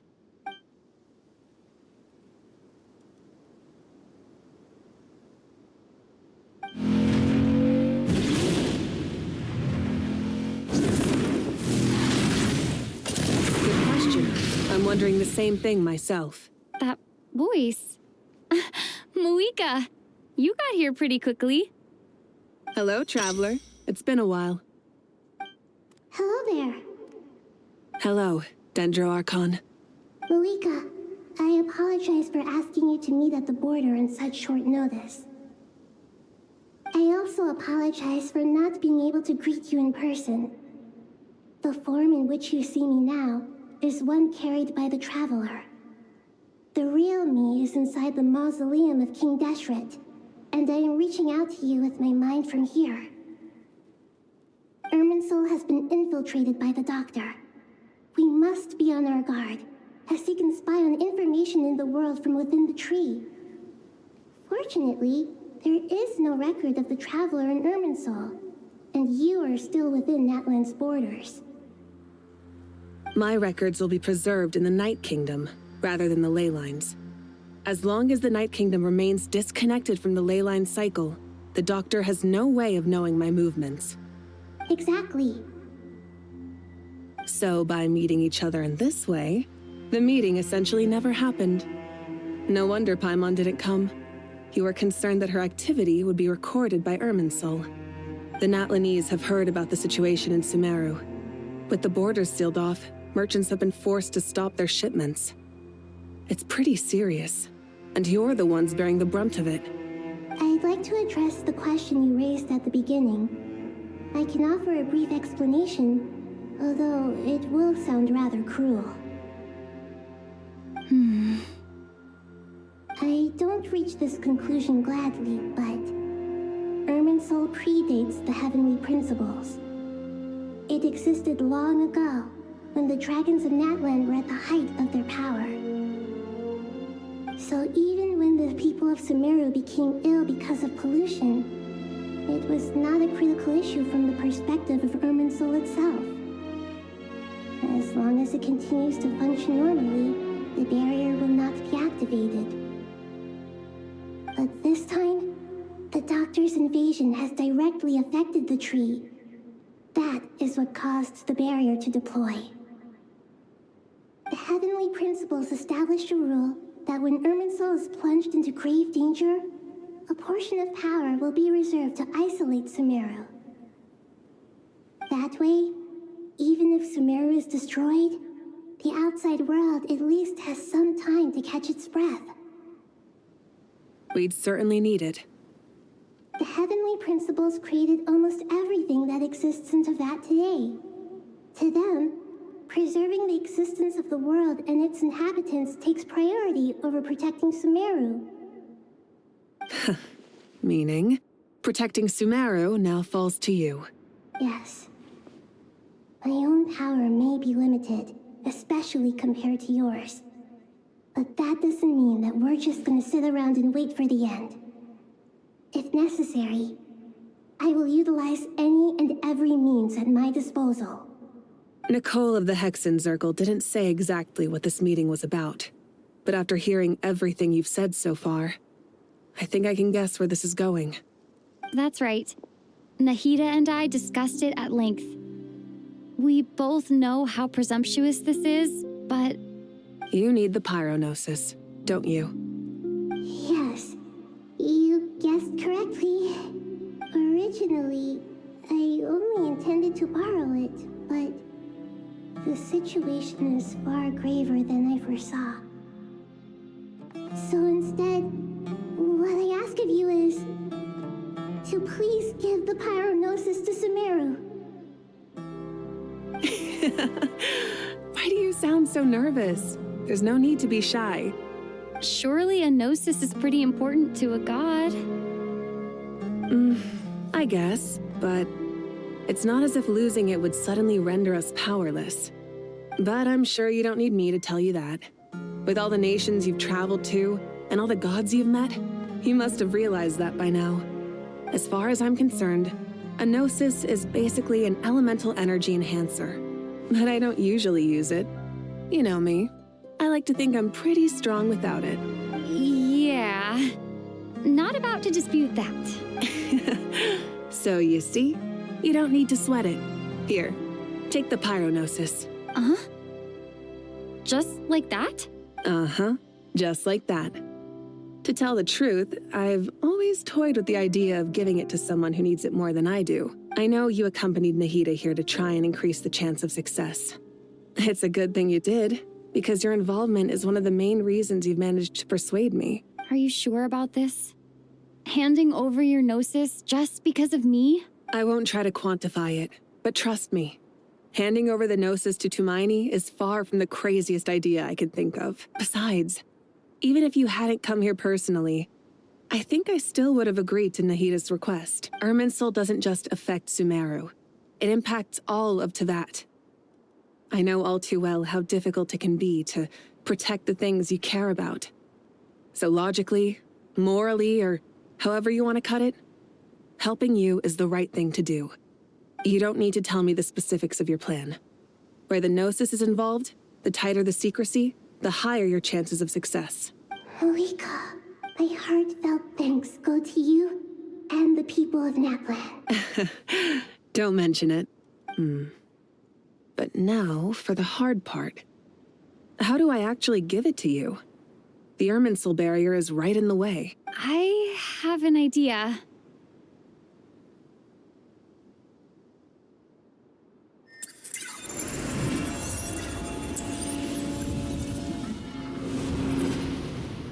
Just as I thought. Incredible. What did you do? Just made a lucky guess. This seems to happen quite a lot. Things that apply to everyone else don't seem to apply to me. I figured the same might be true here. Irminsul usually produces effects based on the records it holds. Since the Traveler is a descender, Irminsul contains no records of her, and thus has no way to impede her. Is that right? You really are full of surprises. Catch. Whoa! Thank you, Moika. Thank you for trusting us with something so important. All right. No need to get so formal. It's not like we're strangers. Besides, there's still one problem. You might be able to pass through the barrier, but I don't know about the gnosis. Any other surprises for us, Traveler? Let me try something. I have the pyrognosis in my hand. It feels strangely ordinary, not particularly heavy. And yet, this tiny thing symbolizes the mighty authority of a god. I need to think hard about my memories of Pyro. My memories of journeying through Natlan.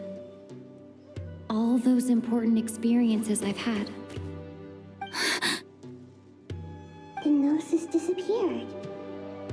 Traveler, are you alright? I'm fine. The pyrognosis disappeared into my body, just like phlogiston. Maybe it resonates with you because you've mastered the power of phlogiston. You might not be recorded in the ley lines, but you're still our Tumaini. Whew.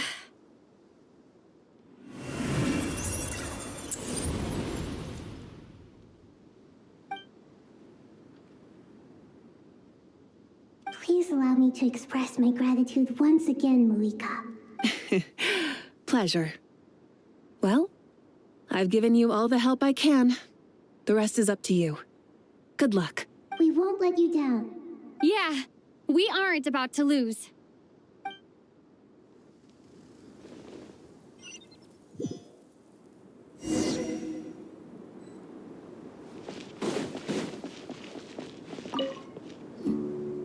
Traveler, Paimon, how are you feeling? Paimon! teensy bit nervous, but only a teeny tiny bit. Seems like she's gotten way braver over the last few years, huh? Of course. After all the adventures you've had with the Traveler, I'm sure you've gained a lot of experience and grown as a person. I'm doing all right. What about you, Nahida? How are you holding up? With the negative effects of Irminsul, I'm a bit like a piece of fruit that's been burrowed into by hungry insects and left to rot. I'd be lying if I said it was nothing. But please don't worry. We all know what we're getting into, and we've prepared as well as we can. I believe in everyone. I believe in you. And I believe in myself. Stoking the fire inside oneself is certainly one way to live, but knowing when to rely on one's companions is also a form of great wisdom. I've been quietly learning little things from everyone, like plucking tufts of fur from a sumpter beast. Me too. With the constant traveling, I'm always learning and growing. That's the journey of life. I think there's someone else here who would share that sentiment. Don't worry about what I think. I was just passing by and happened to overhear your conversation. What are you talking about, Hat Guy? This is the top floor. No one passes by the top floor. Says who? You can fly just like I can. I would have thought it makes sense to you of all people. I don't know why, but I feel a little more relaxed now. It shows that you feel comfortable laying down your burdens in our presence. It means that Sumeru is a place you can trust, where you know we have your back. And we feel exactly the same way around you. That's what it means to be friends.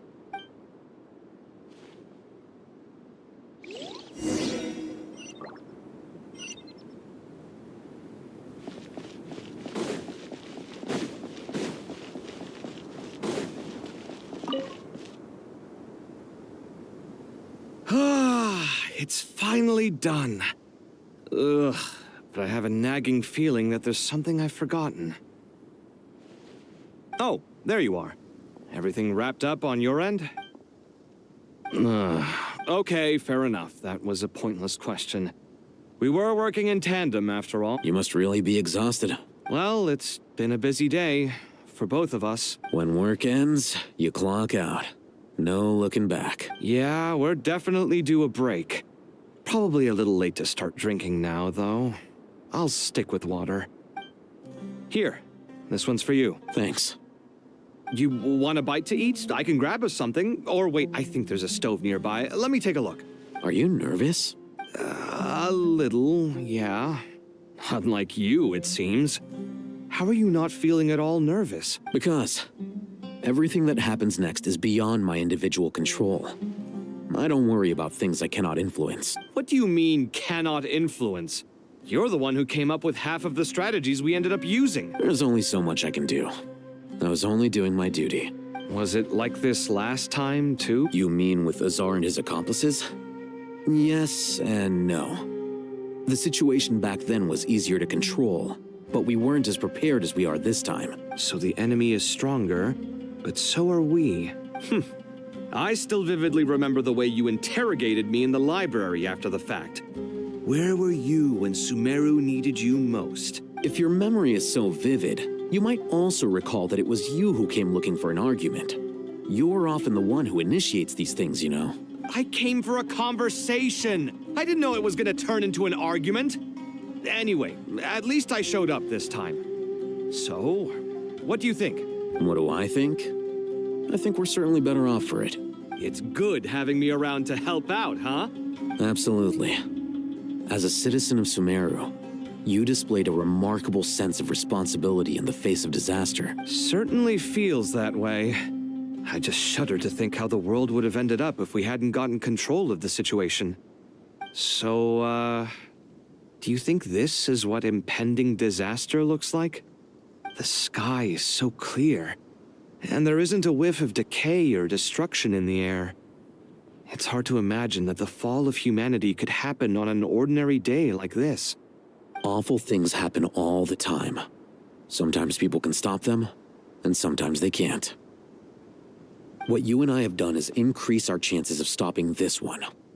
Lofty ideals may provide no defense at all against nihilism, but perhaps little decisions can. Oh, nothing. It's nothing. I hope everything works out tomorrow. It will. As long as we stick to the plan, our chances of success are good. It's really strange. You're my junior, yet you always seem to act more like an upperclassman than I do. I think it's mostly a matter of temperament. Ugh.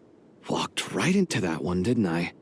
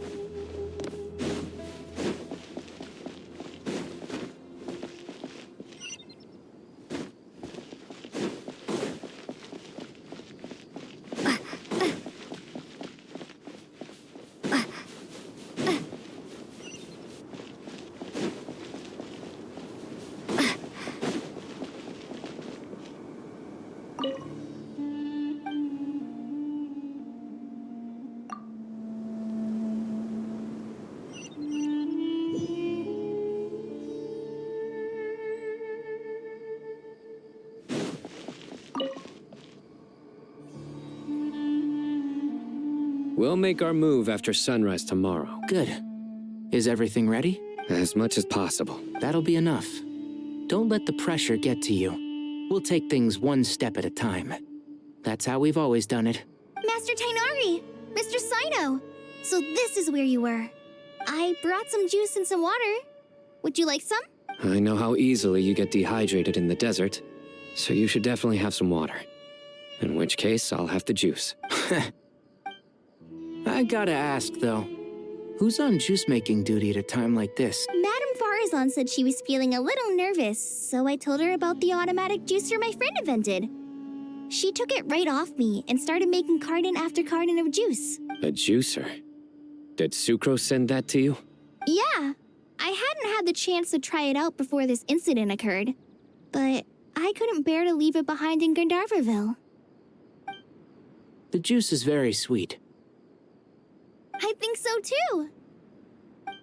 Kale, how are you feeling? Physically, I'm okay, but it just still feels strange to me. Why would a great power like this come to someone like me? I know the feeling well. That same question ran through my mind every day as a kid. At least now, you have someone who can relate to you. All the more reason that you should apply for Spontamod. Tainari fiercely opposes the idea, though. Those two things are completely unrelated. What are we all chatting about, Would anyone like any juice? Oh, you have some already. I had some earlier, ma'am. Maybe give the extra to someone else? Very well, very well. I shall be off then. There's this enormous power, and then there's little old you. You feel like there's no connection between the two. And that sense of dissonance is difficult to get used to. Yeah. But after all this time, I can't believe this stuff still gets to me sometimes. Makes me feel a little childish. Kale, just because we normally keep the conversation light doesn't mean we can't discuss deeper issues. I don't think it's childish at all. You were the victim of a terrible crime. It's normal to struggle with the fallout from it. You have absolutely nothing to be ashamed of. My professor once told me that no incident can be considered truly resolved until the victim says it's over. Your rage and your pain are completely justified. Thanks. Miss Nicole said that the same god remains which were once used to inflict so much pain upon me have now become a weapon with which I can protect everyone. It's like my own personal kind of evolution. Every innocent person who's been hurt needs time to realize that it wasn't their fault. I was the same. But it's all about to be over. Tomorrow, it ends for good. I don't know if you've noticed, but you rarely stumble over your words anymore, and your outlook has become much more positive. It's a big change from how you used to be. And since this isn't over, you can settle the matter on your own terms. It's time you seized back control. I believe in you. Yeah. Sumeru is my home. And it's so important to me. I have to protect it. No. I will protect it. And once you're done, how about you come back and apply for Spantamod? Stop it with the sales pitch, would you? Hey, excuse me. There are still 3 unclaimed cups of juice here. Why don't you take one each? Ugh, my arms are getting sore from carrying them around everywhere. Madame Farazan, why are you... Here, let me take them off your hands. Thank you, Madame Farazan. Drink up and enjoy my handiwork. I think I'm going to make something else now instead. Please, try to relax, Madame Farazan. Your nerves are starting to get the better of you. I know.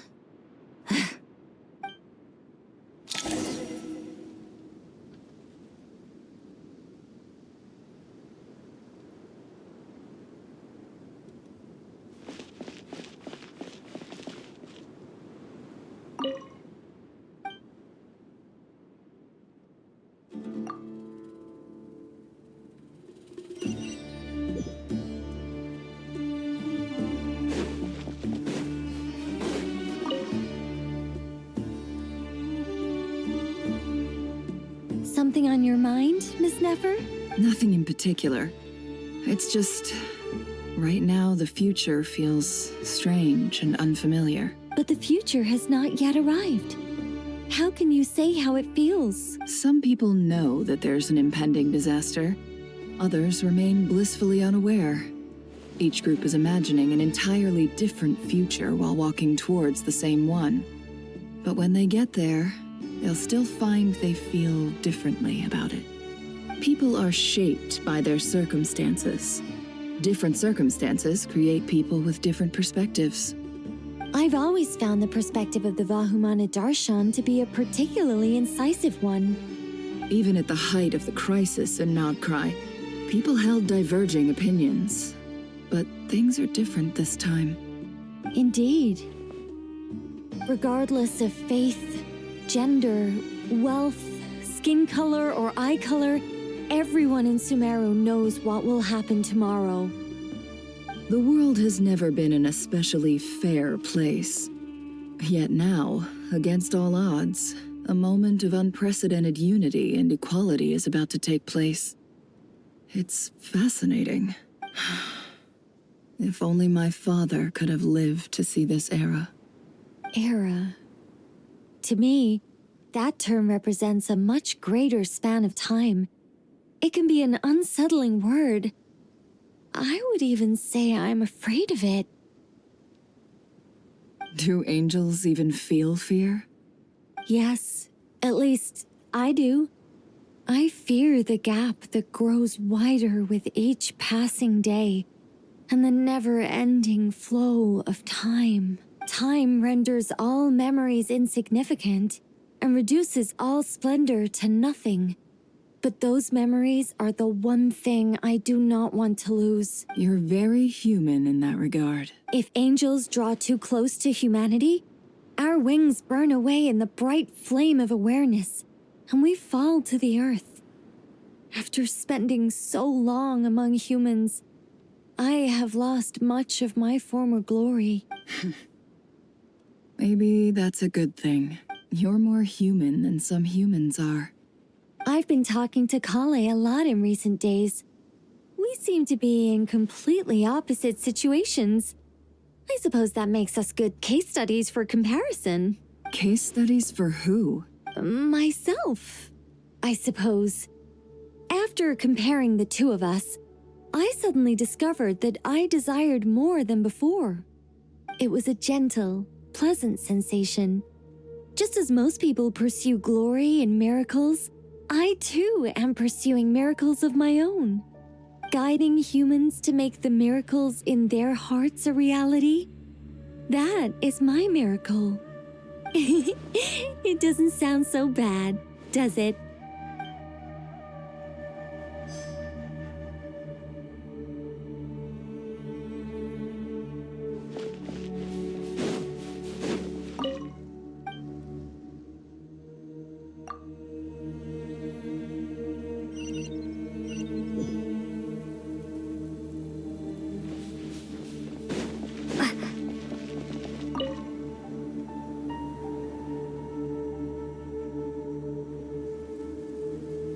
Look at the time. I should head back. I'm so sorry. I was in a hurry and didn't look where I was going. Are you all right? I'm fine. Wait. You're... Have we met? Not exactly. I think we may have crossed paths by the house of Dana before. Oh. You're Hat Guy! From Vahumana, right? You recognize me? The clue's in the name. Mr. Hat Guy. Fair point. It's getting pretty late. What's keeping you up? I could ask you the same question. If I'm not mistaken, all the workload for the Ratawa Archon wrapped up a good while ago. Well, I have something of a background in Satyavada life, so I was helping the Dendro Archon make some preparations. But I must have lost track of time. Did you find the experience enlightening at all? Honestly, it was tedious and uneventful at first. But eventually, I think I did sense some profound truths. But they also brought a lot of suffering with them. I was told that I even shed tears while I was meditating, though I have no idea why. Sorry. I hope I'm not scaring you. Not at all. It just proves you're very accomplished in your research. Good night. I wish you all the best for tomorrow. Thank you, sir. You too.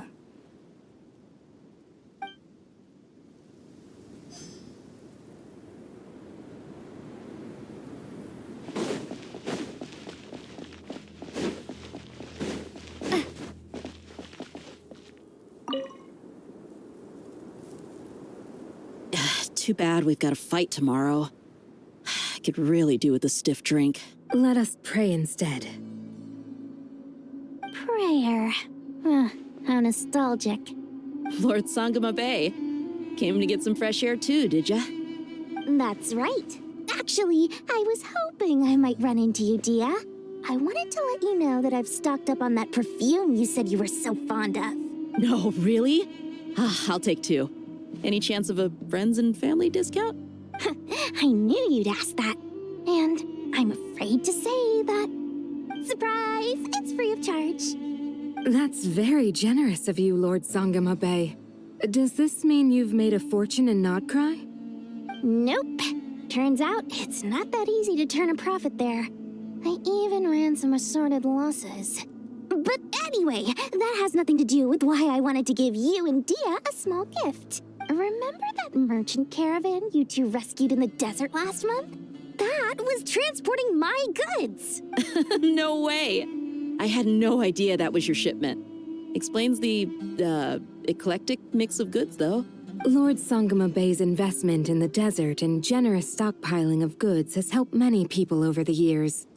The shelters you funded especially have made life a little easier for the children and the elderly. Wait, how did you know about that? Oh, I see. Nefer told you, didn't she? That pesky lady. Aren't intel brokers at least supposed to charge for divulging people's secrets? She and Candace go way back. It's normal for close friends to share things you wouldn't tell to everyone else. Sure, but why did they have to be things about me? That's how Nefer shows that she cares. She wishes for all of us to know what a generous person you truly are. It must be hard trying to make a living far away from home. Just because we can tell what kind of person you are doesn't mean everyone else can. Well, maybe her intentions were partly good, but I don't think that's the full story. I'm sure she enjoyed knowing how much it would annoy me. I'm telling you, Nefer's got a mean streak. Definitely with you on that. Does praying help you stay calm? Defending one's home is a just cause. My heart is filled with a mix of anger and hope. Anger. You know, being able to get angry is a good thing. It shows that you're in touch with the real world, and that you have the passion to pursue something you believe in. Oh, my lady? What are you doing out here? Just taking a walk to clear my head. And look where I ended up. Were you praying just now? Yes, Miss Dunyarzad. Would you like to join us? Come on, it's fine. She won't mind who you pray to. Oh, then sure. I remember you, Miss Dunyarzad. You visited my shop before. If I recall correctly, the god you worship is the Dendro Archon, correct? That's right. She is such a gentle and kind god. But to me, she's more than just a god I worship. I see her more as a friend. And so do many others. She's not some almighty god who reigns on high, but a genuine friend. Agreed. She's a wise teacher and a good friend. I spoke with several people during the evacuation. Everyone's aware that tomorrow's battle is one that ordinary people can join too. A battle to fight for our friends and our homeland. Oh, it makes me glad. I can finally do something for those who protected me. You've grown so much since we first met. Oh, a compliment? Ooh, more please. Thank you. My lady, you've always been a remarkably strong and ambitious person. It's indisputable. And that's not just a compliment. It's a statement of fact. What are you praying for? Our beliefs may not be entirely the same, but we both wish for the same thing. I pray that everyone will rise to the challenges ahead and return safe and sound. I pray for the safe return of all my companions.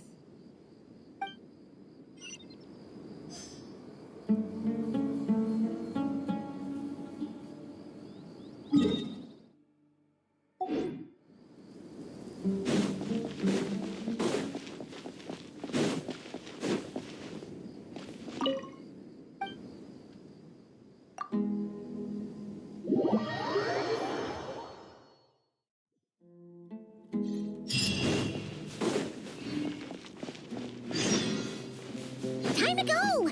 Let's meet the others at the mausoleum of King Deshret.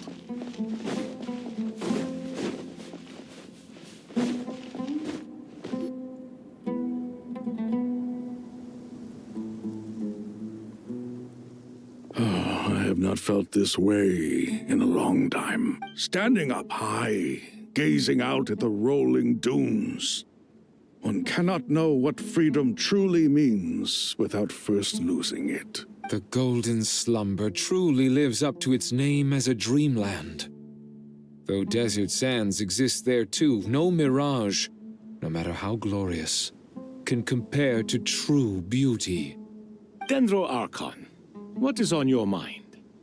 I was wondering whose counsel I should seek on the questions in my heart. What kind of questions? So many. More than can be put into words. As I once said to a friend, we look, we see, and we comprehend. But the question still troubles us. What are the many disasters that this world faces but the sum of all irresolvable questions? The biggest question you should be asking is how to seize victory. Yes. Although, I would express it differently.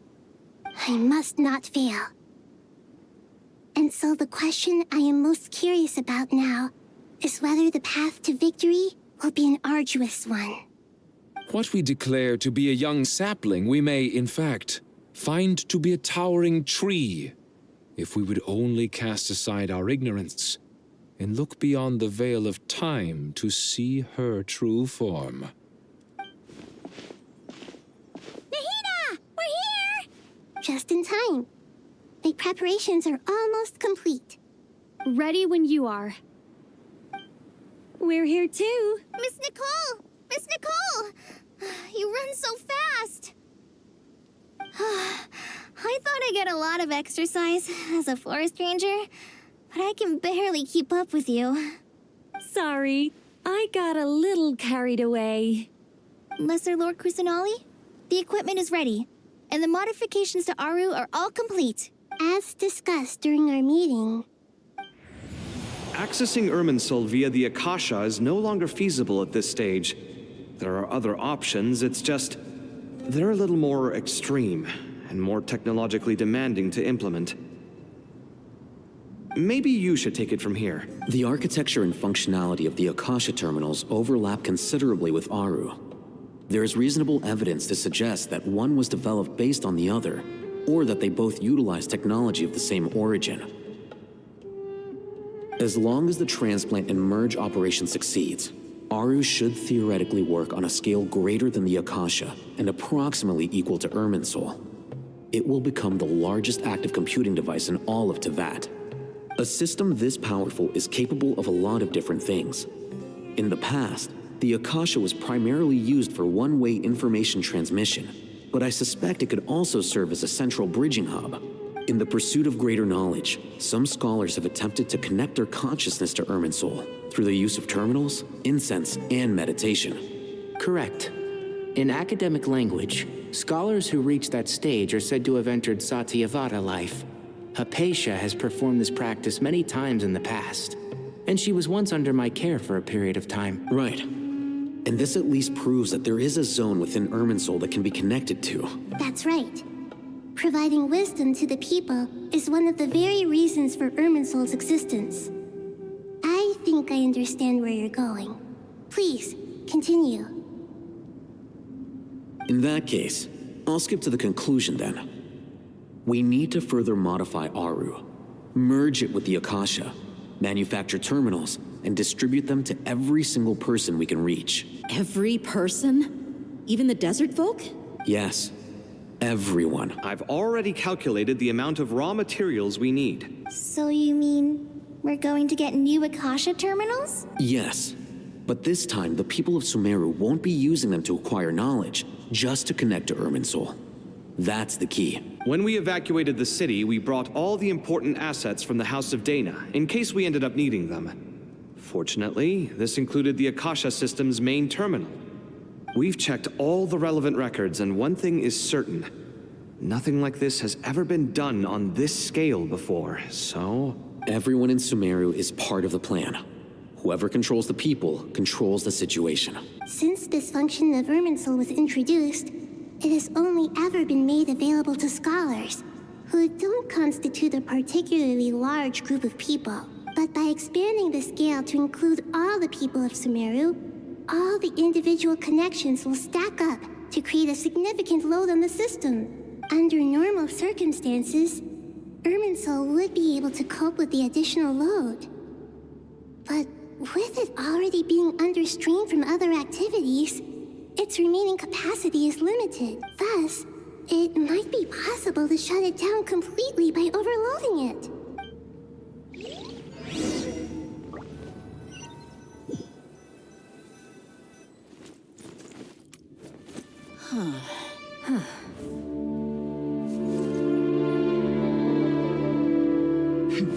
Counting down. 3, 2, 1. Are you ready? Ready.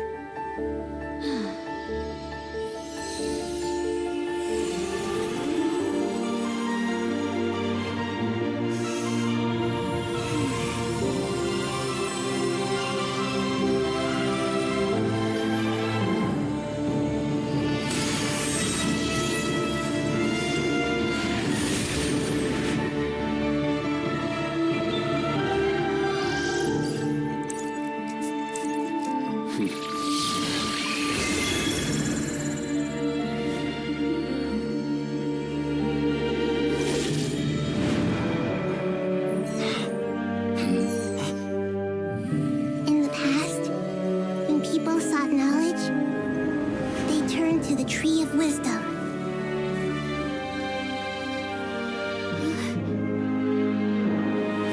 Today, we use it to save Sumeru and the whole world.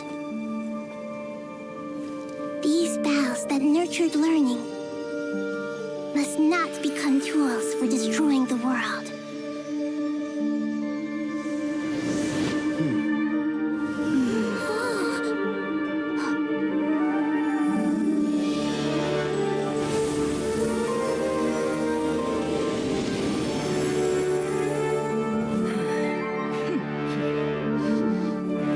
Stop.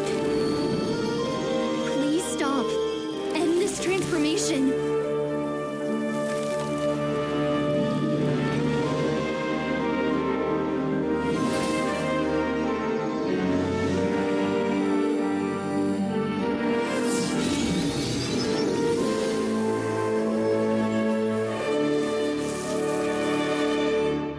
You would shut down Irminsul just to stop me? You fools. I have all the time in the world.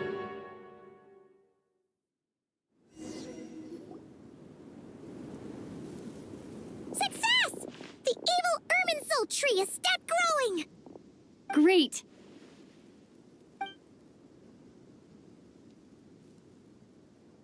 What a display of true courage!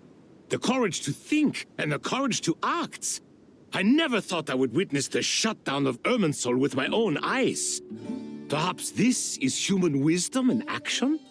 Indeed, only humans could do such a thing.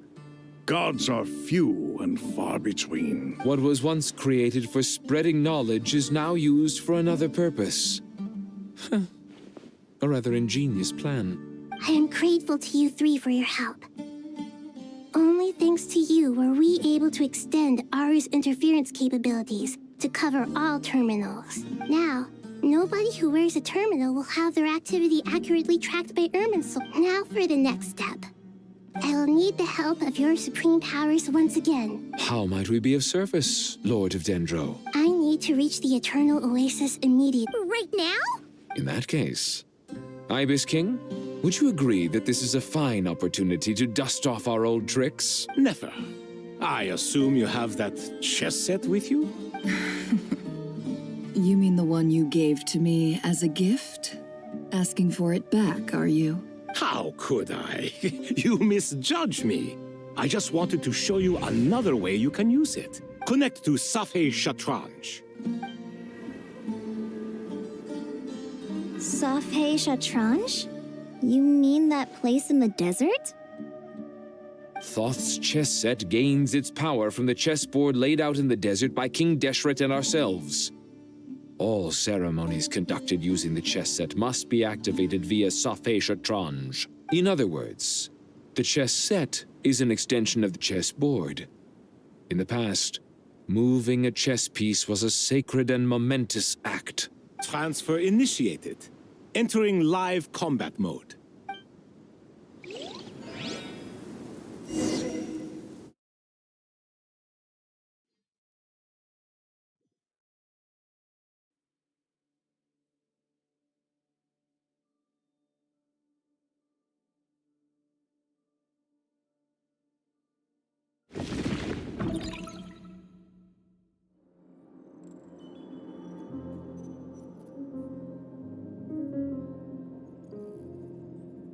We haven't heard a single word from our spy in the desert. I'm afraid he might have been captured. Never mind. But we spent years turning him. And a lot of Mora. Nothing comes for free in this world, but the loss is not without its purpose. For a small price, we have wasted a precious amount of the limited time they have. Quite a bargain, if you ask me.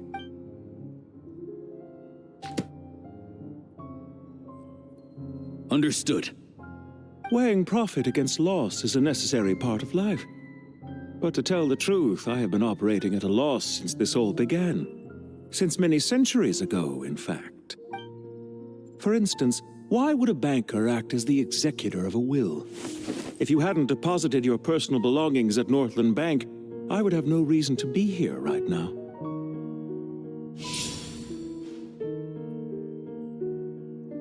Dottore, I've placed your final data backup into the ley lines as per our contract.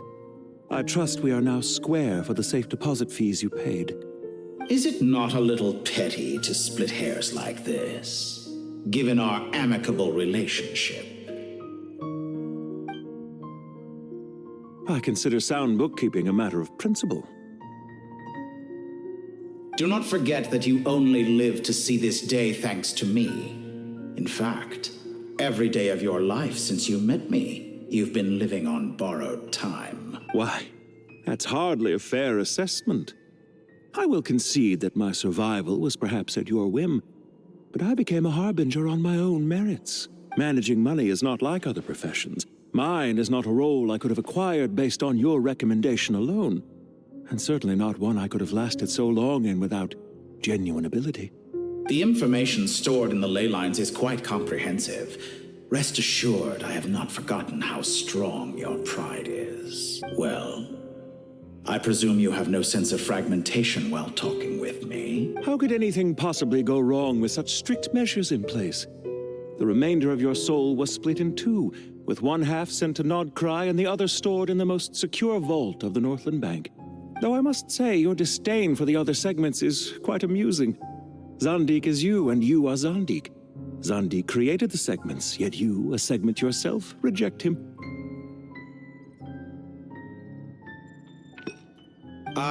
That is, Zandik, created segments of various ages in his later years. To achieve this, he had to freeze time and part with a portion of his soul.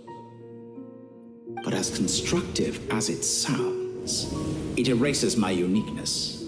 If each segment is equally me, then by the same token, none of them are truly me. A soul living forever in the past inevitably holds different views than he did in his later years. The same thing that completes me also restricts me. You too might ask yourself which stage of your life you want to be preserved at. The day your business failed? Or the day you were framed by a gang and sold off to a medical lab as a test subject? We needn't dredge up the past. This undesirable plan was eventually scrapped. Lesser Lord Kusanali was quite right. I needed an opportunity to eliminate myself. And after that, I concluded that there was no more effective plan than directly splitting the soul. Once the soul is transferred out, you will find that creating a physical body is far simpler than creating a puppet. The other half of your soul suffered a crushing defeat in Nodcry, you know. And yet in the process, I obtained the information I always wanted, did I not?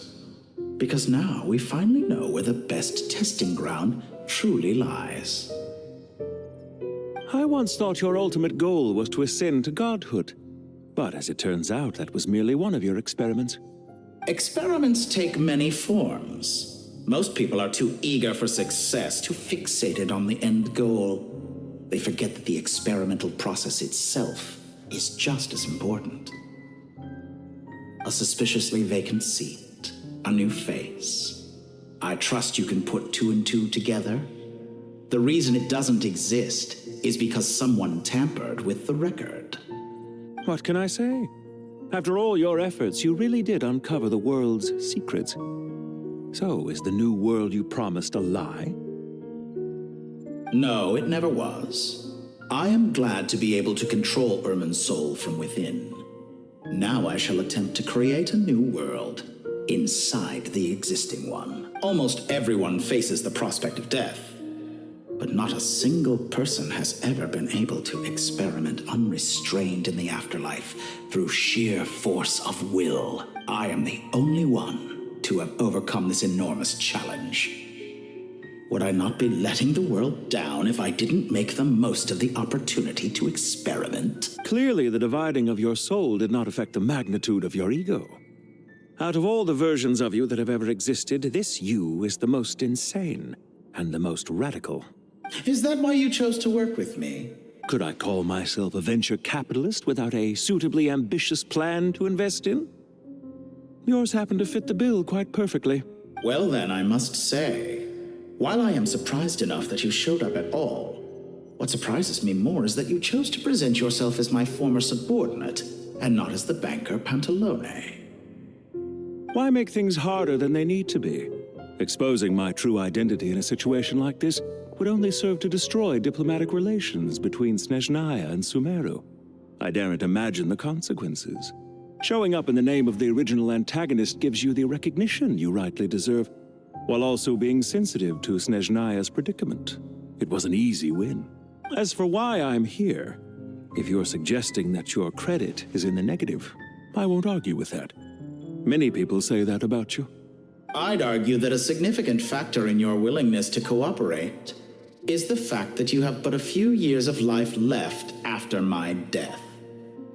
Living and dying together has a way of binding two parties together rather closely. Is it not true that a relationship should be judged by both the positive and negative returns it yields? So some of what I said actually made it into your head after all. It's true that I hope you don't die too soon, but don't you find that a strange thing for me to say? After all, you've already had quite a long life, especially for a human being. Let's not pretend that you're any more innocent than I am. Are we not the same in this regard? We both despise the existing laws of this world, and neither of us enjoy being under anyone else's control. Is it really so greedy to want the world to operate by a new set of rules? Of course not, my dear friend.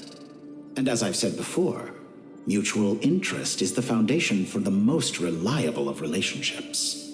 You can attest to that. I just hope there never comes a day when I have to work too hard to prove that. Regrader, sir. People have been spotted approaching Sumeru City. How strange. Despite your access to Irminsol's data, it appears the soldiers noticed before you did. They must have found a workaround. Well, Dottore, I trust you know what this means. The fact is... They're coming. They'll breach the city gates any moment now. But even so, I would say Irminsol is a wonderfully convenient thing on the whole. If you do manage to create a new world, perhaps you could plant one outside my office, too. I'll consider it. What do you need me to do? Stall them? The experiment will take time. Stall them for as long as possible. Very well. But you're really asking for the moon here. Have you heard this story? There was once a guilty man, kneeling in the center of a church while an angry mob outside waited to bring him to justice. He pleaded with the gods, begging them to grant him one final request, the chance to finish confessing his sins before he was sentenced. Many suns and moons passed, seasons changed, and still his confession continued, as if he intended to speak until the end of time. Are you suggesting I worship you as a god? Or were you hoping that I might confess my sins to you? Certainly not the latter. That would make my life miserable indeed. For someone who despises them so, you never seem to have any objections to me creating or becoming one. At first, I thought you'd be furious. Concerned I would terminate our partnership, were you? Not at all. You had reasons why our partnership must continue. Don't you find people's attitudes toward gods amusing? A god descends from the heavens and people worship it unreservedly, blindly following whatever rules are given to them. And yet, when they see an ordinary person gain godlike levels of power by virtue of their own hard work, they treat him with nothing but suspicion, even if he is a compatriot. Is that supposed to be a compliment? No. I was just thinking. I pity the man who would call you a compatriot. There's no need to be so self-critical. I know it's a little late in the day to be asking this, but how have you been keeping? I'm flattered that you would take the time out of your busy schedule to consider my well-being, Doctor. The part of your soul that went to Nodcry caused quite a stir, sending our organization back to the drawing board on numerous fronts. It was quite a headache for everyone involved. Dear me. I must have caused you no end of trouble. You certainly did. I had the rare honor of being summoned before the Tsaritsa with Pulcinella to answer for myself. A terrifying ordeal. Don't worry, I pulled through. At most, it's a public relations nightmare. I made sure of that. Now I'm curious. How did you explain yourself? Oh, it was quite simple. I just pinned the blame on someone who wasn't there to defend himself. I could hardly be expected to defy the demands of someone as insistent as the Second Harbinger, now could I? How you slander me. You know full well that I am perfectly amenable to reason. There's no question that you are partly to blame for the ruin of my reputation over the years. Do you have anything lined up for when this is all over? Hard to say. Field work always takes quite a toll on me, as you know. Once I'm back at Snezhnaya, I'll start with a well-earned cigarette. Why are you so eager to ruin your lungs after I went to the trouble of replacing them for you? If you have an issue with it, feel free to try to stop me. What's on your mind? The limits of humanity. It's a pity. Despite running countless calculations, I find there is simply no way to reduce any further the amount of one's soul required to sustain an individual. It's rare to hear you admit to being unable to achieve something. I beg to differ. For instance, as I've told you before, the original me was prone to motion sickness and couldn't make long train rides. Ah, yes, of course. One of the reasons you often sent yourself out on errands.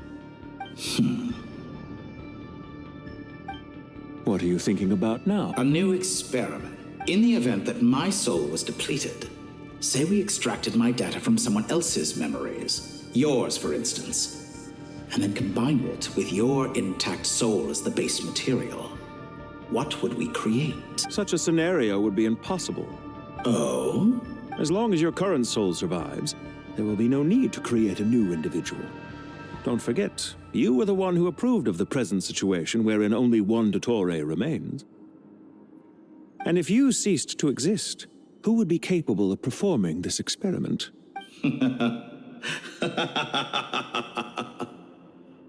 Since the day I met you, you've always excelled at talking your way out of a quandary.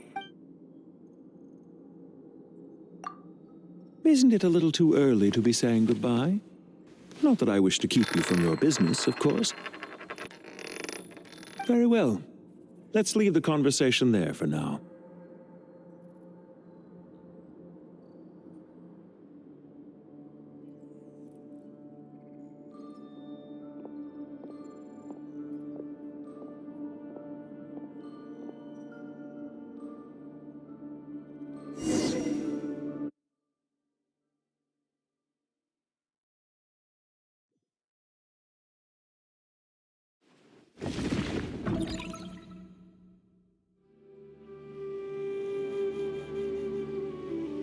The power of King Deshret's 7 pillars is truly remarkable.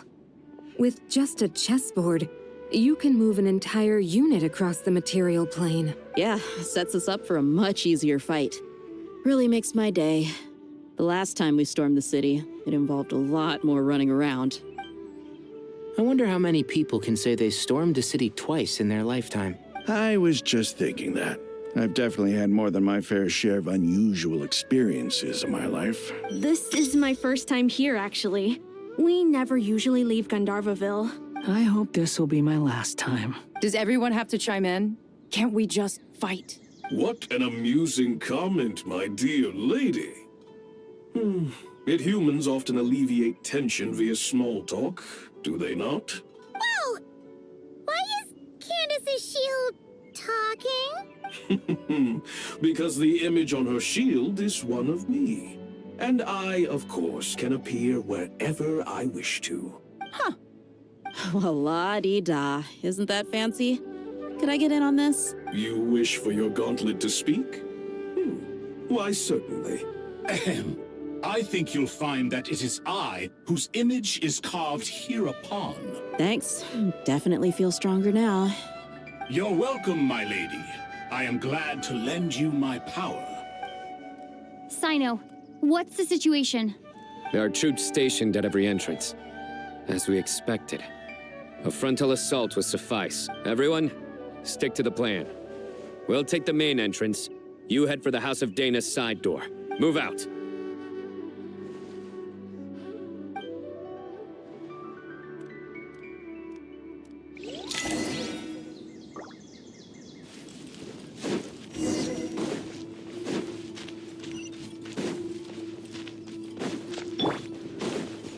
Out of my way! Take this! Watch out! Get lost! Thank you, Jed. You gotta be more careful. If you're not ready to put your life on the line, you can't be certain of defeating your opponent. She's right. Keep your wits about you, Rana.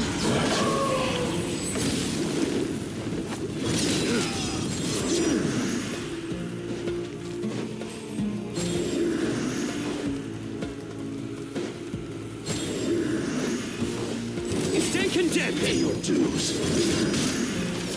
Guilty!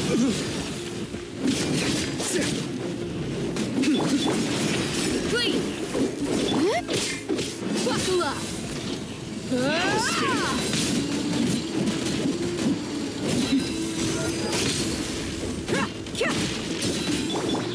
Yield! Nowhere to run!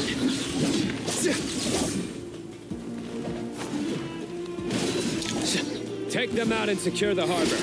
Reinforcements will arrive by water. Consider it done. Show no mercy.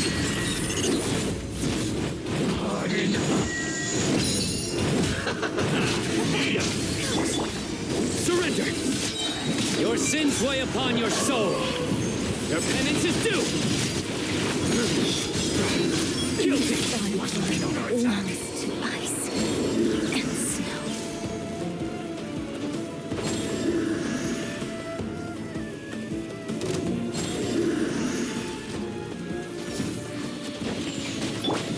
Yield! Hear my prayer!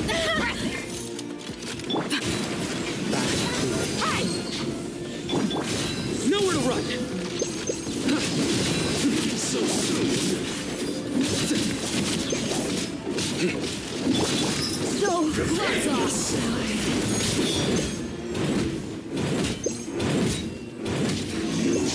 Use the control. Do your work! We shall prevail! Judgment is upon you. You stand condemned. Save yourself the pain. Guilty.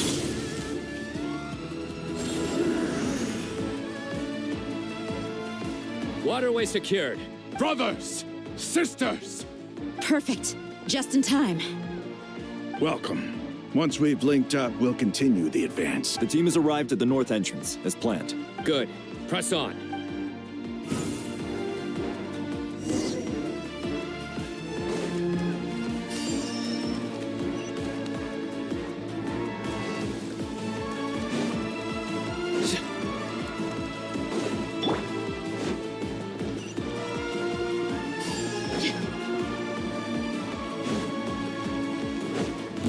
Are you here to play with me?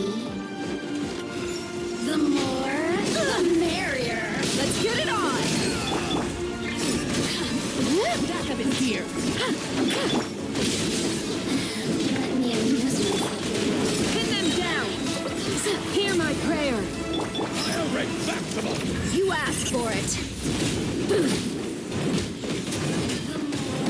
The merrier. Look alive! Surrender! Don't waste time! Your skull! Grant us your blessing!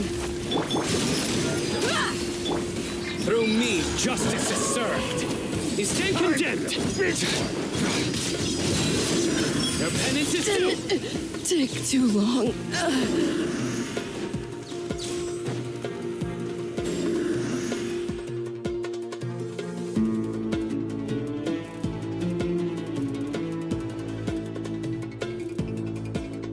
Look out! It's an ambush! Finally. We need to hurry. Take the middle road now.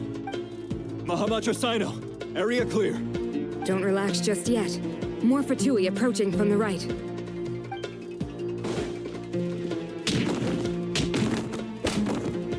Irminsul cannot track our movements.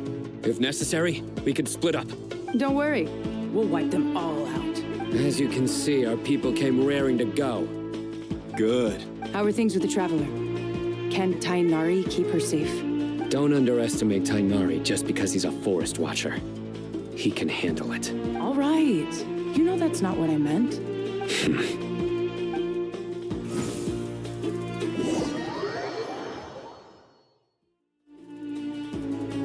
Sino and the reinforcements have drawn the Fatui's fire away. It's our turn. By using a cluster leaf of cultivation, we can pass through certain terrain silently. Good luck with that. Huh? Oh, yeah. I forgot you could fly. Ready? Ready.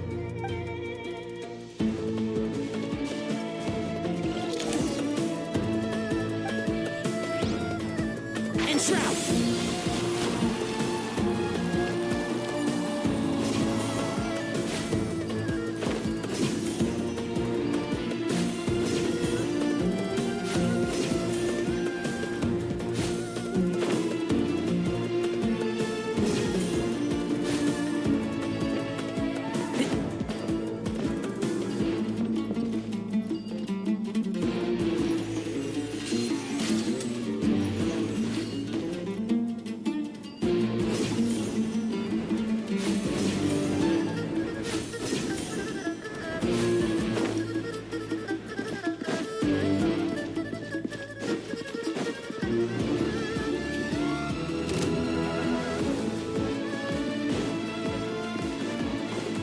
Time for the big one!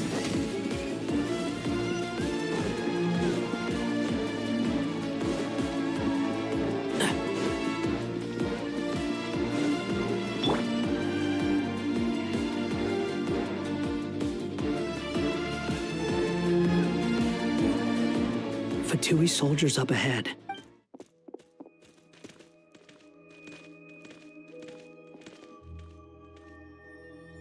Careful.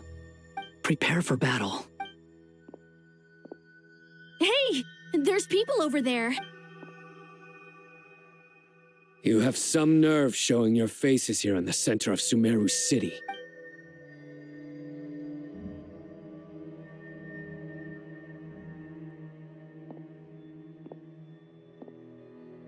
You're right on schedule. Well, this guy sure as heck isn't your average Fatui sergeant. They've stationed quite a few people nearby.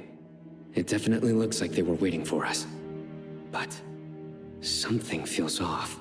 Everything about this guy feels too deliberate. I highly doubt he's just a subordinate of Dottores. And he's no mere sergeant.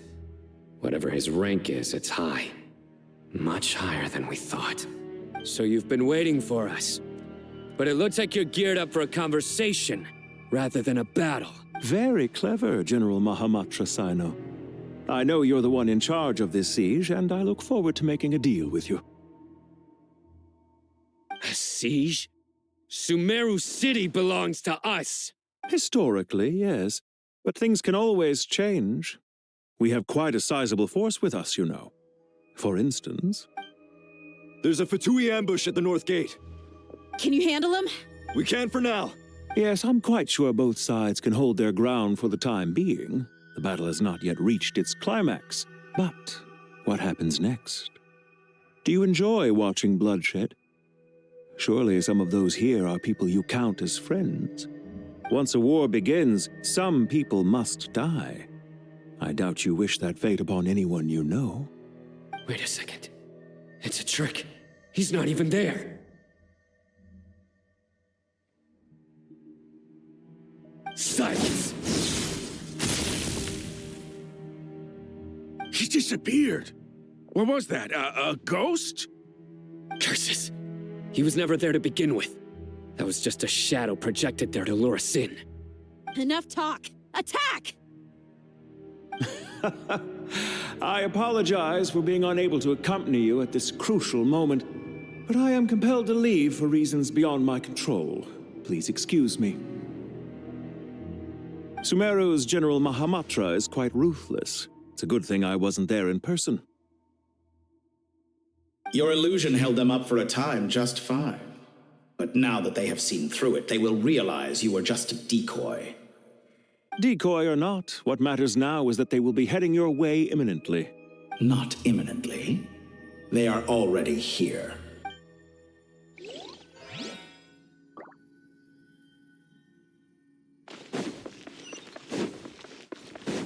Squall and Fury!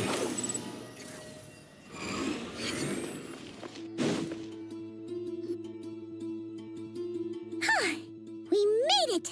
This is far enough. Tainari, you go help Sino. Don't worry about us. We'll manage from here. Are you sure you don't need me to stand guard? No need. Once the connection is established, we'll disappear from the sanctuary of Surasthana. Go help the others. All right. Goodbye for now, then. Please tread carefully.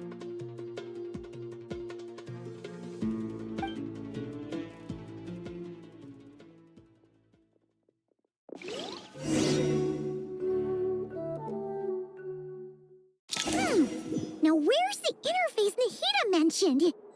Come on, where's it hiding? Found it. It's over here.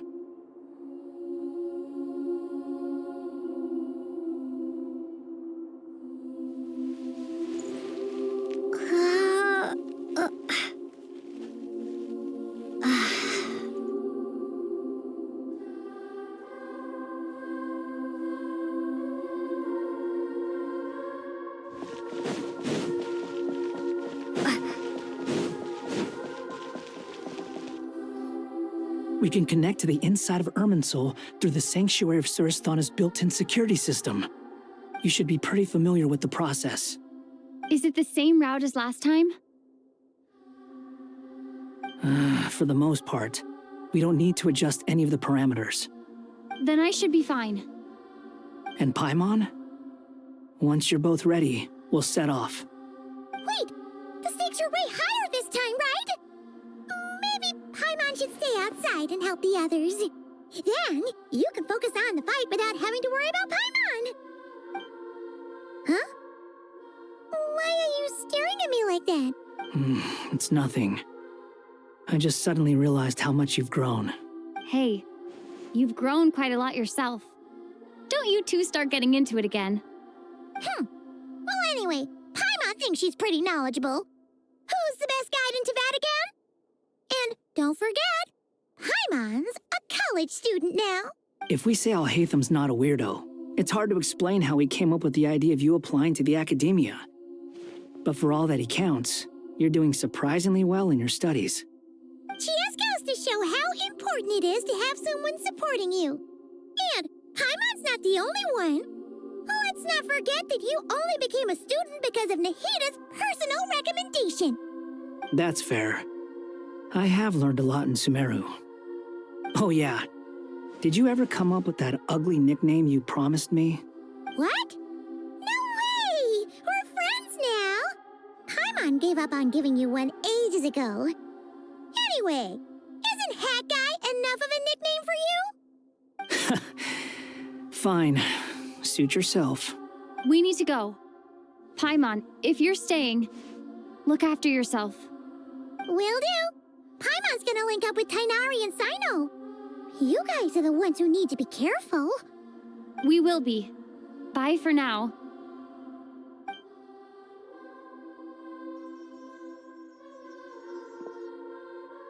Initiating connection.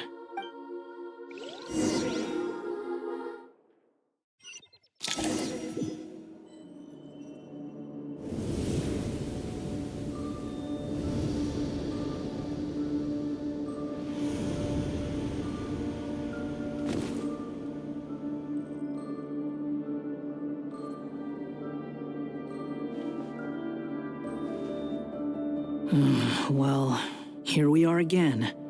Come to think of it, I still don't even know where we're going. Thanks to our terminals, it should be impossible for Irminsul to read. I can... Don't tell me. Only you need to know. That way, whatever happens to me next, it won't affect your progress. Listen to me.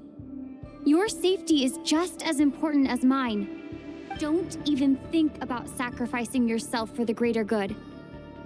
We came here together, and we're leaving together. All right, if you insist. I won't argue with you.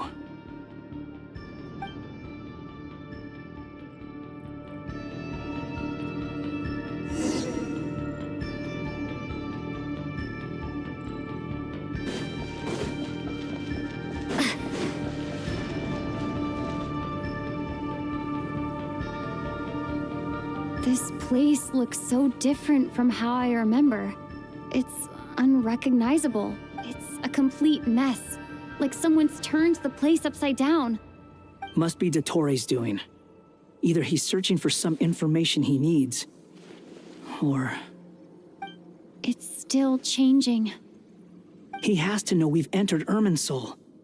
But luckily for us, he can't pinpoint our location. Be on your guard. Don't let him find us. The red parts have probably been corrupted by Dottores' power. Don't touch them, or you might alert him.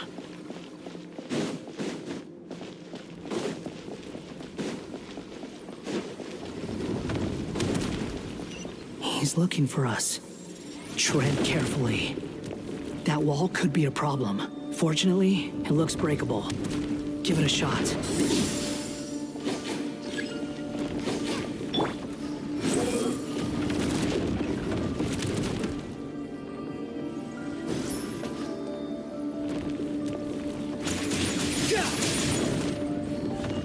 Behold!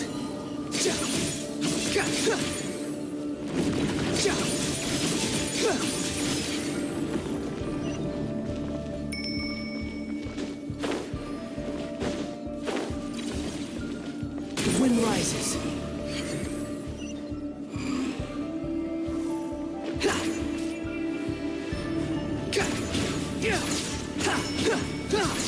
Swollen fury.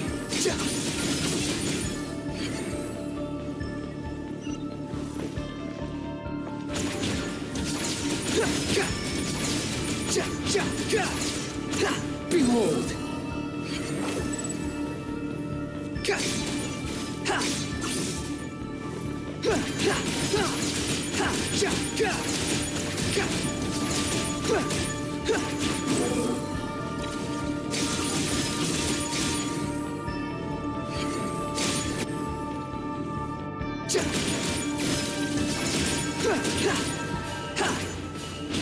Swollen fury.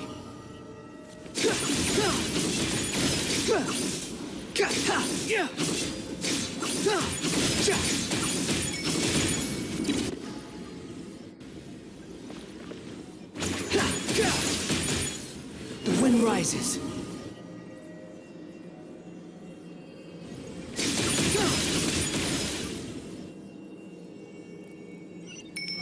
The same old trick again? Are you kidding me? Let's handle it just like we did before. This cheap trick isn't gonna stop us. Oh no! It's... A trap! Is that why he was using the same trick over and over again? To get us to lower our guard?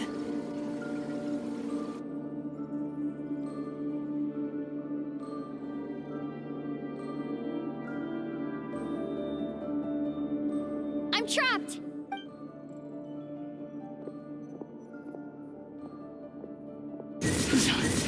Why won't this thing budge? Hello? Hello? Can you hear me? Nicole? Is that you? Yes, it's me. I'm monitoring your progress from inside the Eternal Oasis, and I have to say, this terminal is simply marvelous. It makes tracking you so much easier.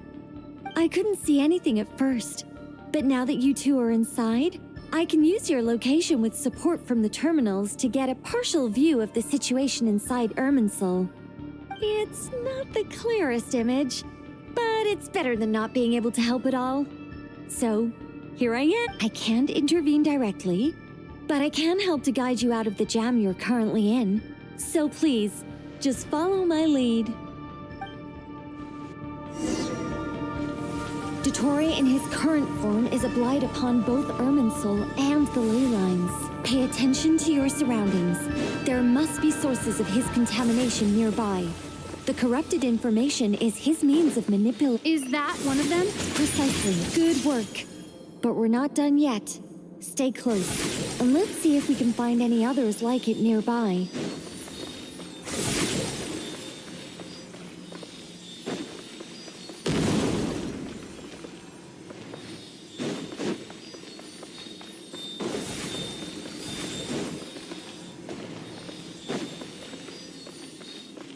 Behold!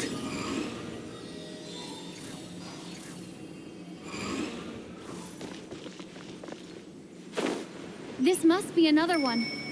Agreed. Now... Wait! Watch out! It's Dottore. I think he's found us.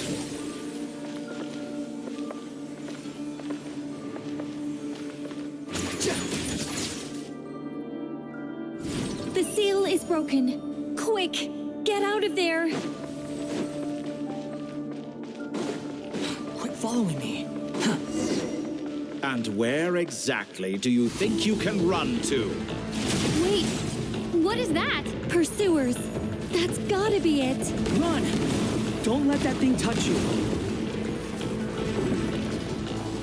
Dodge that attack.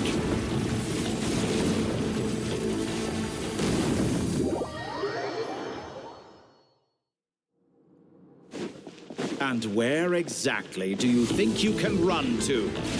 Wait, what is that? Pursuers. That's gotta be it. Run! Don't let that thing touch you. Dodge that attack.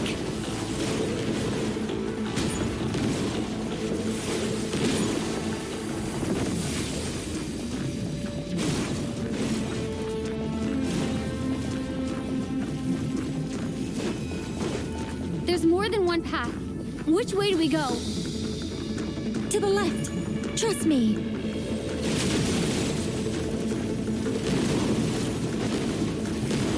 Fleeing like vermin. What a pathetic sight. Hey! Watch yourselves. Stay focused. There's a cliff ahead. Jump! More of those corruption sources. Destroy them as you did before, and open the exit as quickly as possible. They're relentless. Is he trying to wear us down? We'll just have to destroy these too. I think the pursuit is over. Hard to say. Stay alert.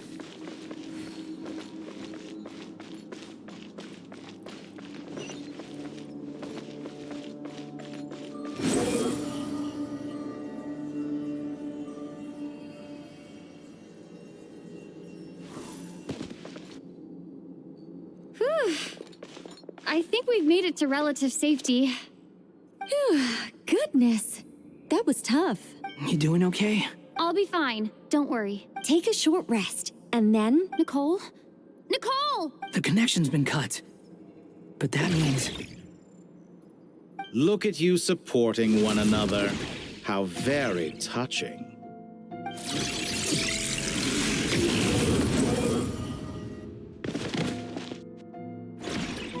Dottore! Took you long enough to find us. You're more useless than I thought. Oh, really? I think I deserve a little more credit for my methods than that. Rather than hunting you down, I chose to let you roam free. I indulged your presumption that I was unable to track your movements, played along with your clever little plan. Fleeing is for animals, but I rather enjoy watching you flee. Some things lose the will to run altogether as soon as you put them in a cage. If that's true, then why did you come looking for us? Because I wanted to observe you up close, of course. Don't misunderstand me. I'm not here for a fight. Is it so unusual that I wish to greet my old acquaintances in person? After all, it's been a while. Scaramouche.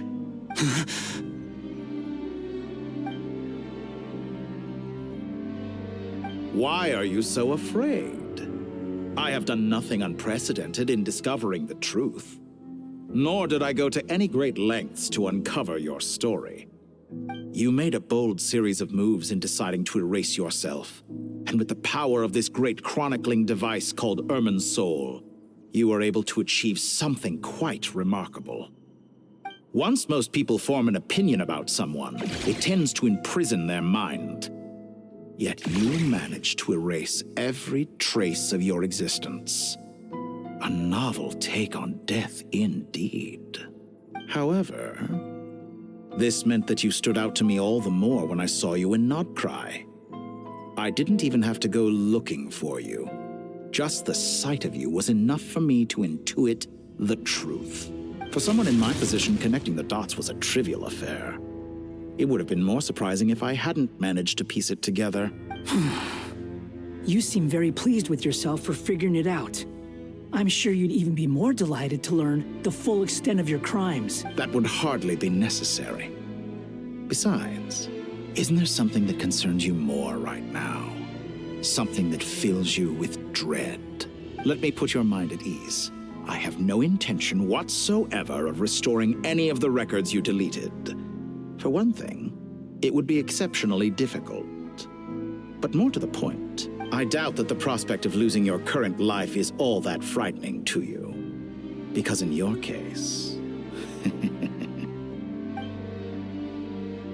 the cruelest twist of fate is that you'll never again have the chance to make up for any of your mistakes. Isn't it? Dottore?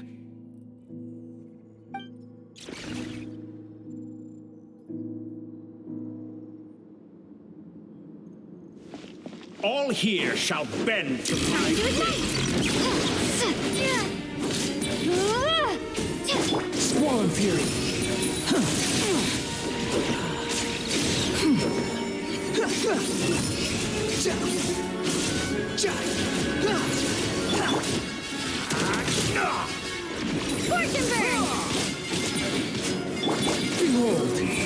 I'm afraid you'll need to do better than that to take me down. I expected you to have grown stronger. Ah, how foolish of me. I forgot that you lack any means to increase your power. You will pay for everything you've done. Oh, will I now? Swollen Fury! Bow your head!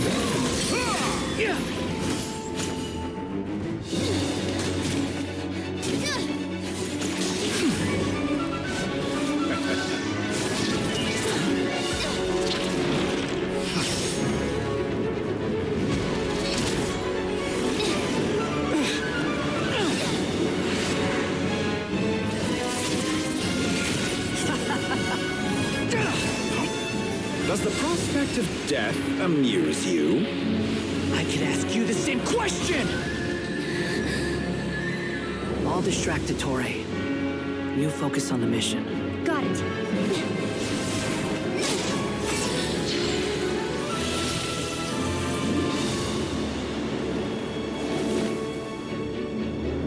For the hopes and dreams of the masses. Open the secret door on this enchanting night. May wisdom's light eradicate ignorance and darkness, and hereby fulfill our ancient vow. Commence data extraction.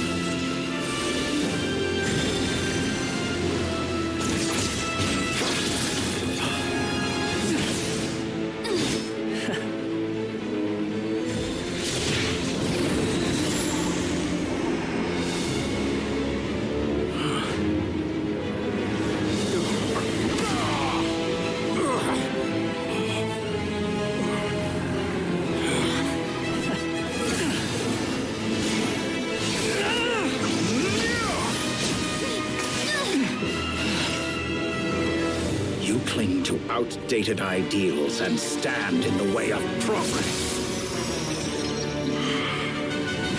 You will pay for interfering with the grandest experiment of all time.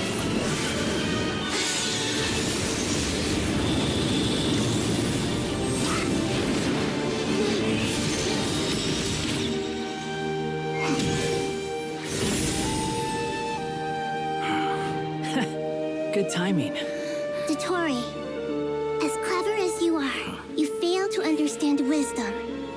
Wisdom takes many forms, but the path you have chosen eschews them all.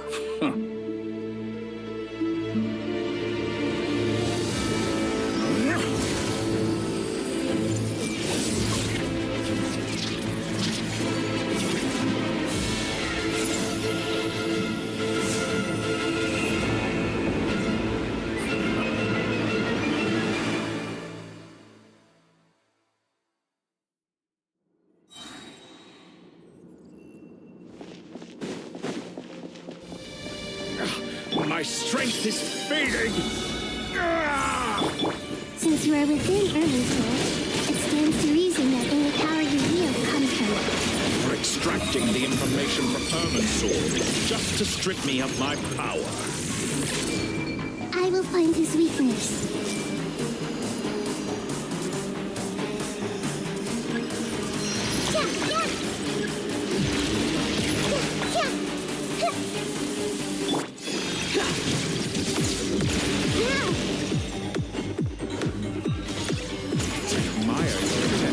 Introduce a new variable, but it's nowhere near enough.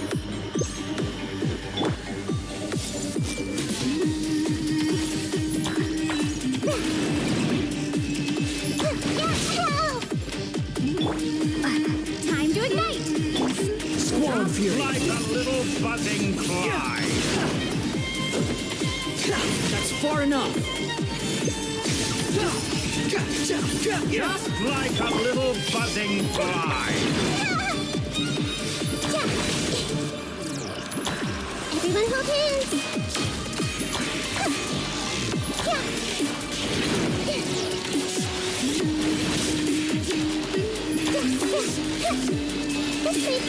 Just like a little buzzing fly. A petty trick. Scorch and burn! Grow, grow, grow! Behold!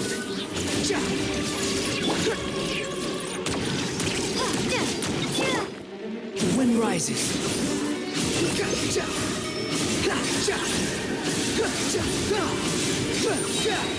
Know your place. Muso no Hitotaki! The Temple of Wisdom!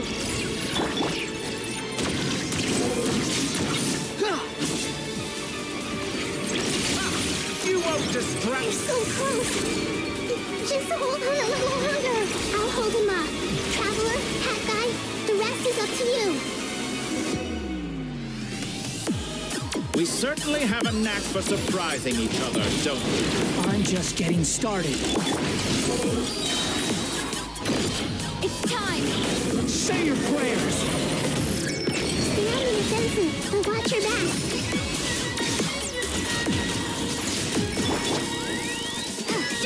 Scorch and burn!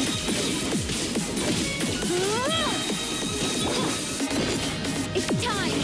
Say your prayers!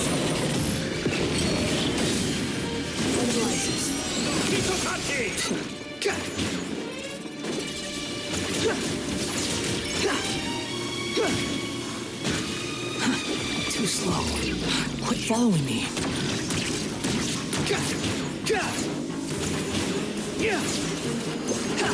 All before you! Time Blade of the primal blade! Squall and Fury. Quit following me.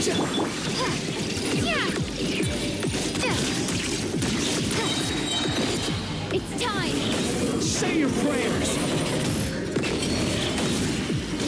Scorch and burn! Let's try this! Muso no You're dead! Too slow. The wind rises.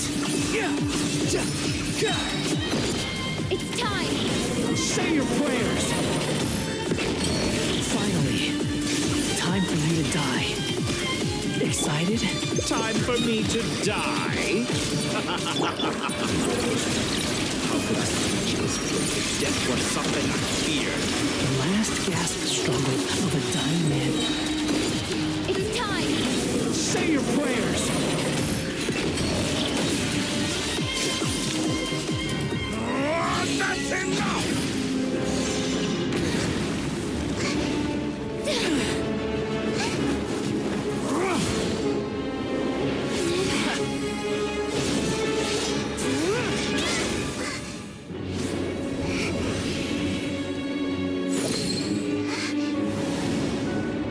It's all yours. Do with it as you see fit.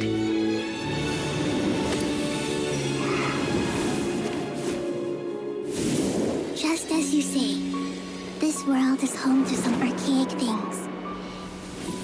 And as you suppose, you are a formidable opponent. You have long coveted the secrets of wisdom. So now, I will demonstrate true wisdom in action.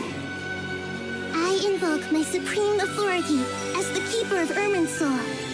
Commend me or condemn me. And give your verdict now!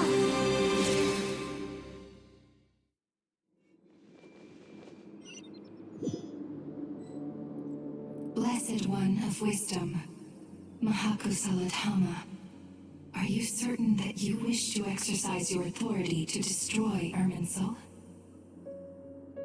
It represents both your roots and your finest accomplishments. You truly intend to abandon the very thing you have always fought for? This is my decision. Irminsul has been corrupted beyond redemption. Irminsul is the original tree of Tevat. It is the means by which the heavenly principles maintains fate itself. The 7 Archons should honor and revere it, for their authority was bestowed upon them by the heavenly principles. It is precisely because I honor and revere it that I fight for the humanity it exists to protect. Wisdom is knowing how to weigh the options and make the right decision. If you truly care about the fortunes of this world, then it is me you should seek to preserve. Planting a seed begins the chain of cause and effect. Since you have become a great tree yourself, why should the loss of another tree be anything to fear? Till we meet again, Lord of Dendro.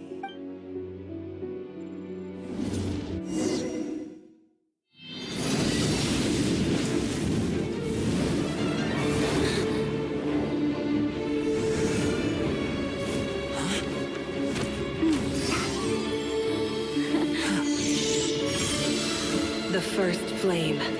The pure, cleansing fire.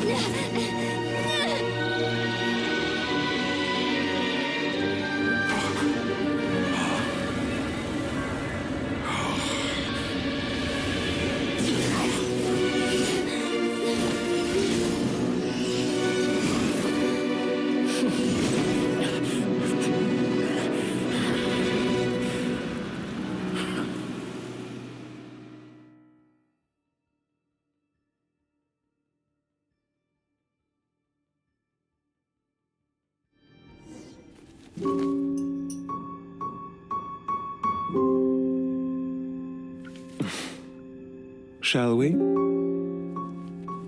Where were we? I was suggesting that you needn't perform when signing a contract. You're only sitting here because your bank demanded an evaluation of the trustee. So you told a story about a young scholar from a merchant family in Sumeru?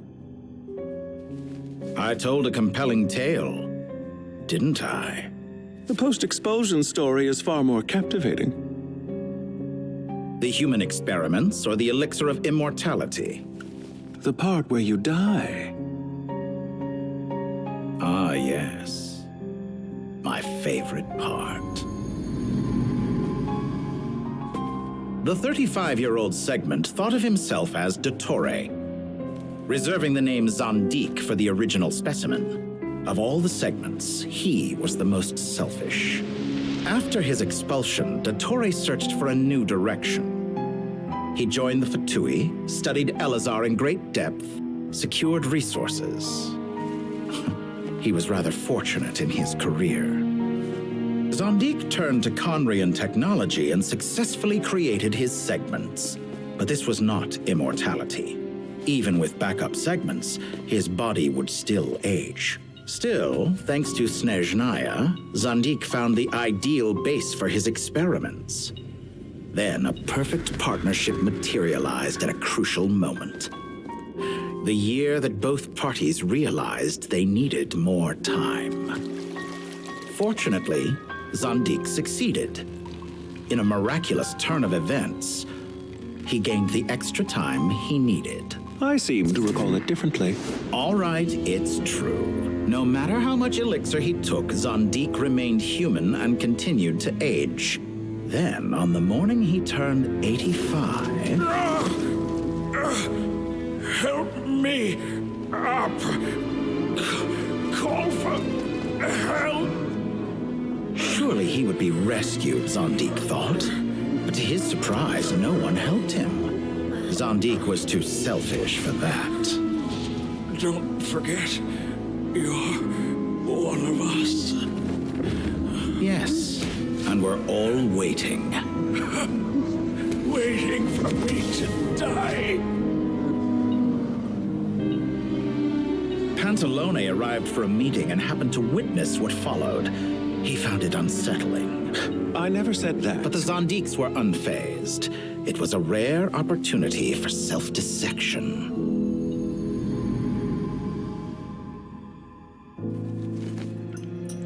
What does all that have to do with you depositing your data at Northland Bank? It has made me cherish my time in this world all the more. Fair enough. So you do have a sense of self-preservation.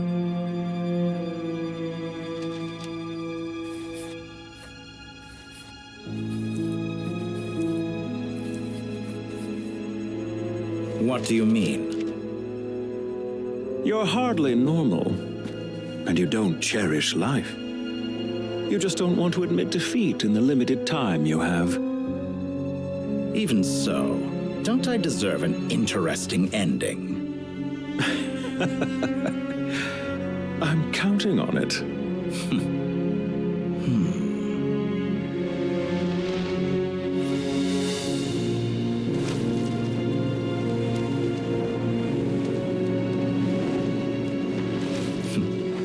If nothing else, I expect my funeral will be a grand affair indeed.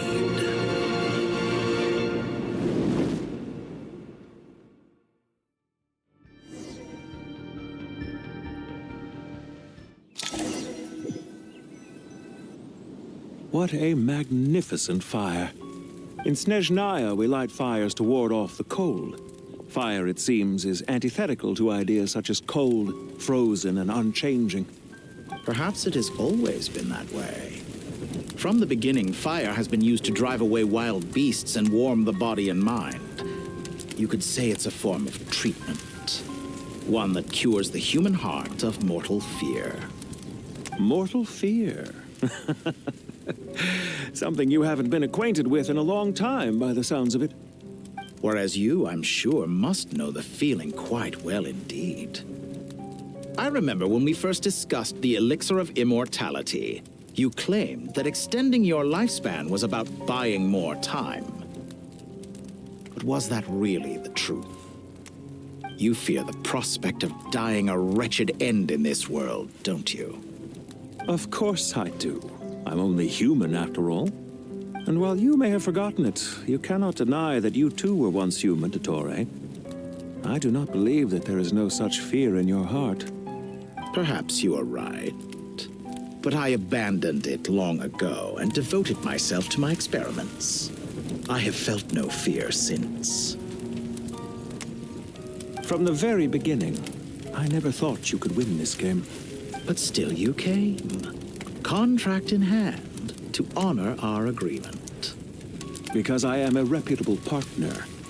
And as we have discussed, experiments are about more than results alone. The process is equally important. I have come here and completed my creation, and I do not regret my decision. I'm afraid your journey ends here. After I die, there will be no one to make the elixir of immortality. And your remaining stock will only last a few more years. How then will you prove that you didn't perish in this incident alongside everyone else? When I feel optimistic about market environments, I never forcibly adjust them. They have their own direction. And I myself am one such environment. I have been quite particular about many things in my life. But where the manner of my death is concerned, I choose not to be. You make yourself sound so magnanimous. Oh, but I am. And I hope you will be too. It may have been a long time since anyone told you this, Dottore, but I recognize that you are a truly rare talent. Ha! I can see it. The experiment in blasphemy that I've been performing all this time. It has been a long process, and I do not care about the results as much as people might imagine. If the very goal of your experiment was to explore infinite possibilities, then there was never any reason for it to end. Indeed. Yet now, the experiment has officially drawn to a close. What should I call you? Zandik? Or do you prefer Dottore? Suit yourself. Goodbye, Feofan. This time, that's what it truly is. And don't I know it? Goodbye, Zandik.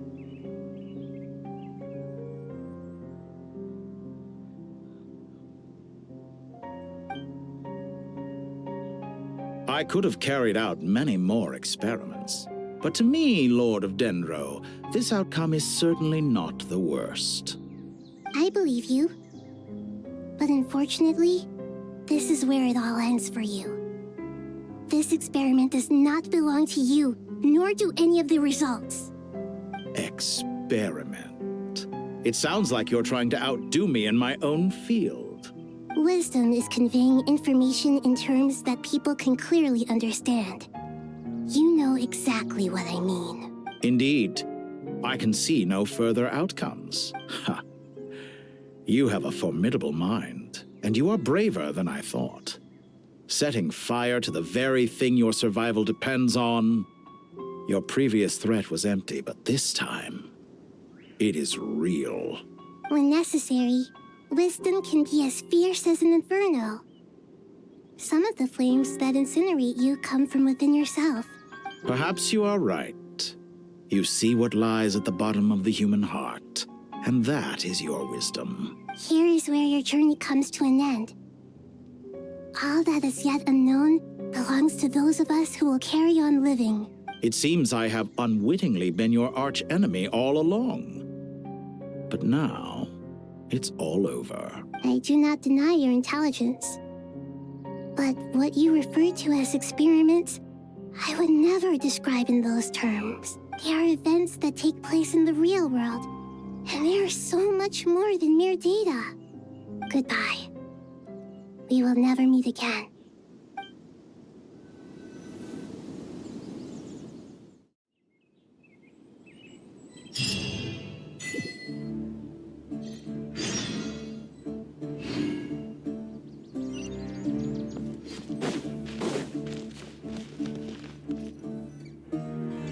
Well, that's the last of them. Everyone on the list is already back where they should be. It was a long, hard road, but we finally finished escorting everyone back. I just pray that we'll never need to leave again. I hope we can stay here forever in this peaceful paradise of our own choosing. Paradise. In the annals of the Temple of Silence, that word carries great significance. It represents the hopes and desires of the gods. Their longing for a place to rest. I wouldn't think gods need such a place. People always think they're the only ones who can lose their homes. They forget that gods too need a place to reside. As the Goat King once said, "A god without his people shall cease to exist." Gods need their believers every bit as much as their believers need them. Only we can truly understand how much the desert faith has faded over the centuries. But we still talk about the gods as though they're part of our lives. Given the myriad ways in which gods and humans interact, I'd say they really are. How else could Dunyarzad consider the Dendro Archon a friend? Well, that sounds about right to me. Describing them as friends sure makes us feel a whole lot closer. If you told me a few years back that I'd have this many friends, I'd have called you a liar. Belief is a choice, just like friendship. We've made our choices through battle. The right ones, wouldn't you say? I'll be heading back to the Temple of Silence. I heard the Goat King and the Ibis King decided to pay us a visit. How about you? It's back to Aru Village for us. Still plenty of supplies to distribute and people to help. Until next time, old friend. As long as you can find the time, you're always welcome to visit us in Aru Village. Right back at you. Make sure to drop by the Temple of Silence the next time you're free. Where it is that 2 of the other 7 pillars, Shezapang and Bennu, might also be dropping by. Since you're wearing the symbols of their power, it'd only be fitting if you came to see them for yourselves. Dropping by? That makes it sound like they're visiting a neighbor's home. Well, the temple was founded by Hermanubis, so I guess to them, that's exactly what it is. Guess that's true. All right. We'll make sure to find time to stop by. Stay safe on your journey home. I will.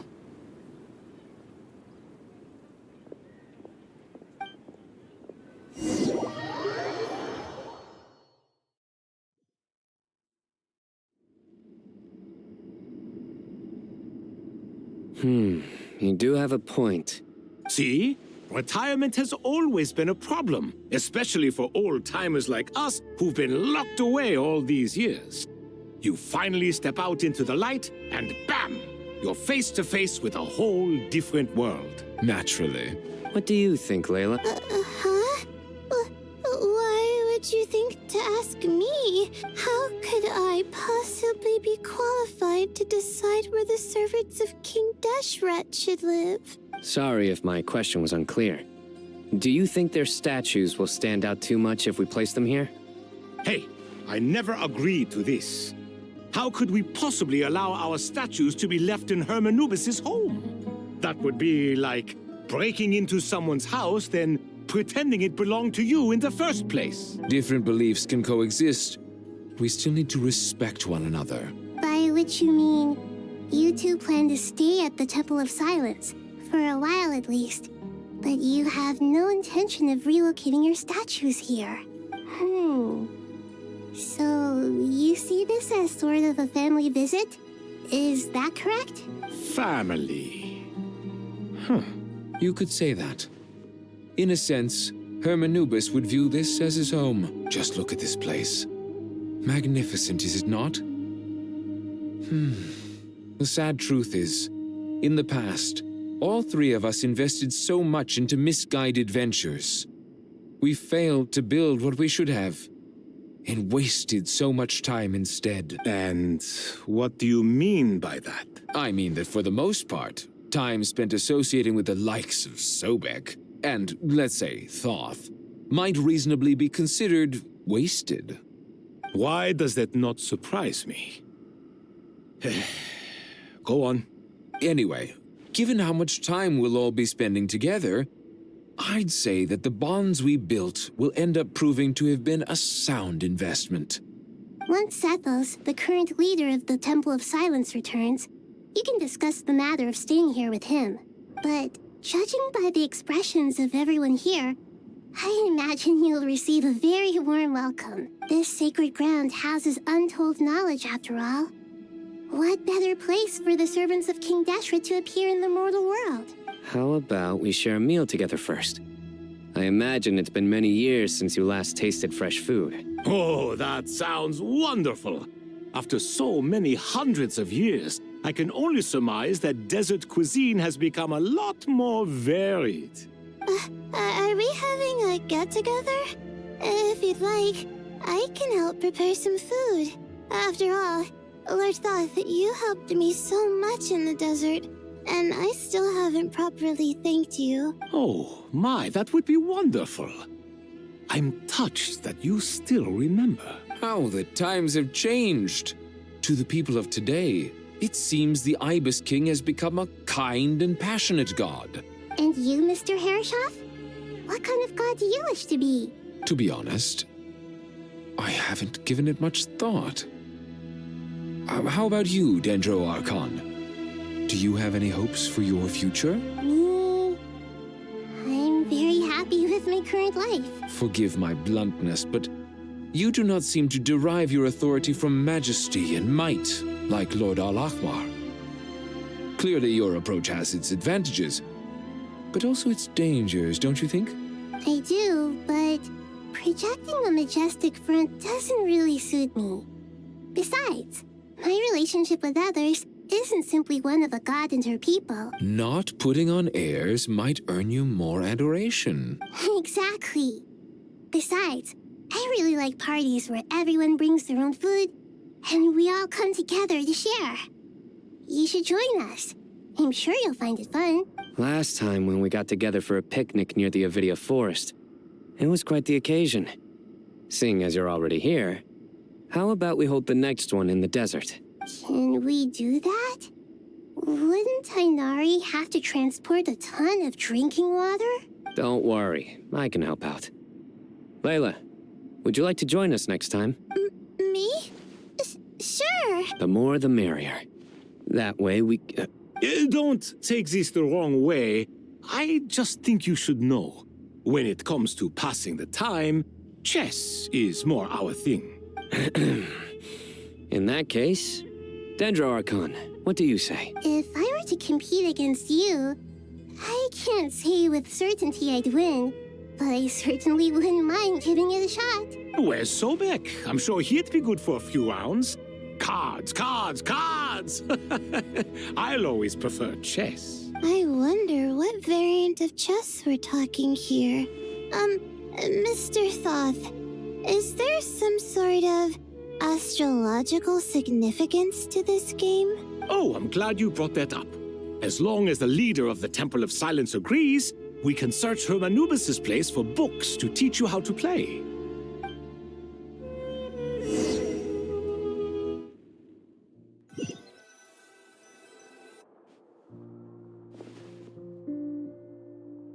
Such devastation visited on Sumeru City.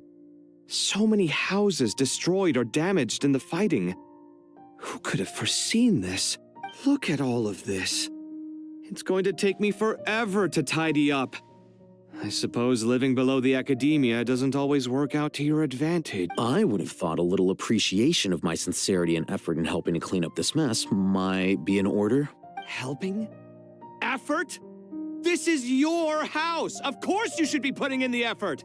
If anything, I'm the one who's helping! So you see yourself as just a helper in this situation. I must admit, I'm rather shocked. If you're trying to say that since I live here too, I have an obligation to tidy up, fine. I suppose I do. Wait a second, stop changing the subject! Nevertheless... In the wake of a great storm, a missing roof is a predictable inconvenience. Can you stop making it seem like I care more about this house than you do? Doesn't it upset you at all to see your home in this state? I won't pretend it's ideal, but that's no reason to be upset. This is the roof over your head, your shelter from the cold. The furniture is scattered, the paintings have fallen off the walls, the windows are shattered. Don't you feel even a little disheartened? The way I see it, these problems are easily solved. Ugh, this is precisely why I hate talking to you about sentimental things. It's like banging my head against a wall. You simply don't understand just how much work goes into making a proper home. It sounds like this is causing you a lot of anguish. You mean the house or the paintings? I mean your sentimentality. Oh, well, yes. But I'd rather not dwell on such things right now. Generally speaking, when anguish becomes the norm, people usually make an attempt to improve their situation. But there are so many people and things in life that are difficult to change. It's not like you can force them. Besides, anguish can be a source of inspiration. And I'm not sure I could break my reliance on it. I'm glad you're able to make yourself think like that. What kind of a response is that? I was stating a profound truth about the very nature of art. Suffering is the cradle of all creation. Even you can't deny that. And I wasn't trying to. I'm just happy for you. Pure and simple. Can't you tell? Happy about what? Happy that you can always find an answer that backs up your views. You... More often than not, life is a process of running into problems and then searching for answers. Yours more than most. Not everyone's so good at justifying things to themselves. It's something that you've been steadily mastering. Huh. What about you, then? What skills have you been mastering lately? Pass me that box. Huh? Okay. You may consider this my progress on the path to mastery. What? Wait a second. Isn't that box mine? Hey, it is. It must have fallen off that shelf. I'll hate them. Those are my paints and inks. Would you like me to put it in your bedroom for you? Huh? I mean, sure, if you don't mind. What kind of progress is this? Does he think he can bribe me? Not that giving me back my own things is much of a bribe. These books on the floor, they're a complete mess. And this one, didn't he say it was an out-of-print collectible? It's completely covered in dust, and some of its pages have even fallen out. Ugh, guess I should help him repair it. This one too. And this one.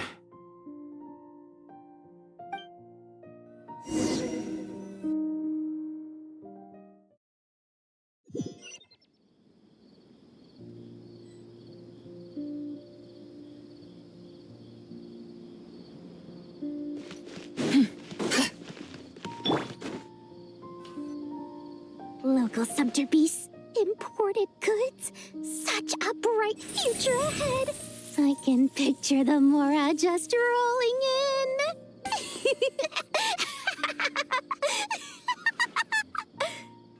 You do realize you sound like a choking cow? It's called being imposing. Can't you feel it? Are you not intimidated? Oh, I'm positively shaking in my sandals. What commands do you have for me, oh mighty Lord Sangamabe? You've got a lot of nerve, Nefer. You went and told Candace and the others everything, didn't you? Seriously, do you have any idea how differently they see me now? Surely that's a good thing. I presume they're more disposed to actually like you now. Maybe even view you as a friend. You traded my secret for sympathy! Thanks to you, I've lost every last shred of my mercantile majesty. How am I supposed to make anyone think I'm a big, scary investor now? The dark days of Lord Sangamabe are behind you. Why not take this chance to make a few honest friends? Speaking of friends, since when did the notorious Lady Nefer gain such an admiration for holier-than-thou types? A moon chanter here, an angel there? Who'd have thought it? A coming together of fates, nothing more. No need to throw around accusations of admiration. Forget it. You're right about one thing at least. Making friends is never a bad thing for a merchant. So, I really took a loss this time. What are you looking at? I'm trying to see if you're really crying or if those are just crocodile tears. A little birdie told me that when Lord Sangamabe makes money, the tears flow from the center of her eyes. But when she loses it, they flow from the corners. Which is it this time? Ugh, you are so annoying. I'm not talking to you anymore. Nefer, thank goodness you're here. I've been looking everywhere for you. Huh? Oh, well. If it isn't the House of Dana's very own librarian. What can I offer you today, Miss Katayun? Oh, no, I'm not here to buy. I'm here to bring Lady Nefer a book, and a fascinating one at that. We agreed to meet at the entrance to the mausoleum of King Deshret. One more thing. I bought this copy with my own money. It's not borrowed. Reasoning knows not time of day, but suspense always follows a blizzard. That's quite the mouthful. Huh? Isn't that the one that... It was all the rage for a while. People throughout the city were clamoring to get their hands on a copy. The names inside were all circled. Everyone thought it was a riddle. Don't bring up that book in my presence. I don't even want to hear its name. That thing was nothing but a scam. Surprisingly enough, I've actually heard of this book, though it doesn't seem of much consequence. So what truth lies behind it? You're from the Vahumana and you're asking me what the truth is? I'd say the actual truth was about the least important part of the whole episode. I brought you this book because it probably has the most interesting backstory of any in the House of Dana's collection, at least in recent years. As for its quality, well, you can judge that for yourself. Don't tell me it's actually any good. You may not know this, Lord Sangamabe, but Lady Nefer has a fondness for books with... how should I put this? Mixed reviews? No eye for good literature. Huh. Perhaps she feels that bad books hide interesting secrets? But I shouldn't put words in her mouth. It's probably fair to say she prefers the conversations that books can spark over the substance of the books themselves. Suits my style as an intel broker, wouldn't you say? Very interesting, thank you. I'll return it to you once I'm done reading. And as it happens, I have something for you, too. Incense? I imagine you've already used up the incense I gave you last time. Here's some more. This batch is from Nodcry, so the scent won't be quite the same. Well, actually, I've been saving the incense you gave me. I couldn't bring myself to waste it without a special occasion. But I'll gladly accept this, too. And I promise I'll use it this time. Katayun, you haven't changed a bit.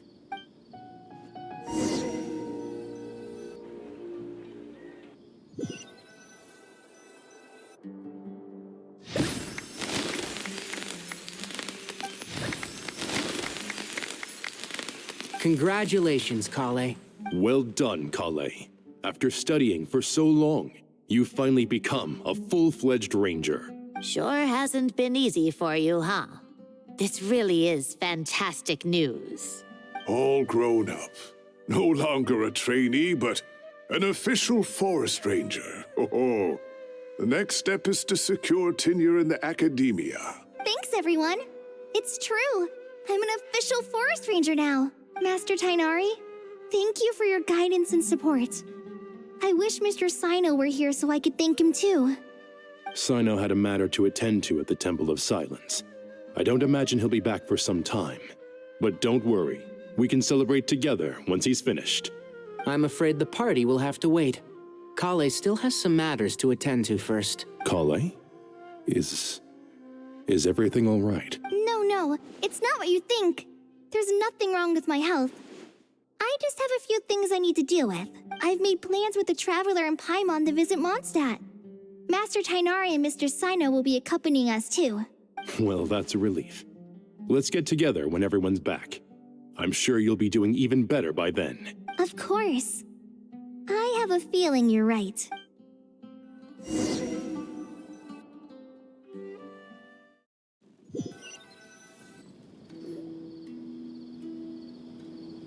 Phew! After all that catching up on sleep and food, Paimon's feeling full of vim and vigor again. For someone who spends so much time resting, your recovery routine is surprisingly simple. Hey! Paimon's been working her butt off too, you know. She flew all over the city helping everyone out. Don't worry. I saw how hard you worked. All right. We all know you're the most hardworking person in Teyvat. As long as you're rested and full, that's what really matters. Paimon's been looking around the place, and it seems like the city's already on the mend. But Paimon's been wondering how Nahita's doing. We should check in on her.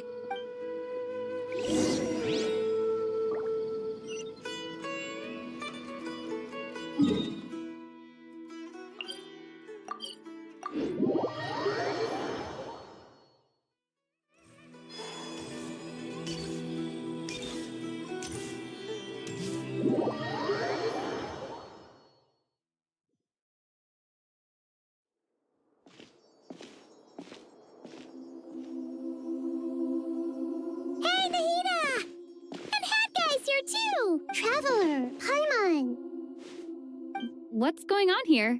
Nothing much. Nahida was just expressing concern for my physical and mental well-being. Oh, the Traveler told Paimon all about that. We've both been very worried about you. Are you feeling alright? You make it sound like I'm on the brink of some kind of breakdown. Truth is, I'm doing much better than you might imagine. If we can just get to the bottom of Dottoro's intentions, we can minimize his negative influence. That's the sort of thing I excel at. Just listen to that newfound optimism. It seems like having you enroll in the Vahumana was a truly inspired move. I can really see the positive influence. Observe, a classic Sumeru specialty. Chalking everything up to education and learning. To be honest, even I can sense the change in you. Everything Dottore said to you was a way to manipulate your mind. Fortunately, you're no longer under his sway. Can someone as old as me really continue to grow? If it helps, just think of yourself as a late bloomer. It's all a matter of phrasing, and it comes down to what standards you measure yourself by. For a puppet, developing at such an age is perfectly normal. But if you choose to call yourself a late bloomer, it sounds more like you consider yourself human. However you see yourself, well done. All right, I see what you mean. Anyway, what's your next step? What else can I do but complete my current courses? Everything else can wait. Anyway, that's enough chit-chat. There are still things in the city I need to help out with. I'll be heading there now.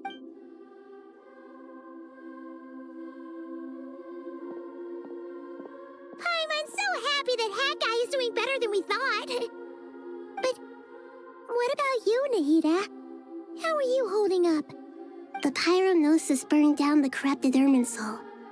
The flames blazed for 7 days and 7 nights before they finally subsided. All that was left were the parts underground. Now, Aru shoulders the responsibilities that once belonged to Irminsul. The situation was contained before it got out of hand, so Tevat's most vital information has largely been preserved. Irminsul has a strong influence over you, doesn't it? How will you cope now that it's gone? There is no need to worry.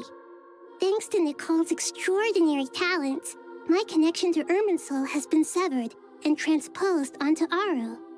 Angels can do things like that? They can. Such abilities are precisely what makes them so powerful. The goddess of flowers, Nabu Malikata, once claimed that she too could perform feats beyond the reach of mere mortals. In my eyes, much of what she went on to achieve reached such transcendent levels. Her and Nicole really are both fascinating and magnificent. So, does that mean your situation is stable now? Correct. Just imagine that Aru has become the new Irminsul, and the essence of my existence has been bound to it. The wisdom of Sumeru has ultimately converged into a single, unified entity. Should we ascribe this all to fate, or is it merely fortune? Whatever it is, the important thing is that you're okay, Nahida. Dendro Archon, Lesser Lord Kusanali. Oh, thank goodness you're here. Greetings, Traveler and Paimon. Sir Nevis, do you have something urgent to say?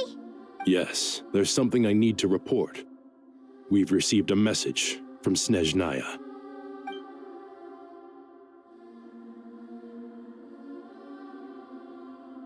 The Fatui Harbinger, the Rooster, sends us his sympathies, along with all the usual pleasantries. His stance is that, following the unrest and Nod Cry, Dottore was subjected to internal censure. This madness was the act of a rogue element, one who cannot be seen to represent the Zapoliarni Palace.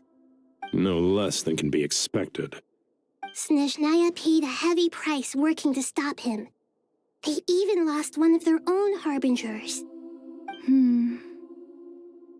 The letter goes on to say that even so, Snezhnaya cannot claim to be blameless. Apparently, they will deal with Dottore's subordinates in accordance with Snezhnayan law, holding all those involved in his crimes accountable. Additionally, they are supplying relief funds and supplies, which are already en route. They hope this will aid in Sumeru's reconstruction. Sounds like he's got an answer for everything. True. But as diplomatic rhetoric goes, it's highly effective. Completely watertight, both in logic and sentiment. This disaster has had a profound impact on Sumeru. There is much that I will keep in my heart. The matter of Dottore can be seen as settled for now.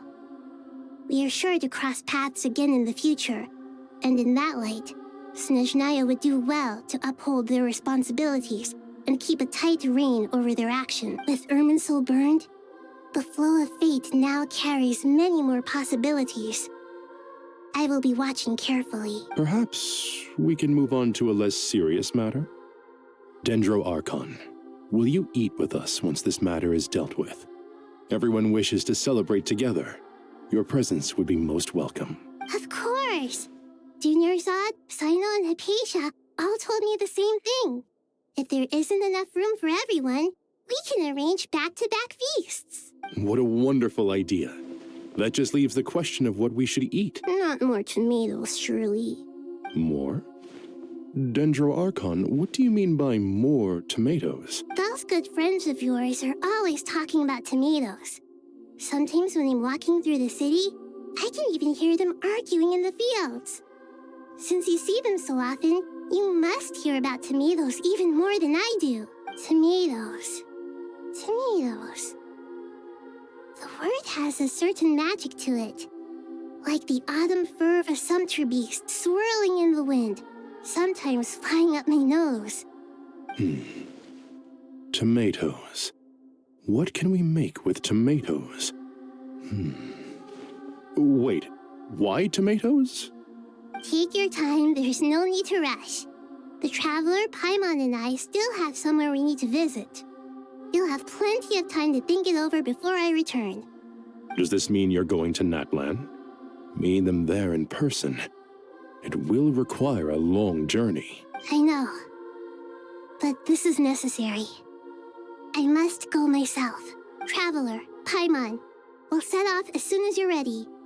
Is that all right? Sure. We'll be ready whenever you are. You'll hear no objections from Paimon. We should grab some snacks along the way, though. It'll be just like going on a long holiday. Wonderful. I'm looking forward to this so much.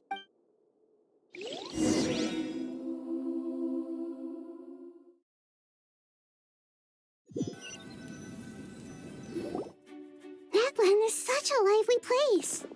It's super cheerful and positive, too. I can see that. There are people outside exercising at all hours. Such a healthy way of life. You came. Welcome, welcome. You must be hungry from your journey. Would you like something to eat? Oh, thanks, but no thanks. We've been eating the whole way here. We had a mushroom platter, Sab's meat stew, butter braised chicken, hot asara pudding. Paimon's positively stuffed. All right, all right. No need for all that detail. I'm starting to get hungry myself. Maybe later then. We can wait till everyone's got an appetite, then I'll head out for a meal together. Sounds like a plan. Let's find somewhere to sit down.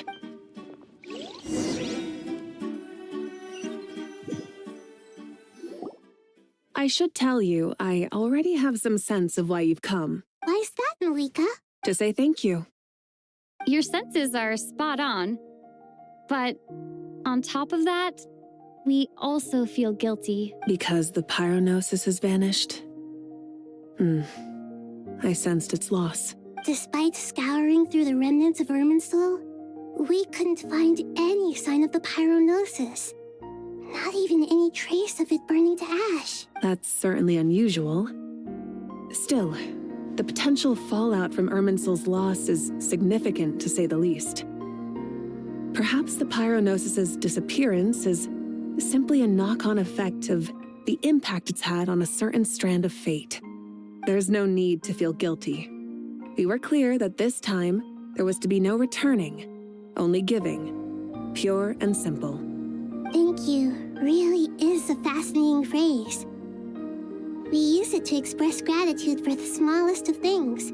Yet, when faced with a kindness too immense to describe, we use exactly the same words. It's not that we lack other means of expression.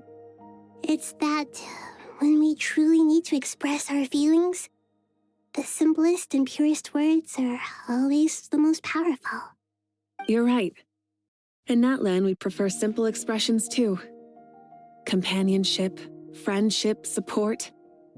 They might not sound fancy, but the sentiment behind them is sincere. That's wonderful to hear.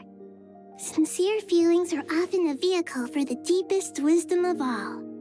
Irminsul's destruction doesn't seem to have done you much harm. I'm glad to see you're doing well. There's still a lot of work to do, but before we begin, we felt it was important to come here and speak with you. Partly to express our gratitude, but also because we felt that seeing you, in a sense, is like basking in warm sunlight. That's a nice way of putting it. I like that. To tell you the truth, though, I'm not a fan of somber meetings. So, since there's nothing more to say, why don't we go bask in some actual sunlight? The weather's beautiful today. What a great idea! Paimon's gonna lie back and soak up some rays.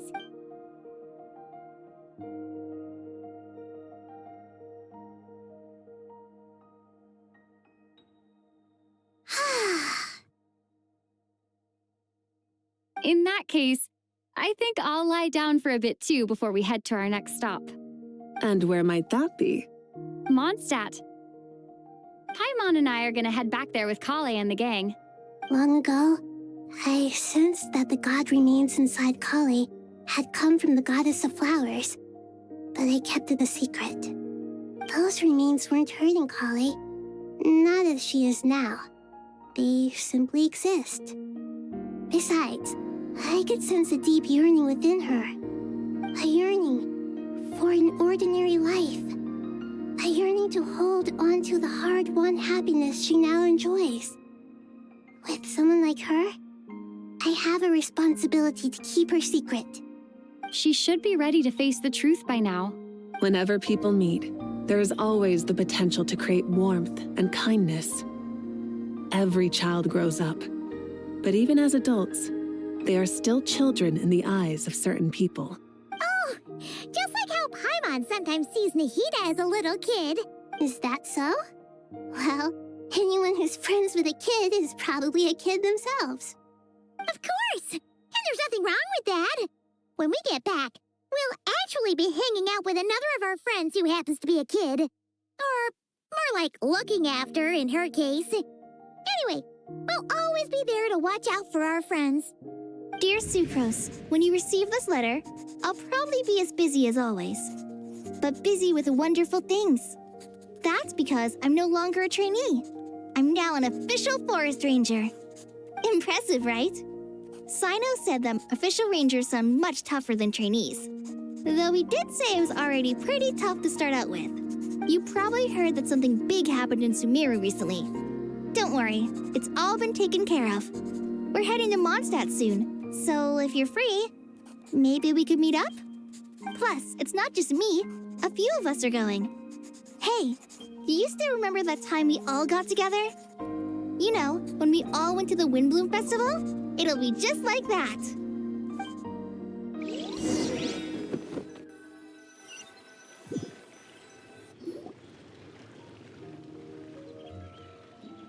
Dainari, is that... Don't you say it! Is that the great Vayu-Vyastra? Behold, the great Vayu-Vyastra, General Mahamatra. How times have changed. I wasn't expecting you to beat me to the punchline. You've changed. You've really upped the aggression in your battle against Sino's jokes. Kale, how did you know what I was going to say? For the love of... Traveler! Paimon! You're right on time! I hope we haven't kept you waiting. Kale! Sucrose! It's been so long! How have you been? I've been well. Everything's going great. What about you? Are you still busy? Not at the moment. Oh, right. That juicer you gave us works amazing. Farzan loves it. Seriously? That's wonderful. I don't suppose you drew up a detailed test report. Oh, what fruits did you use? How was the texture of the final product? Sucrose, you might want to try asking your questions one at a time. Albedo! Paimon didn't see you there. It's been a while since all of us were together like this. How about we follow the same plan as last time? Good idea, my friend. You never disappoint. So, what are your identities this time? Don't remind him. First things first. Allow me to introduce our very own official Forest Ranger Kale. The rest of us are simply her humble travel companions. This sounds like one of those mushy stories that gets people hooked on some corny, heartwarming premise. Oh, is our story not heartwarming? If I recall correctly, there was even a scene like this in King of Invocations. Besides being heartwarming, our story's also about tough, impressive-sounding job titles. At least that's what I think.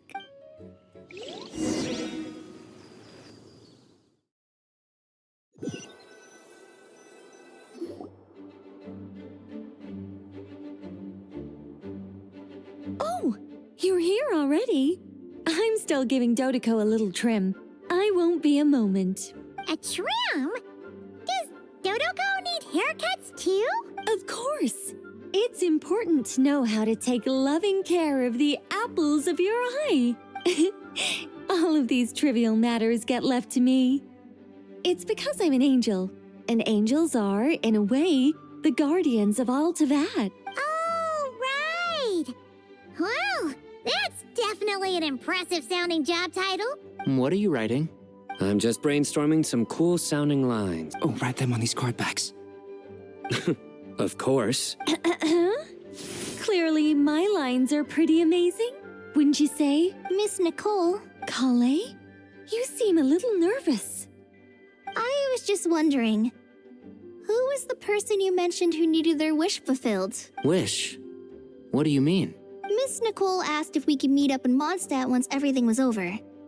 She said a friend of hers had a wish that needed my help to come true. Well, you never mentioned that before. All we knew was that you'd arranged to meet in Mondstadt. But we thought it had something to do with the god remains. To be fair, everything I told you was true. Anyway, my friend is waiting. Come on, let's pay her a visit.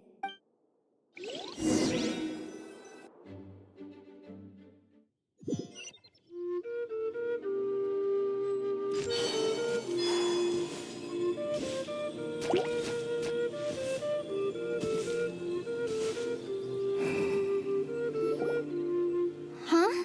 You're... Surprised?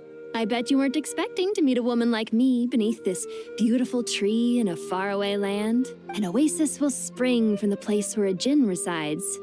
That saying falls somewhat flat here in Mondstadt, given that everywhere is already so lush and green. Lilupar, what are you doing here? I made friends with Miss Nicole. I asked her to bring me here and then invite Kale to come. The prologue to this story is that I have a wish. It has stirred within my heart for centuries. Millennia, even. Originally, it was merely Al-Akhmar's lie, but now it has become reality. Could this be related to the goddess of flowers? My dear young lady, my mistress left her final trace in this world upon you. I can't tell you how glad I am to see you here. And now I have seen you, and peered into your heart. You have experienced hardships and suffered setbacks. The torment an ordinary person might expect to face has befallen you threefold. This is the source of your resilience. But beneath all this, I've witnessed the seeds of desire. You yearn to return to the simple life you once knew, do you not? I do. I want to throw away everything that isn't mine. But how do you decide what is yours? The scars that others carve into your flesh? The kindness and love they inscribe? Are these things not yours as well? They are. This is something I've talked about with Miss Nicole. Miss Nicole said I should learn how to adjust my standards. I just want to live as an ordinary human. Anything beyond that isn't mine.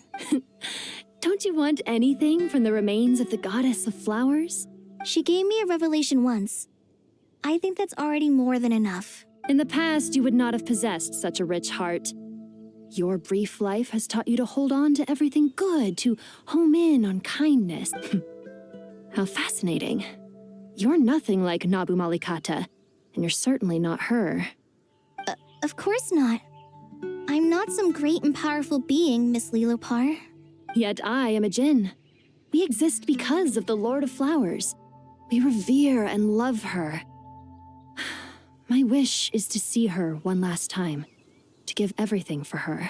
Kale, can you do this for me? But her remains won't be easy to remove. Are you sure this is what you want? That's beside the point. First, I need to know. Are you willing to do something for the soul of this lonely, wandering woman? I'm willing. But look, you know nothing about me. Even if you have heard the stories about me, all you would know is that I was rightly punished for the many evil deeds I committed. So you do know. Your lips are quivering, your eyes trembling, and still you're willing to do something for me. Life has been cruel to you, and yet you've learned to be kind. My dear young lady, to repay your kindness, I too must play my part. Are you sure about this, Lilopar? I yearn to see my mistress. For this moment, the world can burn to ashes, the universe be engulfed in flame. I care about nothing else. And you, Kale, I can give you a gift. You'll become just another ordinary human. But Miss Lilopar, what will happen to you? My wish will be fulfilled, and I can die happy. Why would you wish for that? A long, unending life might seem desirable for one who has never possessed it, yet it brings torment to one who has. My remains are scattered across the yellow sands, but my soul can find no peace. Since you've promised to grant my wish, give me that release. Allow the dying to die, and let the dead rest in peace. You have my thanks. Kale, there's no pressure on you. What she said, it's all true. A wish is a genuine desire, after all. It's as if you want to use the last of your life to give me a better future. Nothing so selfless. We'll be using our futures to fulfill each other's wishes.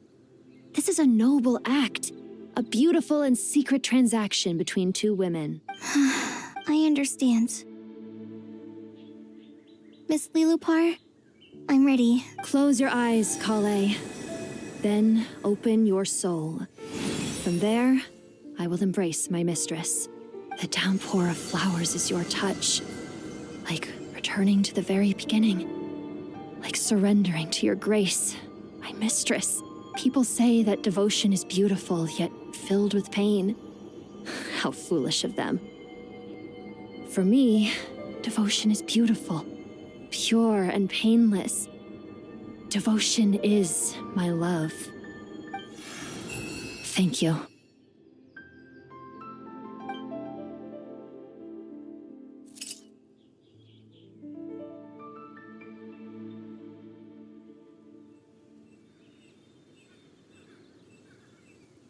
Lilopar! She disappeared? She left, carrying the blessing of flowers. Kale, are you all right? I'm fine. Now that the remains are gone, I don't actually feel any different at all. Those remains weren't hurting Kale. Not as she is now. They simply exist. Besides, I could sense a deep yearning within her. Kale must have already received what she was yearning for. I'm doing fine. I feel relaxed. There's really no need to worry. Then my wish has come true to become ordinary? That's just one of my wishes.